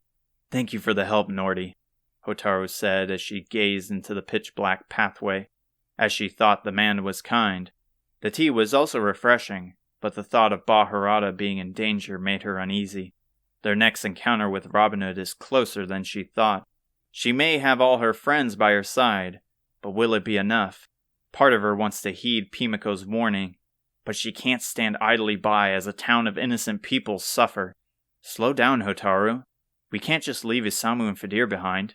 She stops, lifting her head back up with a nervous grin. I was just checking our next destination. If your friends are where you came from, I can help there as well, Nordy added as he marched over to his front door. As he opens the door to stare at the tiny burrow, he rolls up his dirty sleeves and grins. He slams his fist into the wall above with a devastating punch. The cave quakes, and the dirt tumbles onto the floor like snow. A crack echoes within the cave and soon reveals itself before him. He strikes the weakened wall again, and it breaks apart as if an explosion went off. He wipes his hands against his shirt, and as the dust settles, a glimmer of light reaches them from the outside. Hotaru gawks at the open path for a brief moment before turning back to Nordy. Why even carry a pickaxe if you can do that? It's a good luck charm.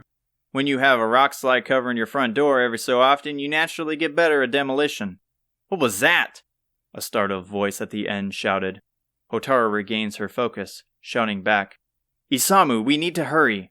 Did you do this? I will explain everything soon. Just come on already. Chapter 21. They ran as fast as they could to the town of the east. A worn sign reads BRRT, yet no one is there to greet them. The town is small like Corv, with their biggest building being a church at the northern end. As they follow the empty road, the shops are closed. The inn is completely vacant. Not a single soul roams the streets. Their worry sets in as they ponder. Were we too late? Hotaru thought. Her stomach feels like a sinking pit. She tries to keep a calm mind, relying on the others for hope. Could Robin Hood have already raided the town?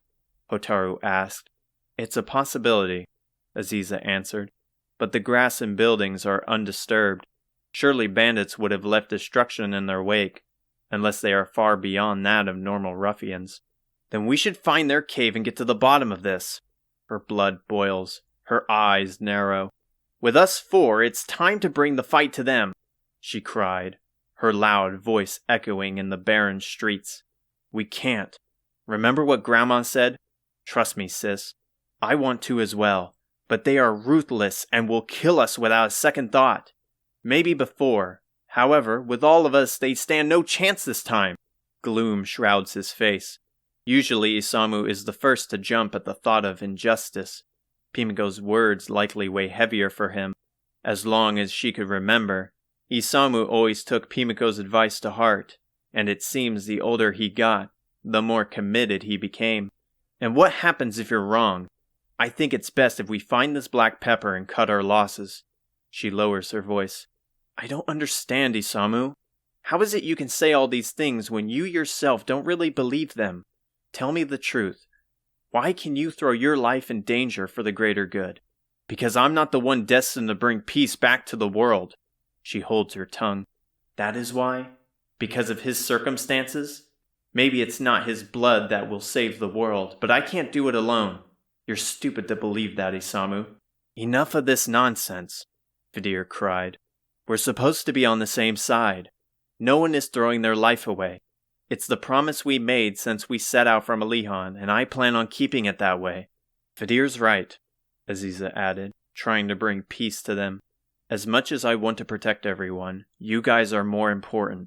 Let's go with Isamu's plan and grab the black pepper. Who is trying to steal my black pepper? A fledgling voice erupted. From the large church, a tan young man in a clean black suit rushes over to them. He has the face of a child, and the suit is too large for his tiny frame.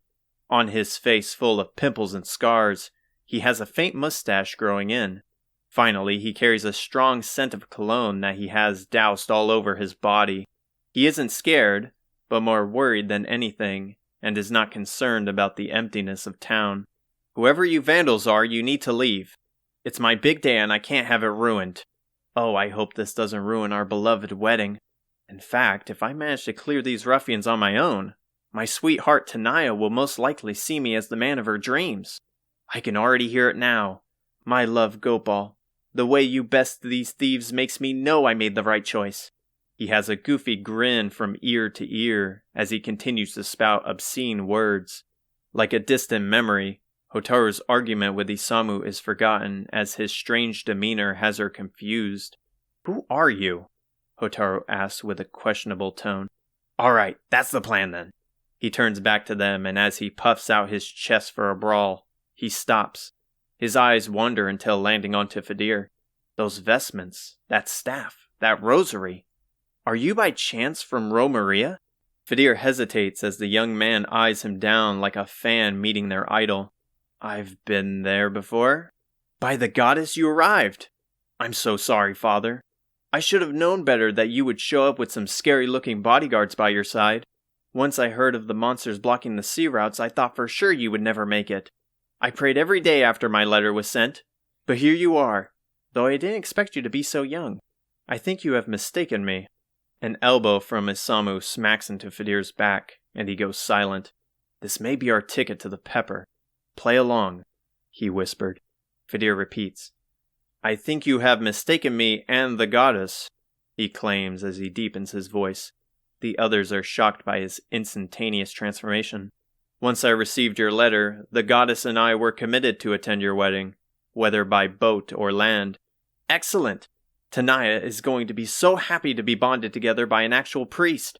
Please come quick, father. The ceremony is only a few minutes from now. Everyone in town is already seated. Of course your guards can come too. That's where everyone is? Hotaru screamed in her mind. Relief fills her heart, quickly followed by exhaustion. Moments ago she was considering going into the heart of danger, and now she is attending a wedding. Her first one at that.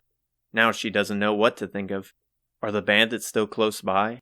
How is Vidir going to handle being a priest for a wedding? For a man of the goddess, he sure is quick to lie in order to get what he wants. From how fast those two responded, I could believe this was some elaborate prank they set up. She looks to Aziza in hopes of some clarity, but she is just as on board, standing tall with her hand on the sheath of her blade. Hold a moment, child. Vidir halts for a moment as his mind attempts to conjure a follow-up. Then surely we must discuss the payment of my service. I do not wish for coin, as the goddess and I could never take it from a loving couple. However, I seek this town's famous black pepper, and would like an instant shipment to the city of Portuga. That's an extremely generous trade, father. Truthfully, I didn't know how I was going to pay for all this. In fact, I'm practically in debt. Just don't tell Tanaya any of this. Well, it's settled then. Let's hurry already. He latches onto Fidir's arm like a mousetrap and drags him to the church. The illusion of his character breaks as he cries out to his allies, yet they simply watch their friend get dragged to the church. Guess we should have checked the buildings before making assumptions, Isamu said. Hotaru nervously chuckles. You know what they say about assumptions. Anyway, sorry for getting out of hand. No worries. It all got sorted out, right? Now we should probably join him before he gets eaten alive by that crowd. Right with you there. Though I wonder who the scary bodyguard he was referring to was. They return to their jolly spirit, leaving Aziza behind. Hotaru takes a quick glance back, and unlike Fidir, she is smiling. As kids, Aziza always enjoyed the banter and shenanigans from the two boys, Hotaru usually playing mediator. From the amount of times Hotaru has seen that childlike smile, Aziza could fill an entire photo album. This just happens to be another memory for her to keep. The bride and groom hold hands, staring lovingly into each other's eyes. Unlike the groom, the bride has smooth skin and a darker complexion. Her dress is covered in colorful jewels, and despite their gleam, her smile shines above all.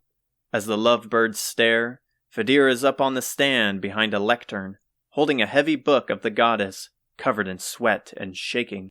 The book thankfully keeps him planted, but he knows he is way over his head. The church will never approve of this. Please forgive me, goddess. It was Isamu's fault. He pushed this path onto me. No, that's wrong of me. It was I who made the decision. Enough of this. I need to focus. As he looks over to find his friends sitting on the pews at the back of the church. They are discussing something which Fidir tries to zone in on for comfort, like a child looking to their parents in a play. He draws the attention of everyone attending. Their eyes weigh on him like an anvil, and their silence is uncanny. Even the humans on the stained, beautiful glass around the church walls are glaring. He manages to cough and clear his throat, finally finding the words. He has seen many weddings back at home and uses the knowledge to continue.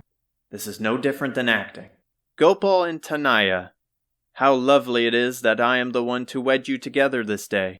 Now I need the rings. Even with his shaky speech, they proceed with his orders. A well-dressed man and woman next to the bride and groom present a pair of rings. The rings are gold with beautiful gemstones. One is a clear white like the moon on a cloudless sky, while the other is a deep orange like the setting sun reflected off the ocean's waves. These two rings are circles, which means they are infinite when they are together, much like your love for one another. Is this really the best he can come up with? Hotaru asked. Maybe it really was the bartender, but he definitely had me fooled during the introduction. You guys know that he regularly attends plays for the children back at the church at Alihan, Aziza commented. This is the first time I'm hearing this. Why did he tell you this and not us? Isamu blurted, nearly overpowering Fidir's speech. Does Casanova ring a bell? That's just a joke. Alright, I'll drop it. But now I want to see him actually perform. How didn't they know I performed? I invite them any time we are about to have one. Some friends. I'm sure he would enjoy hearing that from his friends. You should ask him about it. I will, and maybe if there's room I could give him a hand. Yeah, right. You should probably leave the acting to the professionals, Hotaru added as she shook her head. Fidir coughed again, grabbing their distracting attention. Now, without further ado, before these two are bonded together, are there any objections to be had against these two? Loud shuffling from the outside closes in. A foul stench reaches the entrance. A fearsome war cry echoes and the door to the church flies open. I heard enough of this garbage. At the door, a group of bandits charge in, blocking the pews, while at the center is a large masked man, but from the description given by the others, it's safe to say who this is. Robin Hood casually steps towards the three of them, dirtying the beautiful rug with mud. He holds his massive axe in one hand whilst keeping his keen eyes on the scared participants. Listen well, everyone. All you have to do is comply and nobody gets hurt. He reaches the stage and glares at Fidir, pointing his finger that's the size of Fidir's face. You should really be ashamed of yourself. If you had to get a license for that, it should be revoked. No wonder why marriage is going out of style. That trash you were spouting no doubt leads to divorce." Even with his brutal criticism, Fidir holds strong. He remembers the result Hotaru and Isamu had when they encountered him. He has to think of a plan fast. He slowly reaches his hand behind the lectern to gather his steel staff. However, Gopal steps forward to the towering man. "You listen here. You either leave or I will kick you out myself." Robin Hood looks confused at the feisty man before grabbing Gopal off the ground by his leg and turning him upside down. "Shut it, kid." He pilfers his belongings, holding up the orange ring. "Finally." Isamu slams his fist into one of the unsuspecting bandits, sending him shooting to the wall. As the three of them step out, the remaining bandits focus their attention onto them. "Your time ends here, Robin Hood." Gopal pushes him as he's distracted by their call, and his hand drops the ring. As it fell to the carpeted ground, the gemstone shatters to pieces. "What? It's fake? This ain't no stone. It's glass," he shouted as he stared at what was left of the band. He drops Gopal and snaps around to the group. "Who said that?" His large eyes from his cutout mask glares at them. Like before, he is covered in a musk of sweat and his clothes are unchanged, including the stains. The only difference is the black bruise on his stomach. Hotaru grits her teeth with her sword ready at her side once their eyes lock. "Bah! It's you kids again!" he screamed. "But how? I checked the wedding reservations and there is no way you kids are locals here." "We dropped in to help," Hotaru answered with a hint of confidence. "That includes taking out any trash that disturbs the wedding." Acting tough for someone who nearly lost her head. "Says you. Once Grandma showed up, you were crying for your life." He flinches, nearly falling over.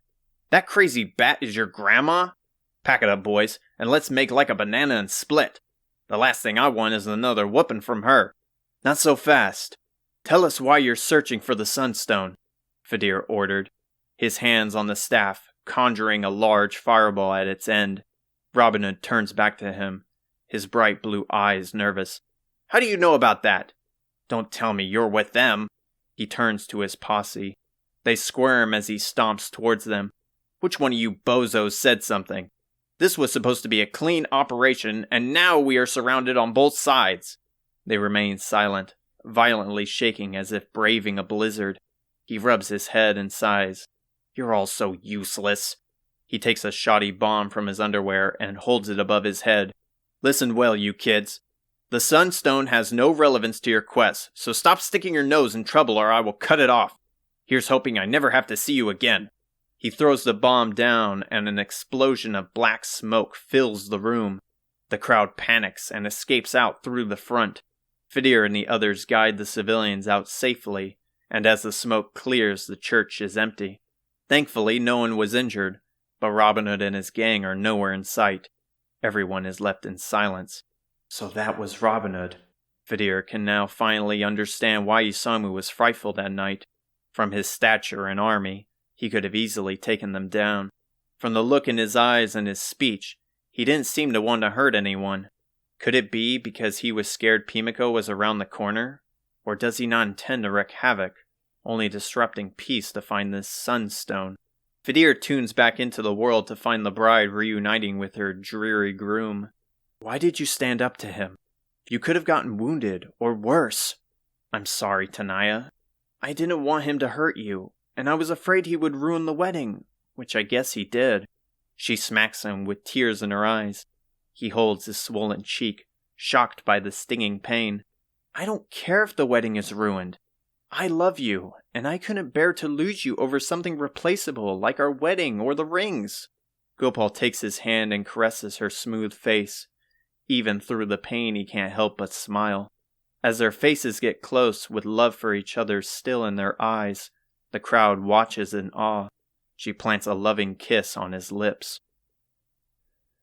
Chapter 22. The early morning sun shines upon them as they stand with weapons ready on the pier near Portuga's castle. It's quiet as the only sounds are the ocean's orange-hued waves colliding into the wooden platform. No one is around, nor are there any ships ported. On one side is Hotaru and Isamu, leaving Aziza and Fidir on the other end. "I'm ready when you are," Isamu taunted as he held out his clean fists. Fidir holds his staff close while Aziza takes the front. She withdraws 2 hidden daggers from her cloak and glares at him. Her eyes are mostly innocent, but now they pierce into Isamu like an apex predator in the night. Despite that, Isamu is calm, planted firm like an oak tree on the dark wood beneath him. She knows not to underestimate him or Hotaru. Their might can easily overpower both of them, but what they lack in power is replaced with skill and wit. Aziza knows a single opening is all she needs, and with Fidir's magic, it should be possible. She takes a deep breath, lunging forward, and he awaits her. Swiftly he dodges her strikes while she does the same. Like a furious dance, they skirt around the perimeter, countering each other blow for blow. A green light envelops Aziza, and like a lightning bolt, she zips past his defenses with insane agility. Her body feels light like a feather. Her feet glide across the planks like ice. Nothing can impede her movement. From behind, she boots the back of his leg and follows up with a fearsome kick to the back.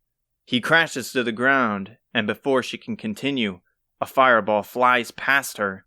Hotaru launches another spell with Aziza slashing through it with her blades, her daggers coated in a sizzling orange like steel in a forge. The fire in Hotaru's hand is bright. Her powerful magic hides her face like a mask. She has improved exponentially since their last spar several months prior.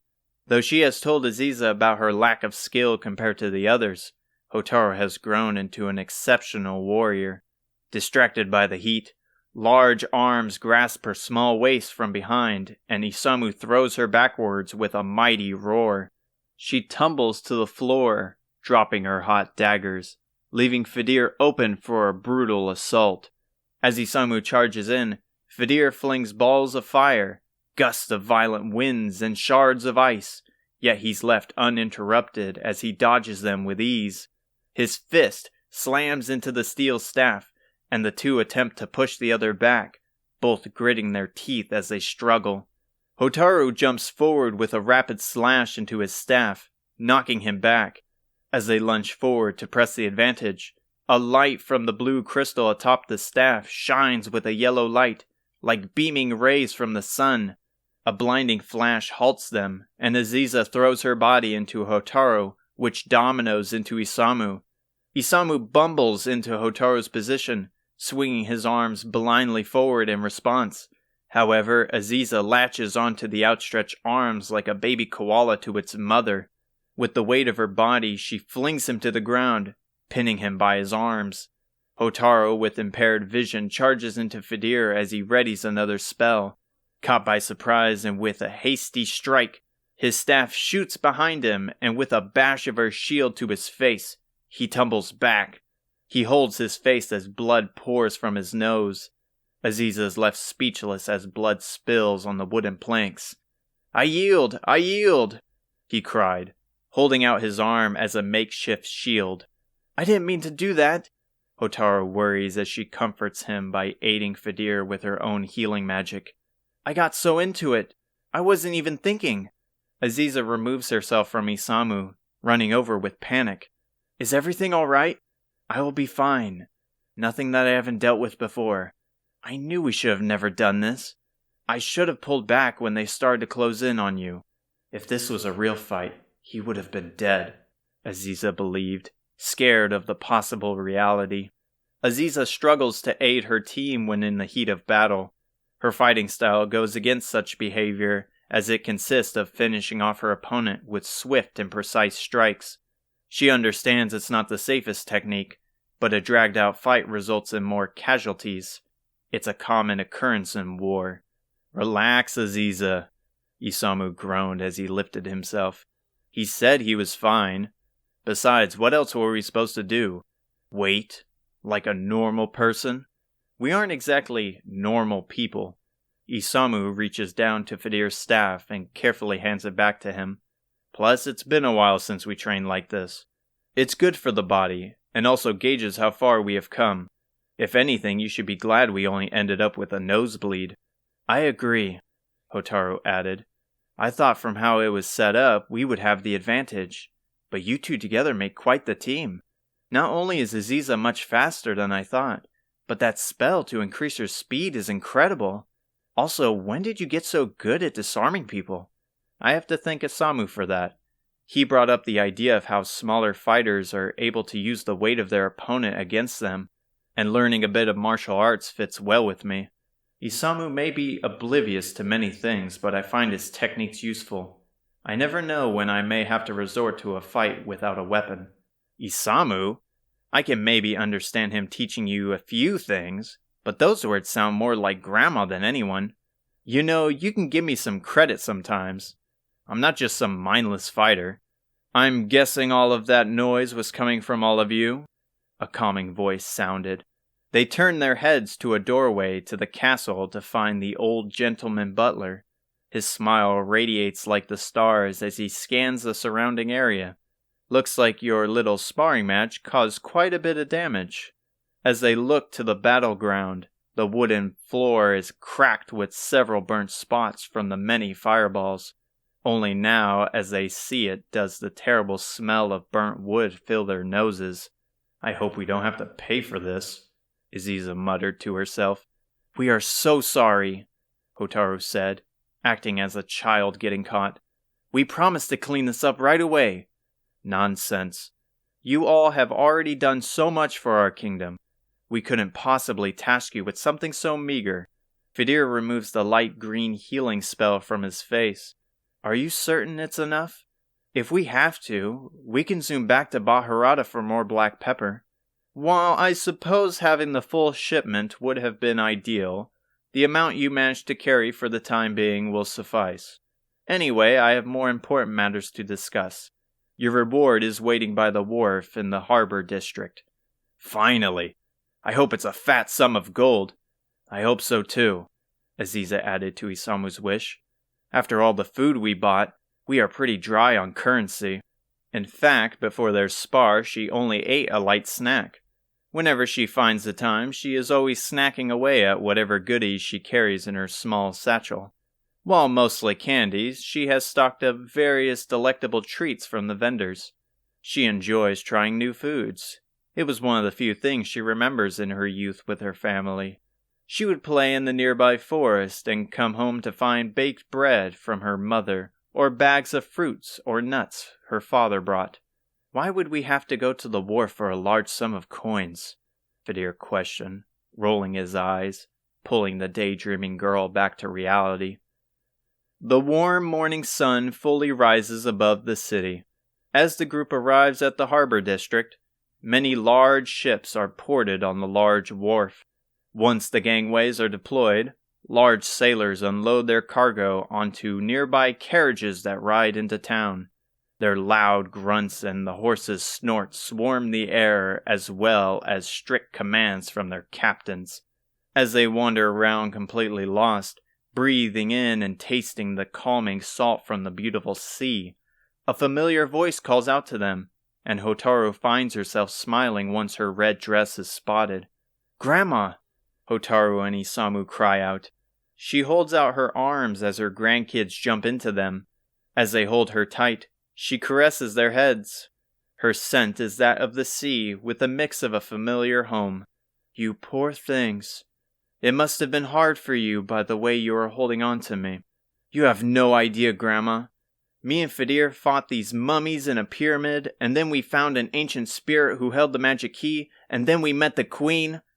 Calm yourself, dear, she interrupts, planting a soft kiss on his head. Once we go over your reward, I would love to hear in detail all of your stories. No matter how old he gets, he will always be her little baby, Hotaru thought, completely ignorant to the way she holds her tight.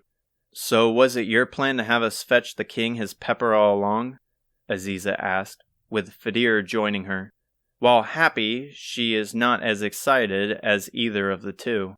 But she is right. Why was she not present at the gate like she said? My apologies for not following through on my promise. Important matters arose in Japan.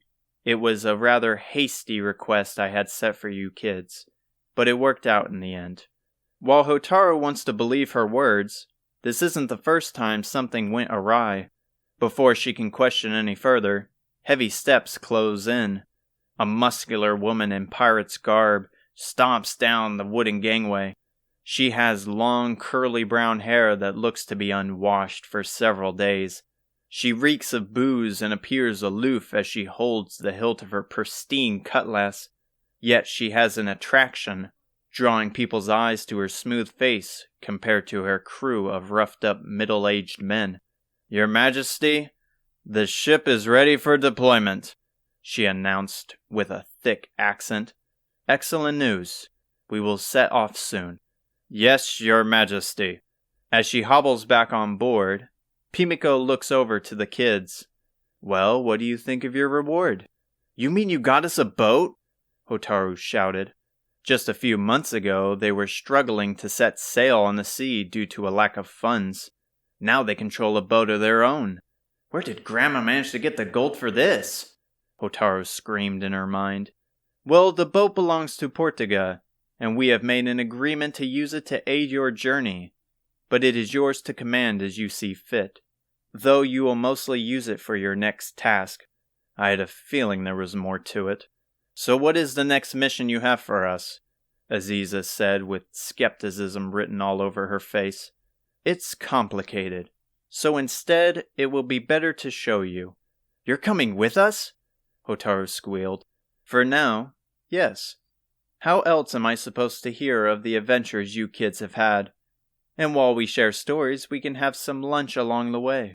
Hotaru and Isamu jump for joy like children, while Aziza contains her excitement over the delicious meal that she might be serving, prioritizing the task at hand.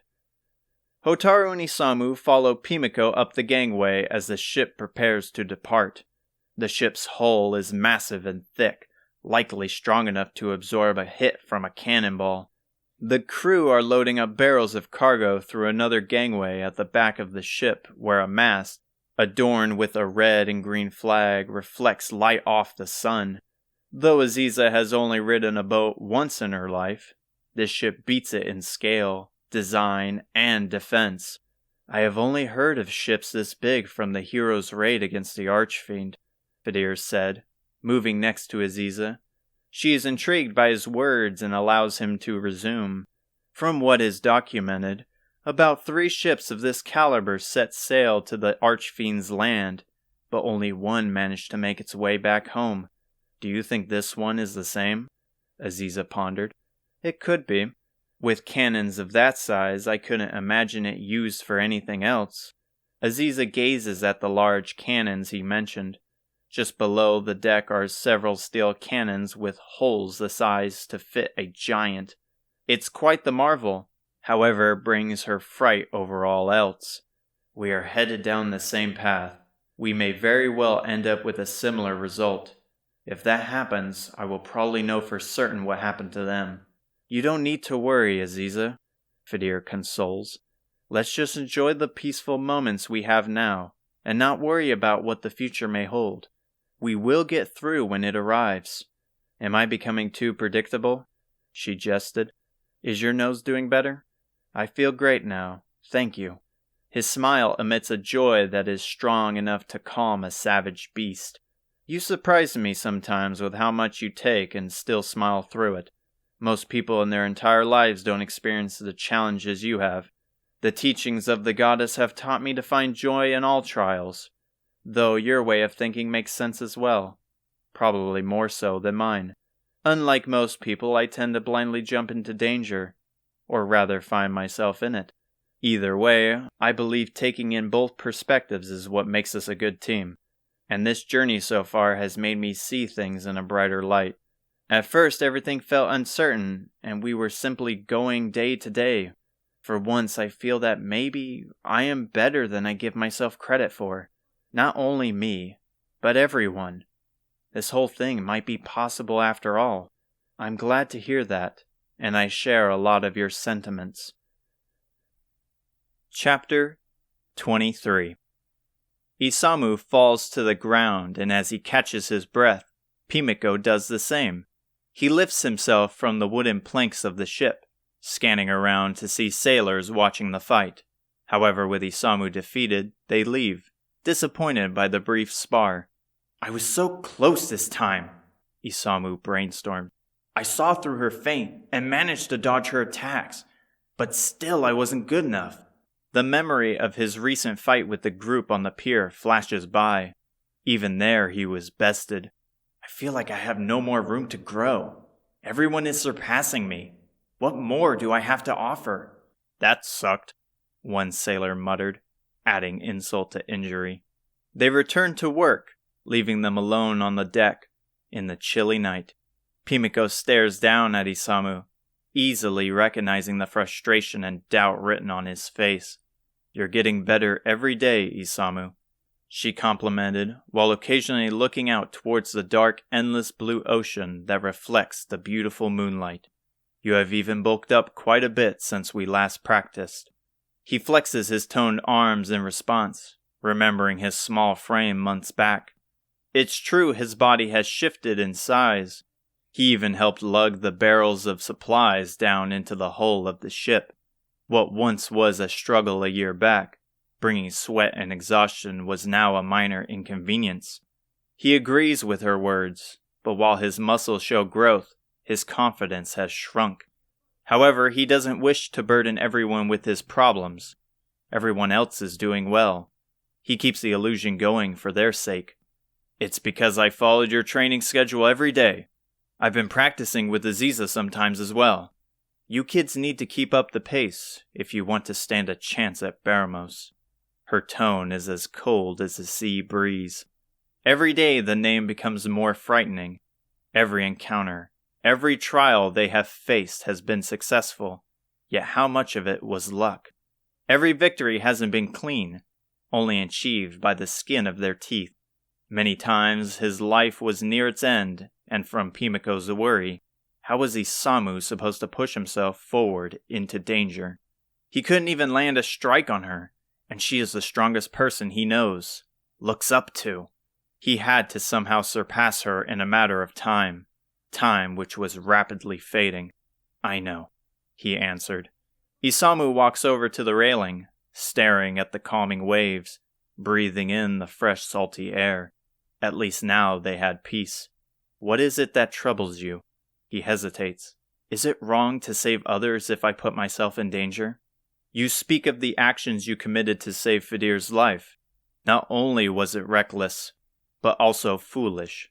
But he would have died, and so would you, if not for fortunate luck. You, Aziza, and Fidir have pledged yourselves to keeping Hotaru safe until Baramos has been vanquished. Your reasonings make sense. Regardless, she is your top priority on this quest. Is it true that she is the only one capable of winning against Baramos? Is there really nothing more that I can do? That is the way things are. It's not only in her history, but her blood. It's not fair! He slammed his fist on the wooden railing. Just because we don't share blood means we are simply pawns? I refuse for any of us to die just because Hotaru is the only one who must reach the finish line. And yet you are so quick to throw away your life. He stops his shouting. He doesn't know how to respond to those words. She is right, and has him pinned down to a T. Part of him wants to agree with her orders, but Hotaru's words ring in his mind. I don't understand, Isamu. How is it you can say all these things when you yourself don't really believe them? I understand your feelings, Pimiko said, dragging him out of his thoughts. I lost my family for that very same reason. I wish things could be different. However, we must play by Baramos's rules if we wish to stand any chance of returning peace to the world. Your Majesty, we are nearing Thedon. Pimiko looks over to the drunk captain, who has a bottle of rum in her hand. Bring us in.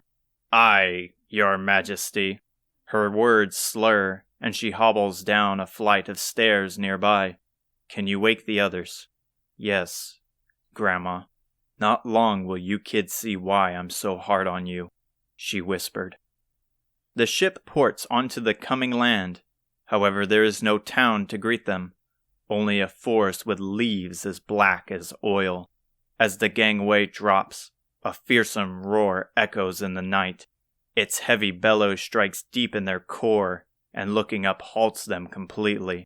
In the far distance are several winged beasts such as gargoyles, chimeras, and dragons circling above a huge volcano that produces a black smoke coating the sky.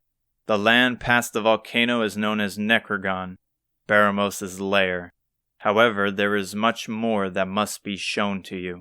Pimiko steps down the gangway, slowly traversing through the black forest. Meanwhile, the others watch in fear as the monstrous sounds push them back. Aziza takes the lead with extreme caution, with Fidir following close behind with a healing spell ready. As Otaro is hesitant, terrified by darkness that awaits before her, Isamu softly takes her hand into his and guides her while keeping her attention on him. "Stay close to me, and we will be fine," he smiled. "Okay," she whimpered, pressing her head against his comforting chest. Pushing through the dark forest, and a putrid smell of death covers the area. Hotaru, with the help from Isamu, manages to stay close to the remaining group. No longer was there any semblance of an adventure, only a harsh reality. She's not on this journey as a personal quest to explore the world. She was to fight the evil which consumes this land. What she was seeing was only the beginning. "What is that?" Fidir asked as he stared at a splotch of purple ooze that covered the grass. "It bubbles like it's boiling, and the land it rests on is rotted." Aziza at the front of the pack doesn't appear scared, but heartbroken. Once she learned the name of the town we were to visit, she remained silent. Her home was closing in. Baramos' poison. It taints this continent, killing anything that comes in contact with it. Soon it would be spread beyond its confines and make its mark around the world. Despite the horrifying surroundings, Pimiko is unfazed, walking through as if she is following a paved path. We're here. She awaits them at a broken wall of stone covered in toxic waste. Past the wall are decrepit homes which together make a town. The town that used to be is littered with human bones and poisonous puddles, leaving the only living things being pests that have taken to feasting upon the dead.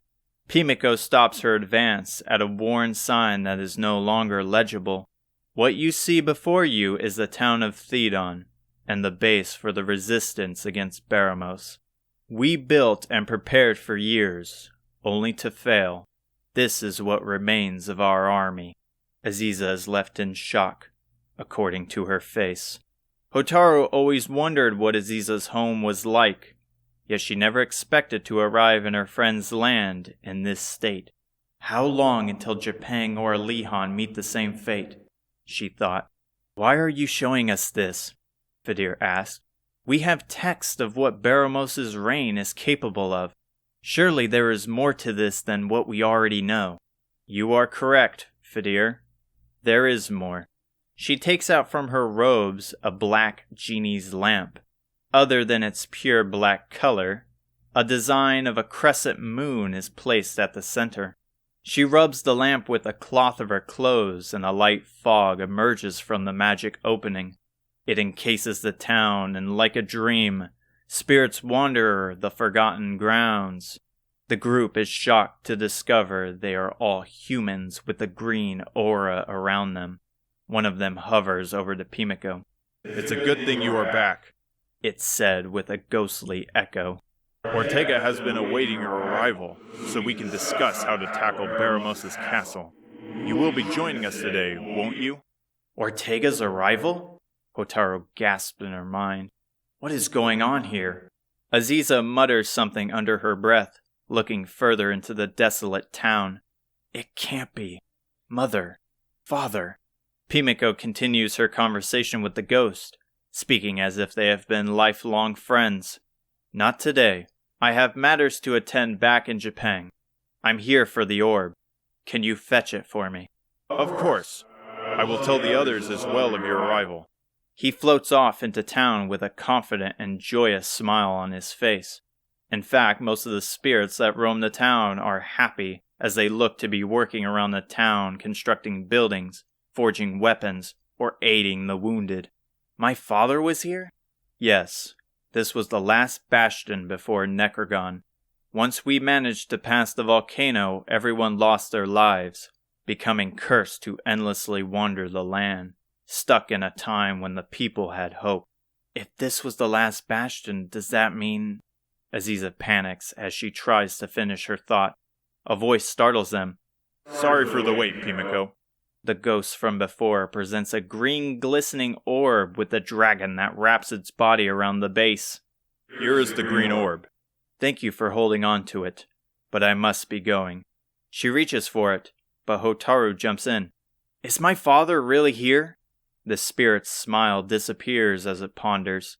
I'm sorry, young one, but who is your father? Ortega. He jumps back. Ortega? Now that's impossible. The only child Ortega has is a little girl who's barely old enough to walk. What? Pimiko grabs Hotaru's shoulder. It's no use. They will always believe we are one day away before raiding Baramos' castle. Anyway, I will head back. Remember, Pimiko, tomorrow at dawn we strike and end Baramos for good. He hands over the orb before floating off, leaving the group at the entrance.